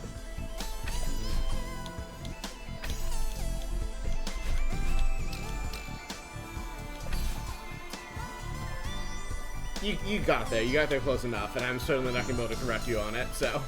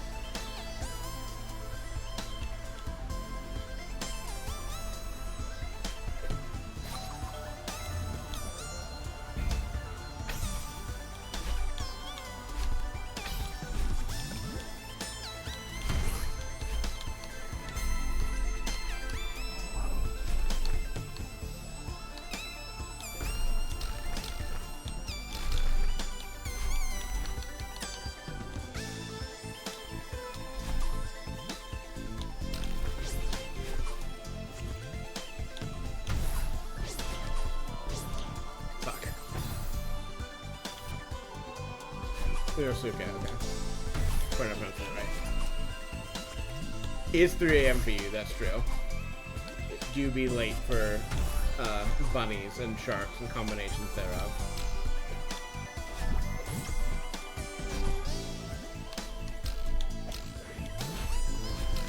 Nice. Huh. I feel like I glided onto the platform faster than I had before on previous runs, but maybe that also is the drug speaking. It's impossible to say, really.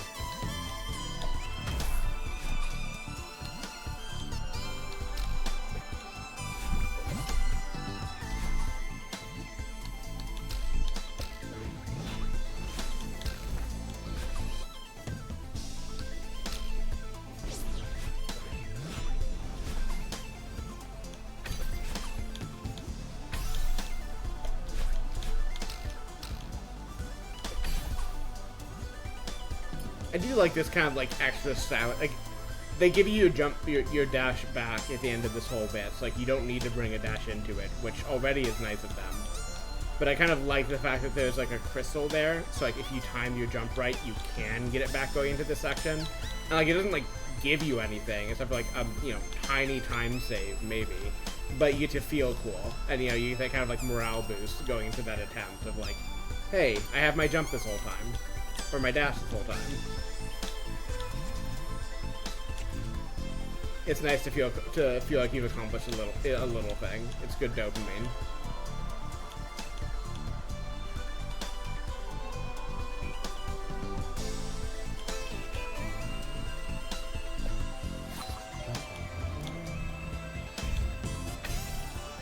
I think I'm getting worse and worse on accuracy of the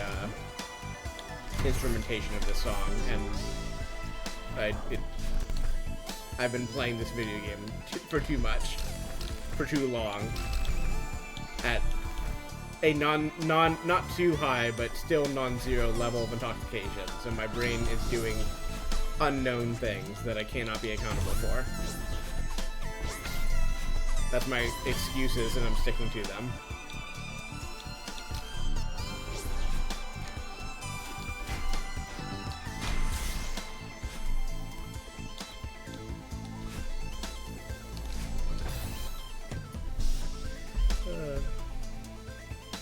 I need to take some pills.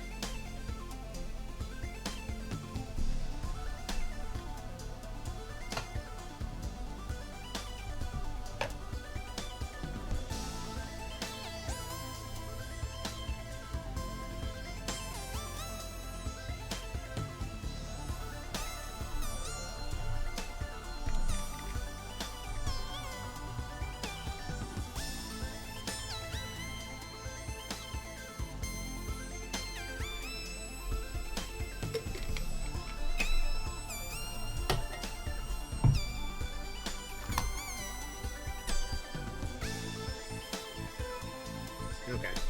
I have had my pills. Now I'm unstoppable. Or something.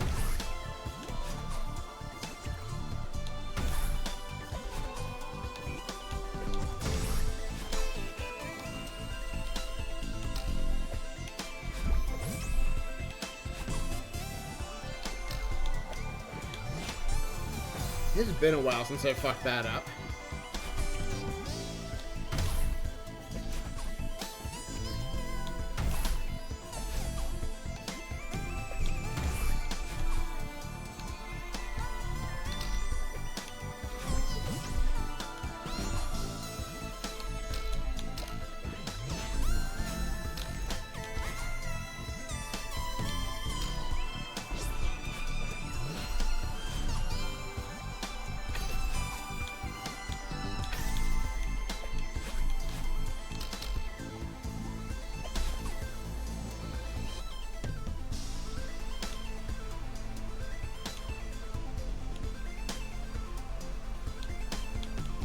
Plus was so good, why didn't they ever make a 64 version of it? Oh, they did? Wow.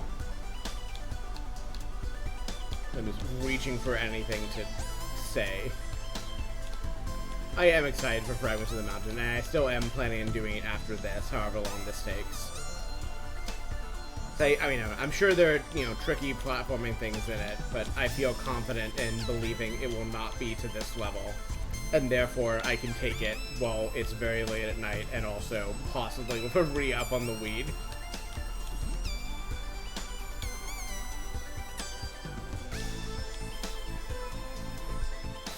I think it will be a good time. It will just not be a challenging platformer time in the same way. And maybe I'm wrong. Maybe I will get my ass kicked, in which case that'll be a different kind of funny.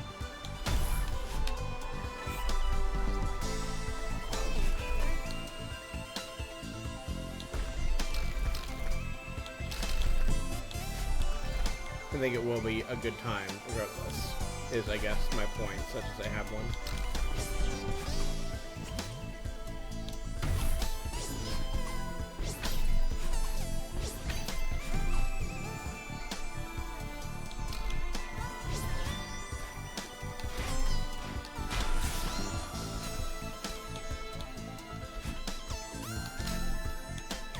Not quite. Not quite.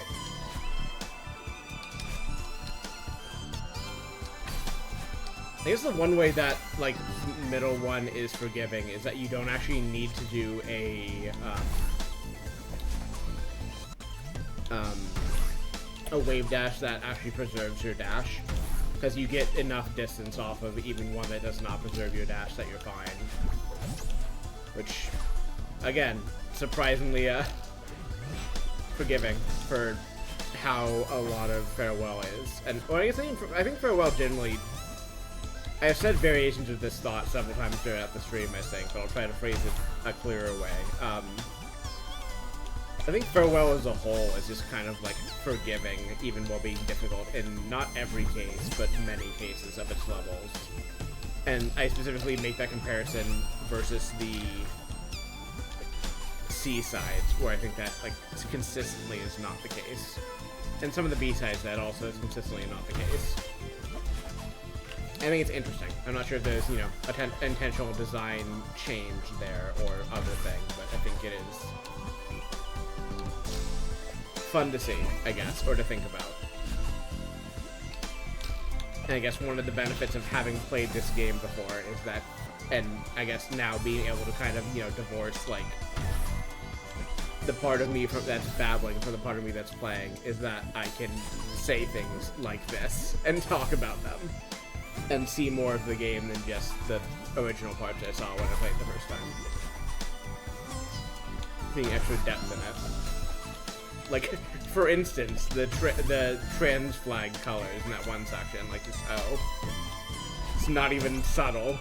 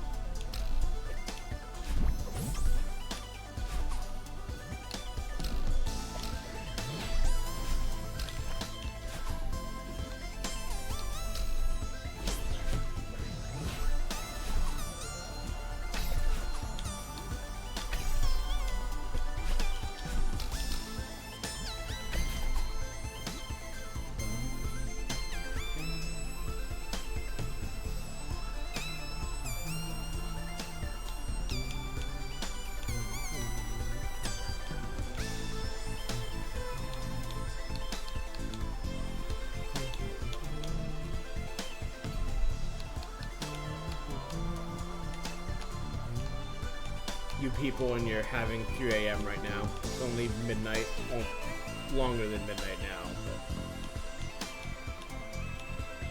But we've not yet cracked 1 a.m. where I'm at.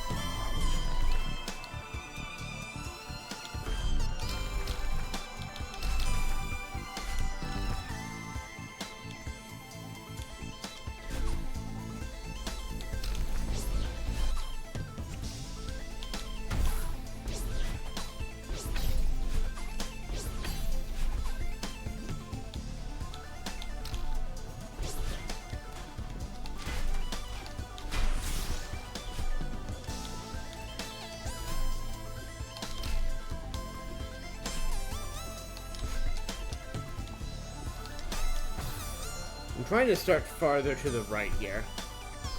Oh, jeez. I'm sorry, Tourmaline. I hope you're okay. Well, you said small injuries. I guess you are broadly okay, but I'm sorry even a small injury happened.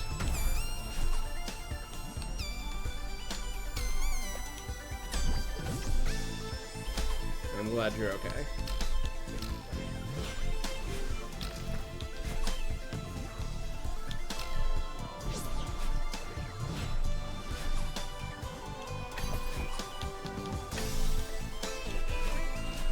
Fuck.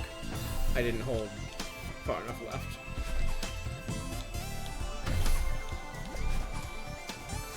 I moved too far to the right, much like certain political parties in the US against their much farther to the right opponents.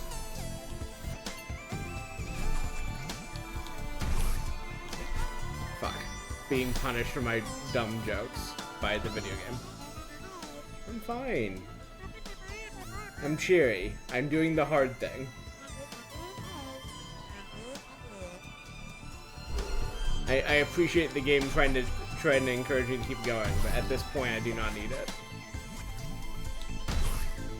I have a light and happy spirit, and I'm willing to just keep trying this. And also, at least until their time zones take them away from me, I have 2 friends cheering me on in the chat. Fuck.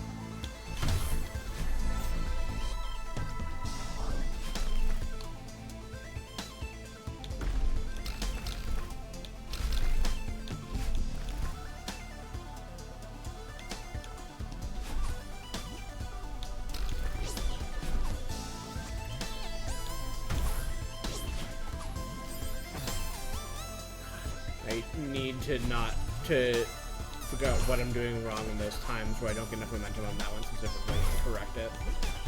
So it feels like one of the remaining points of consistent failure, or not even consistent failure, but like the most consistent of my outstanding points of failure.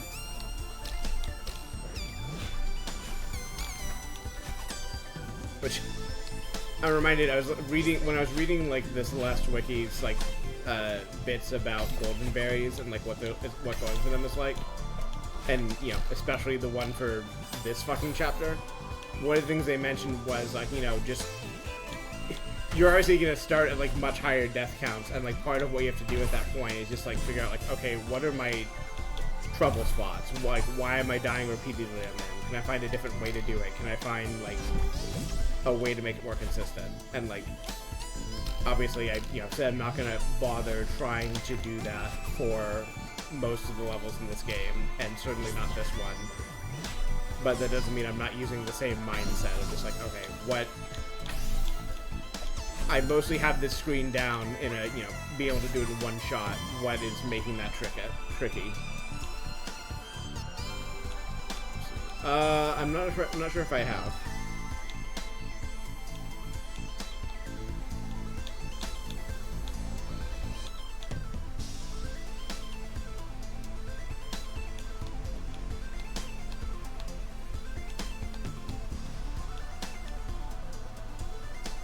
Is it something versus Alaska? It's possible I've seen it and just forgotten, but I can pull it up later.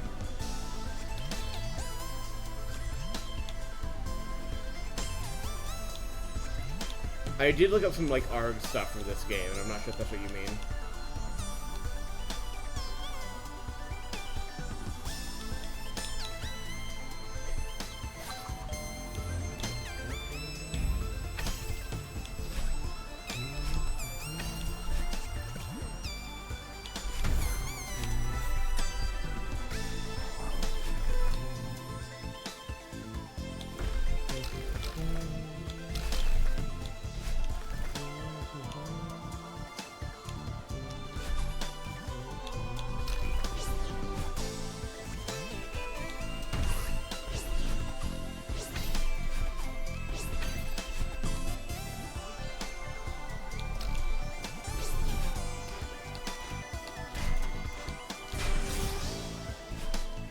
What do you think the bird and Badland think as they see me run away from them at the end of this level repeatedly? Only to die off screen somewhere. There you go.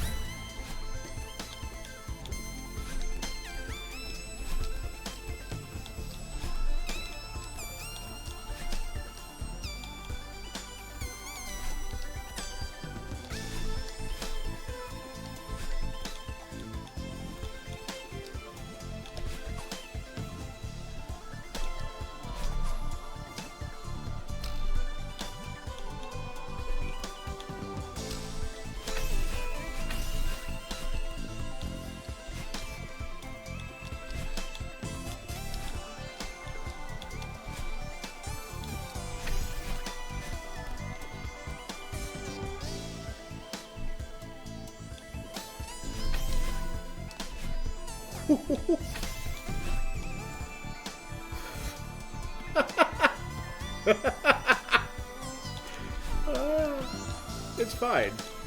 I'm feeling normal.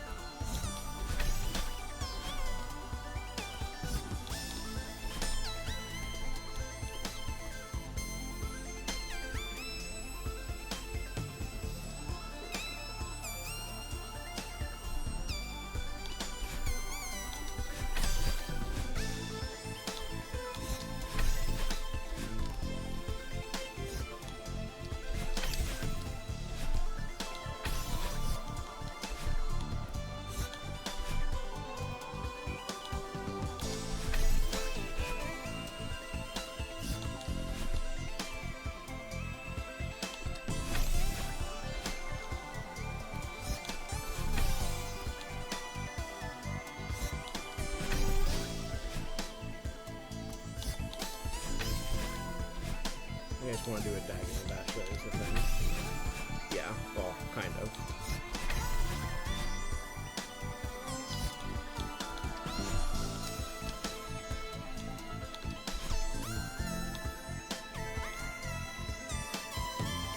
Maddie Thorson's getting over it.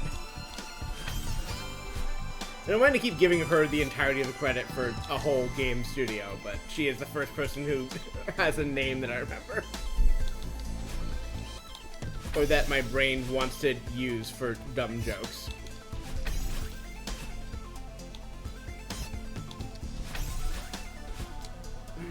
I'm just... Part of this is also them just, like, hesitating when I need to not be, and just, like, grab that shit, but... I also do know there are spikes right below me, and I would prefer to not think about them anymore than I have to.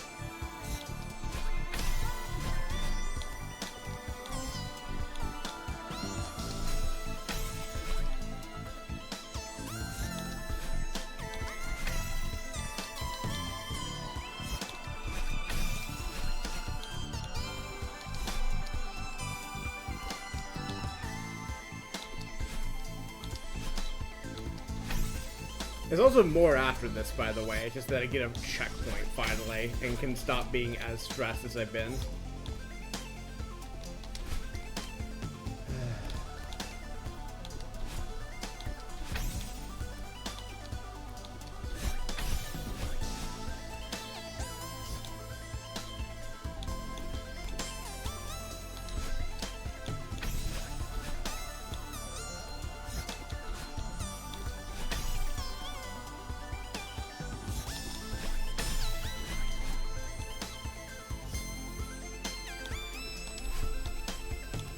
Love to succeed at a thing there. I may just also rewatch someone getting to this bit to see if there's a little bit more reliable way to do this part.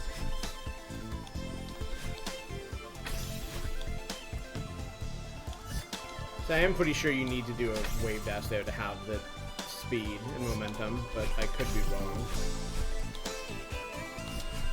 It's just really annoying to do on that small of a platform is the thing.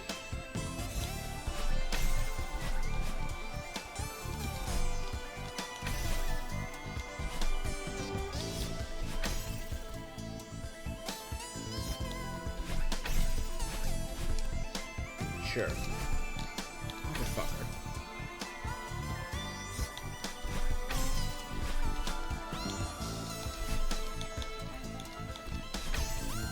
Alright, if I flub it again, I'm going to look at someone else do it and just be reminded by that.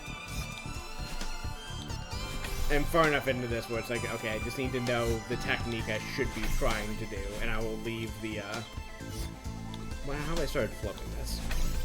I will not worry about that being part of my success story. It's like, no, that's... The part that I need to know that I can do is the doing, not the knowing. Yeah, that's almost a formed thought.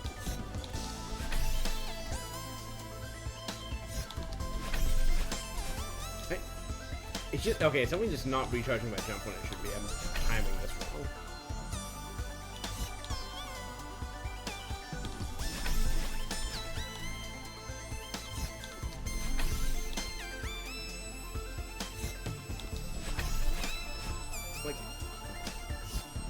How have I started doing this incorrectly? What have I forgotten that I used to know?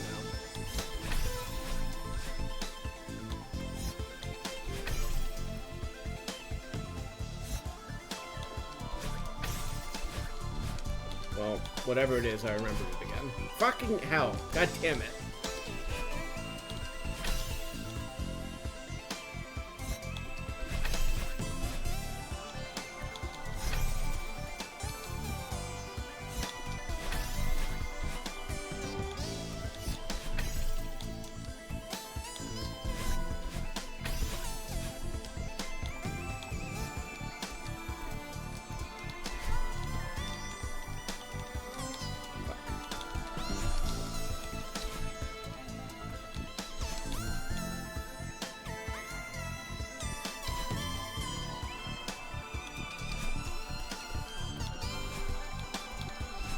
Let's sit here with pink hair and think about what we've done and double check the strat here.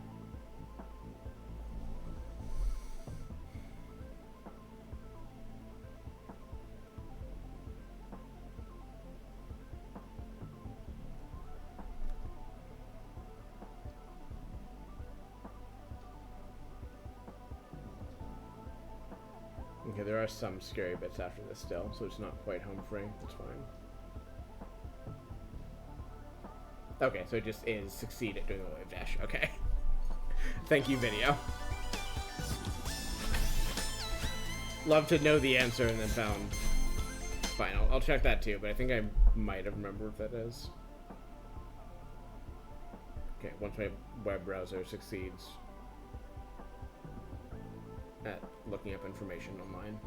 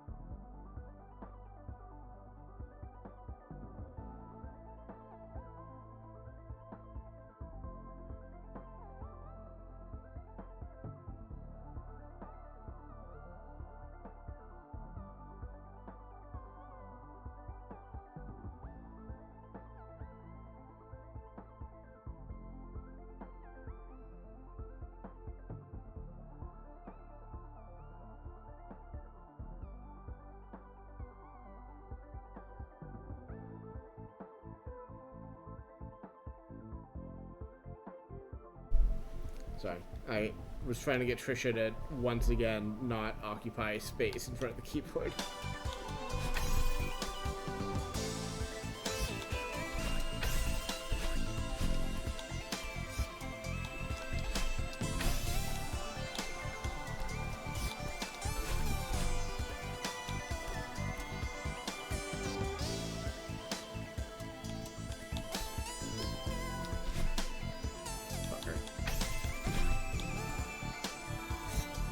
Night, Aurora. Thanks for hanging out. Glad you get to see all the ending and stuff.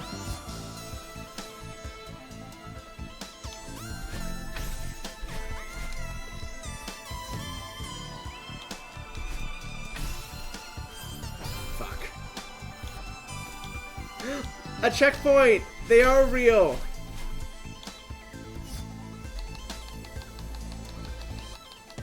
I thought I was going to. I straight up thought I was going to do all of that again. I thought the checkpoint was later. Sweet, that's something at least. The best present a girl could ask for.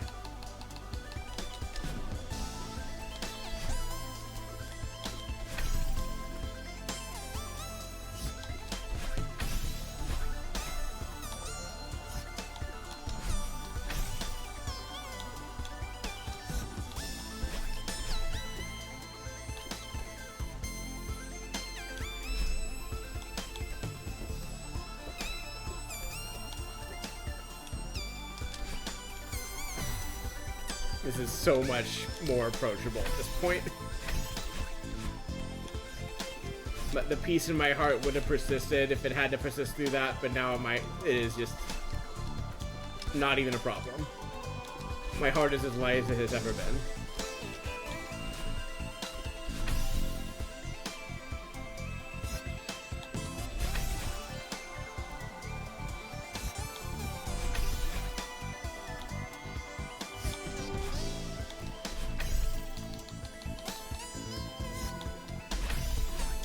Right, okay, so the trick is to spend 2 jumps. So otherwise it doesn't seem to give you your double jump back. Like that.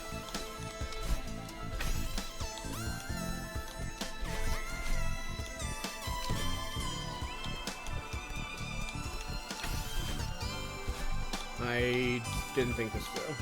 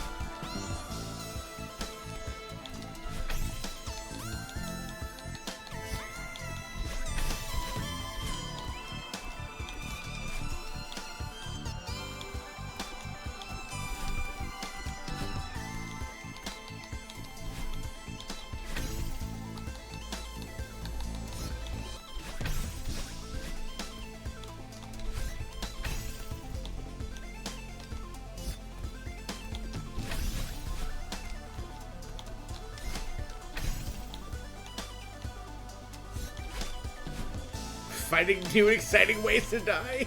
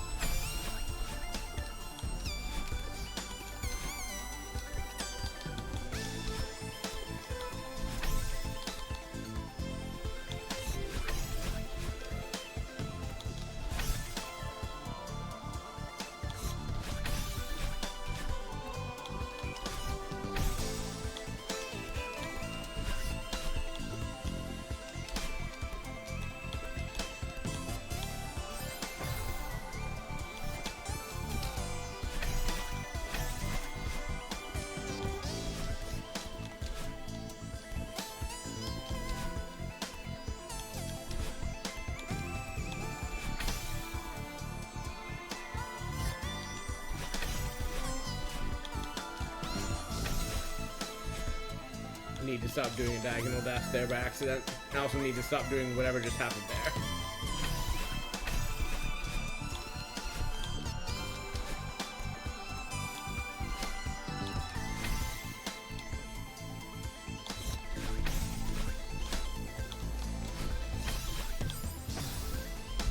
I need to check something.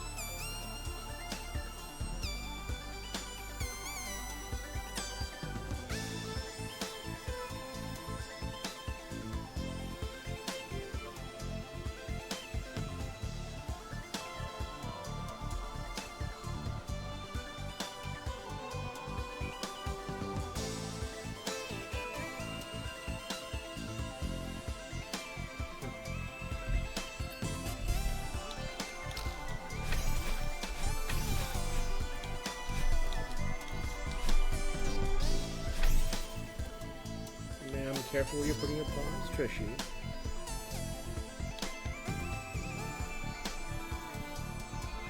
He's stretching out on the desk, and I'm worried she's gonna knock something over by mistake. She doesn't understand the space she takes up sometimes. Just a surprisingly large amount for such a small kitty.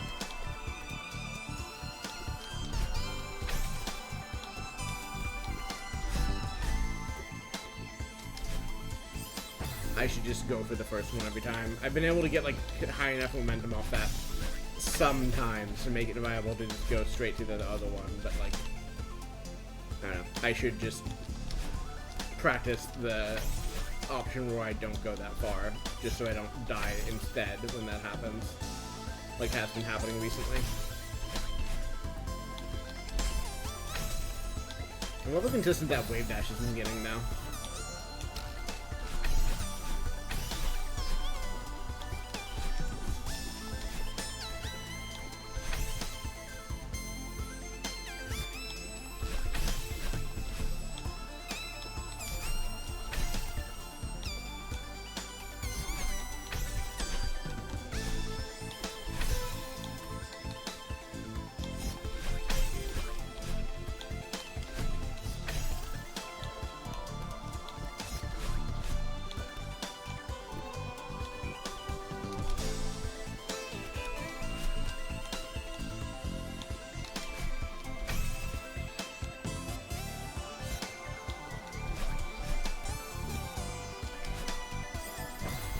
Did not learn my lessons from the last time.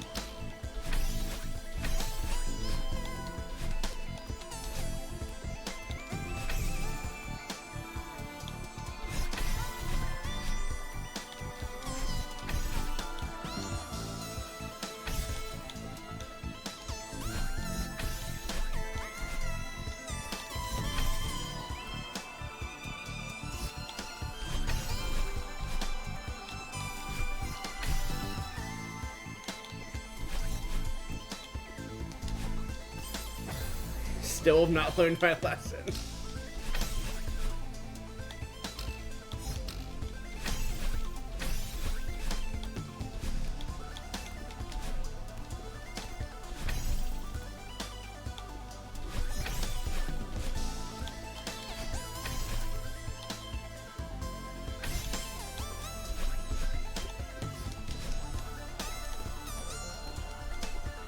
Is of course the risk of doing that, but I think I can be consistent about the grabbing such that it won't be a problem.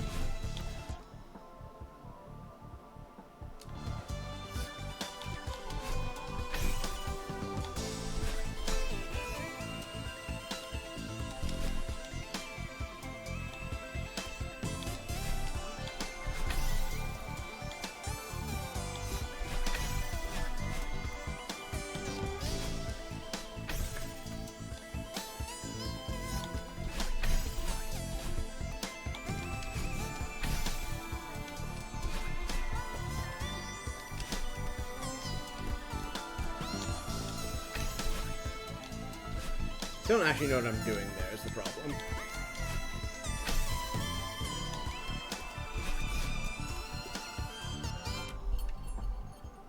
Where's my phone?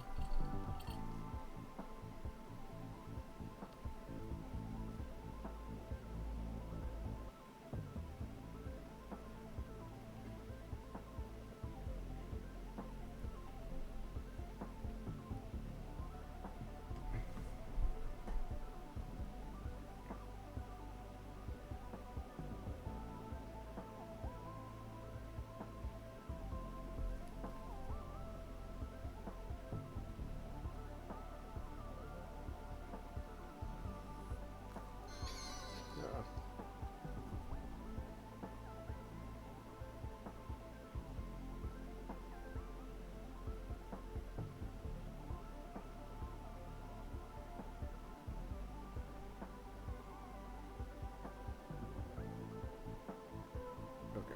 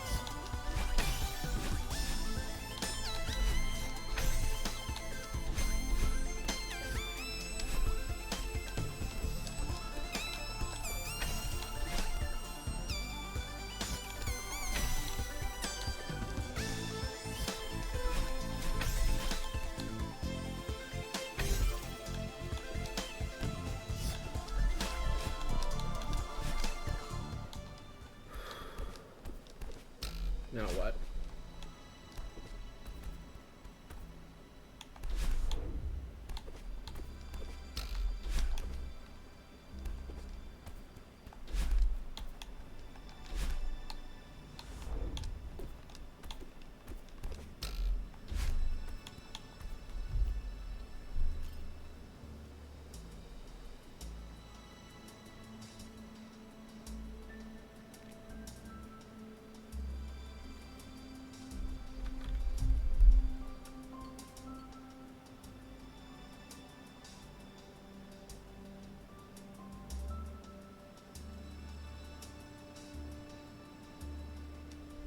Ah.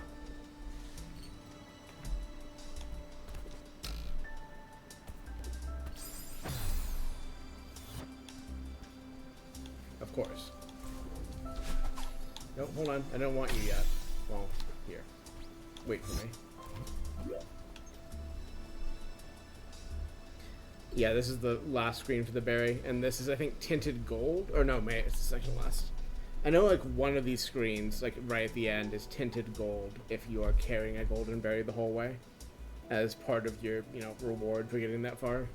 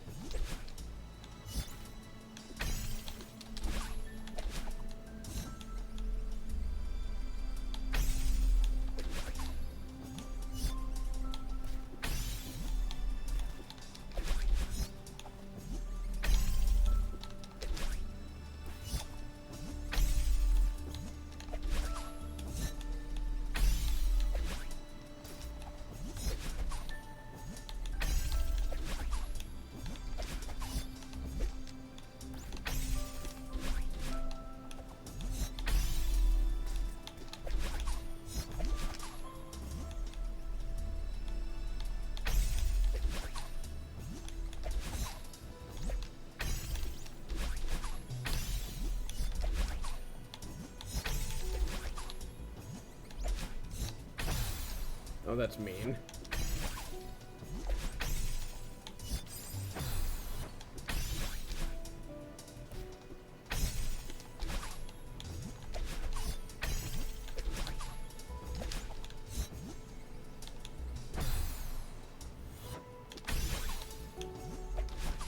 I probably should just learn the thing they want me to do here a bit better, but I think it being like just a death plane cutoff is rude. But I also am discounting, I guess, that the berry is still supposed to be hard once you get to this part, and I should just simply learn the challenge and do it.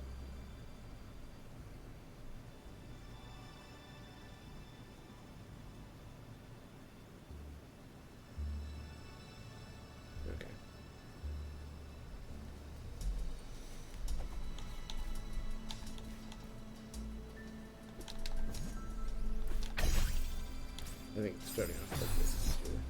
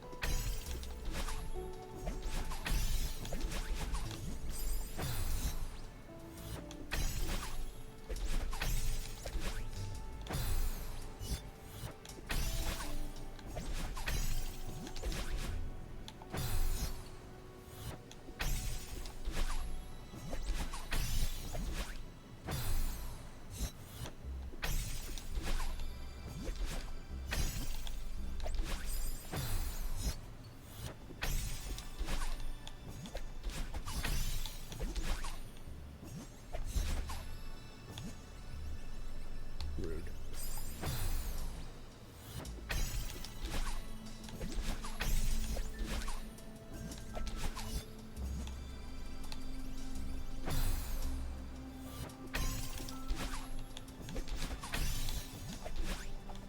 Because if you just practice the thing they want you to do, it doesn't become immediately free, necessarily, but it does become easier.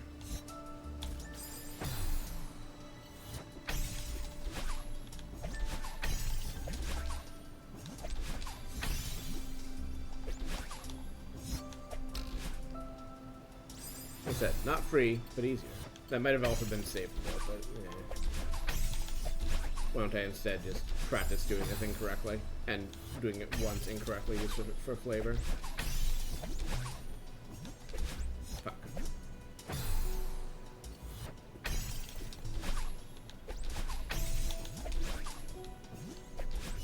Nope.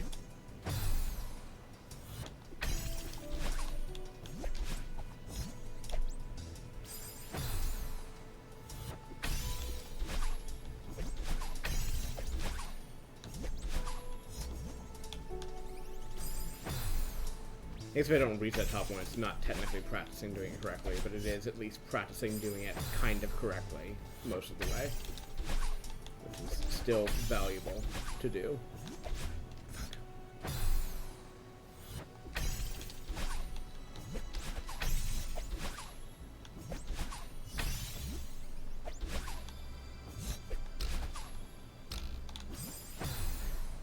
Fine. I should check the telescope again and see how far I have to go, but I kind of just want to practice this a bunch until I don't feel like this is the problem for me anymore, and then if I fail at a later part after that, I can worry at that point about the later sections that I haven't gotten to yet. Fuck.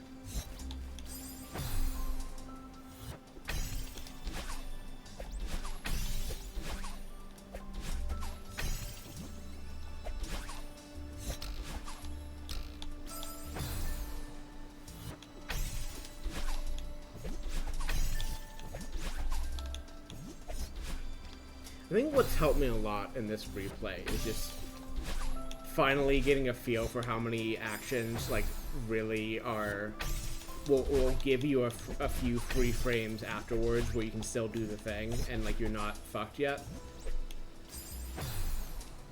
Like I knew this game had coyote time and stuff like that already, but I guess I hadn't thought about it and like hadn't really internalized it for all of the times it comes up. And like the wall kick has been part of like the thing where you can kind of like do a corner kick but like do it off the wall like above the corner instead.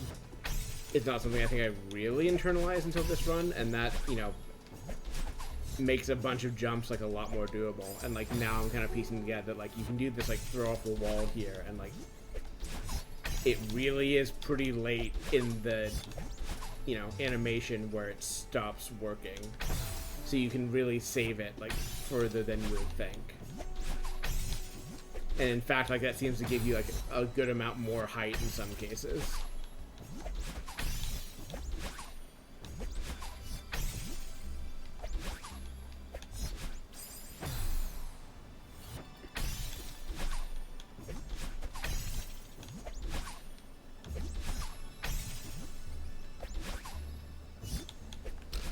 I don't know, maybe there are places I could have been doing this during the rest of Farewell, honestly, but not knowing about it and, you know, not being forced to learn it meant that I did not pick it up. And now I know. If I ever, like, get way into, like, modded stuff with this game, it will behoove me to know this stuff that I've been able to just, you know, ignore for to this point. Every time I'm like, okay, I've got to hold back, and I'm like already like in the spike, and like, wait, yes, I did not actually do the thing.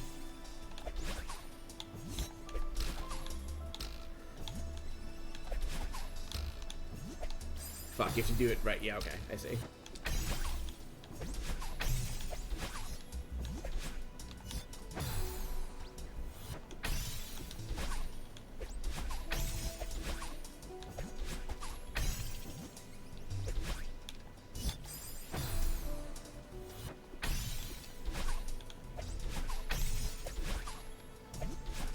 I guess that's also where I had heard that if you're carrying a golden strawberry through here, it detaches from you at one point because you have to do a death warp.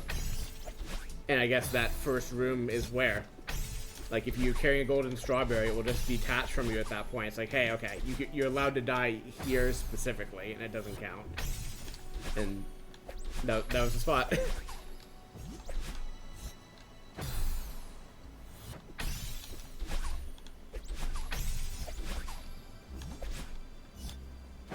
Any point before or after that, no. You die, the strawberry vanishes as normal, but for one time only, limited offer, be allowed to die on a deathless run. Fuck. No, that's just a normal one. Okay, I am actually gonna look ahead now. Okay, so that's gonna be, you know, dash up into that bounce, do the thing I've been doing throughout this level to get height. Bounce, do the thing, get height, bounce, bounce, bounce. Jesus. Bounce, I guess, be on these platforms, jump through these platforms here. Bounce off the wall once more. I guess you wouldn't technically have to. Maybe you do have to. Okay, this is definitely, I think up here you don't need, at least past that button platform, I don't. No, you definitely are still gonna need the jellyfish. Fuck. Oh boy. I'm a big girl. I can pull it off.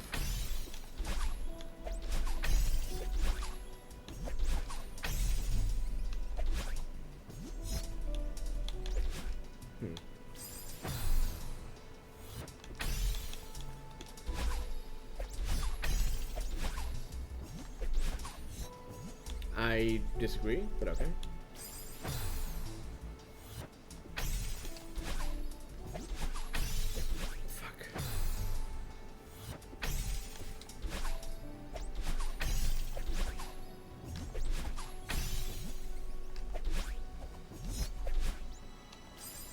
I'm just doing the throw grab too quickly, so I'm not paying attention to where the jellyfish is because I'm doing it by reflex.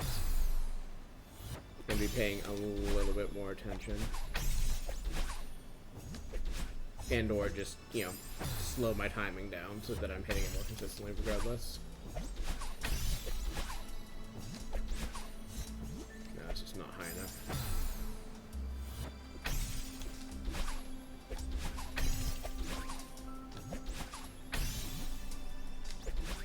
So I guess there's a wall I'm just ignoring that I could in theory be using, but it doesn't feel necessary really, I guess.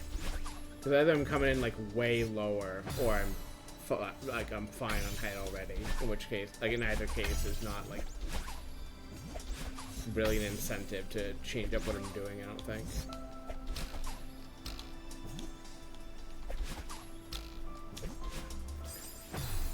You need to stop throwing it over that wall, is I guess one of my major outstanding problems. Maybe you're gonna knock something here. I'm gonna move this because you're about to knock this over.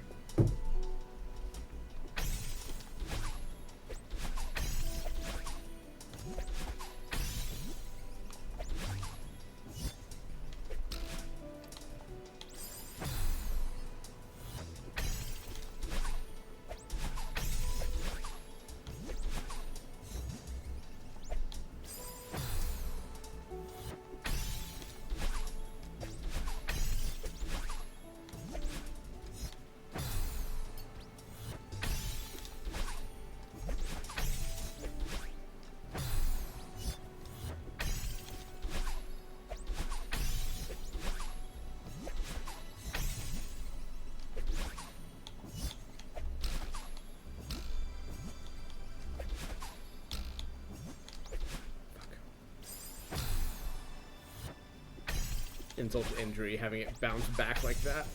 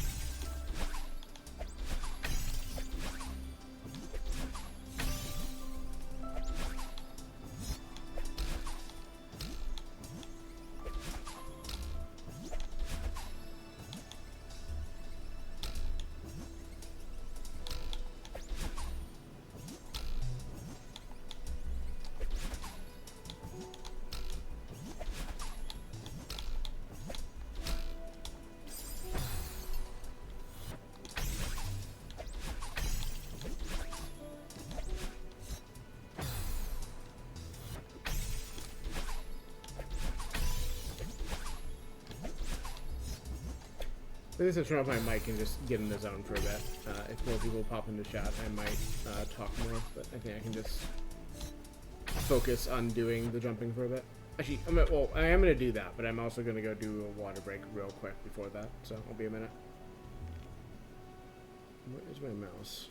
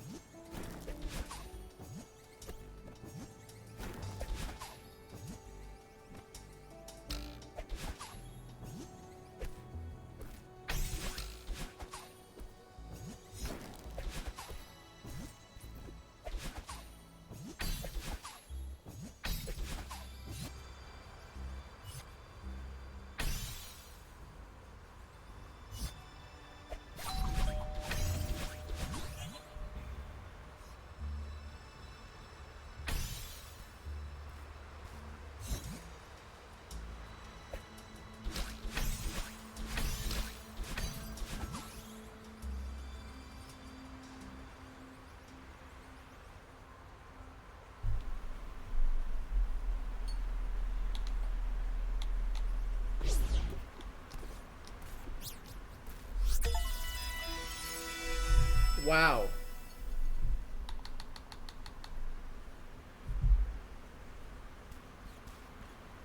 That was fun to get. Alright, let's get another ending and then see if I want to fuck around in Fragments of the Mountain. I think I do, but...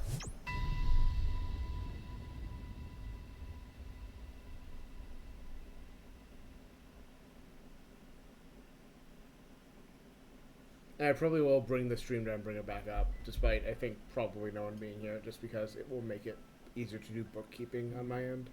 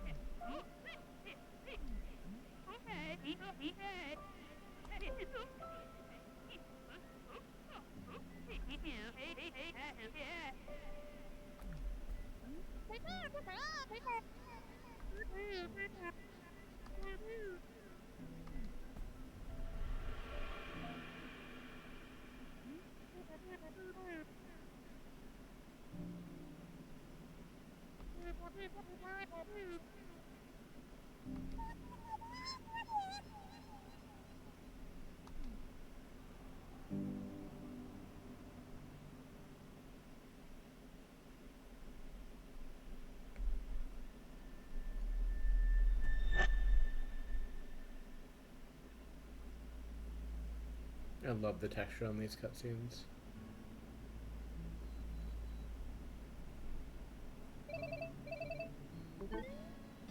Transgender.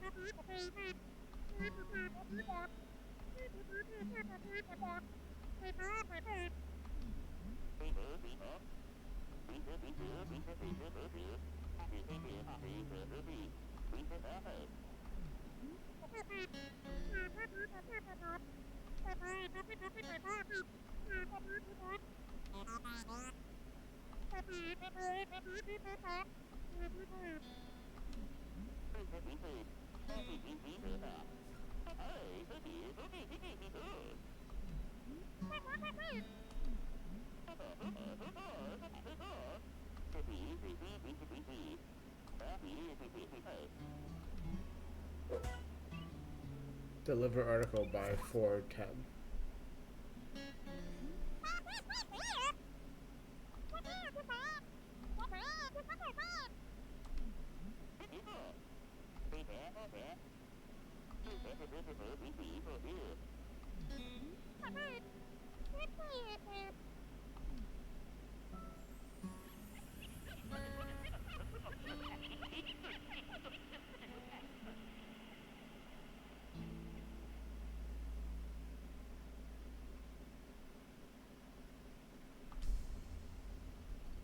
What a good game.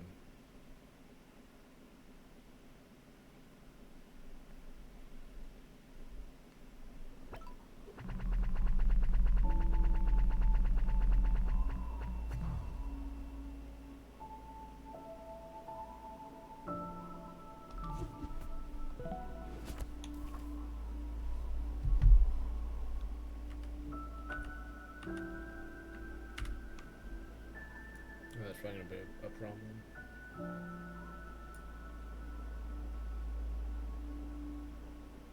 I'm sure that drops frames or anything when I do a screen capture while streaming, as we'll find out. My stream still seems to be okay, so maybe that's fine. I just want to get a clean screenshot of this, which I guess I can get afterwards if I have to. Because I want to compare with and without getting the Moonberry, just because, you know, I can.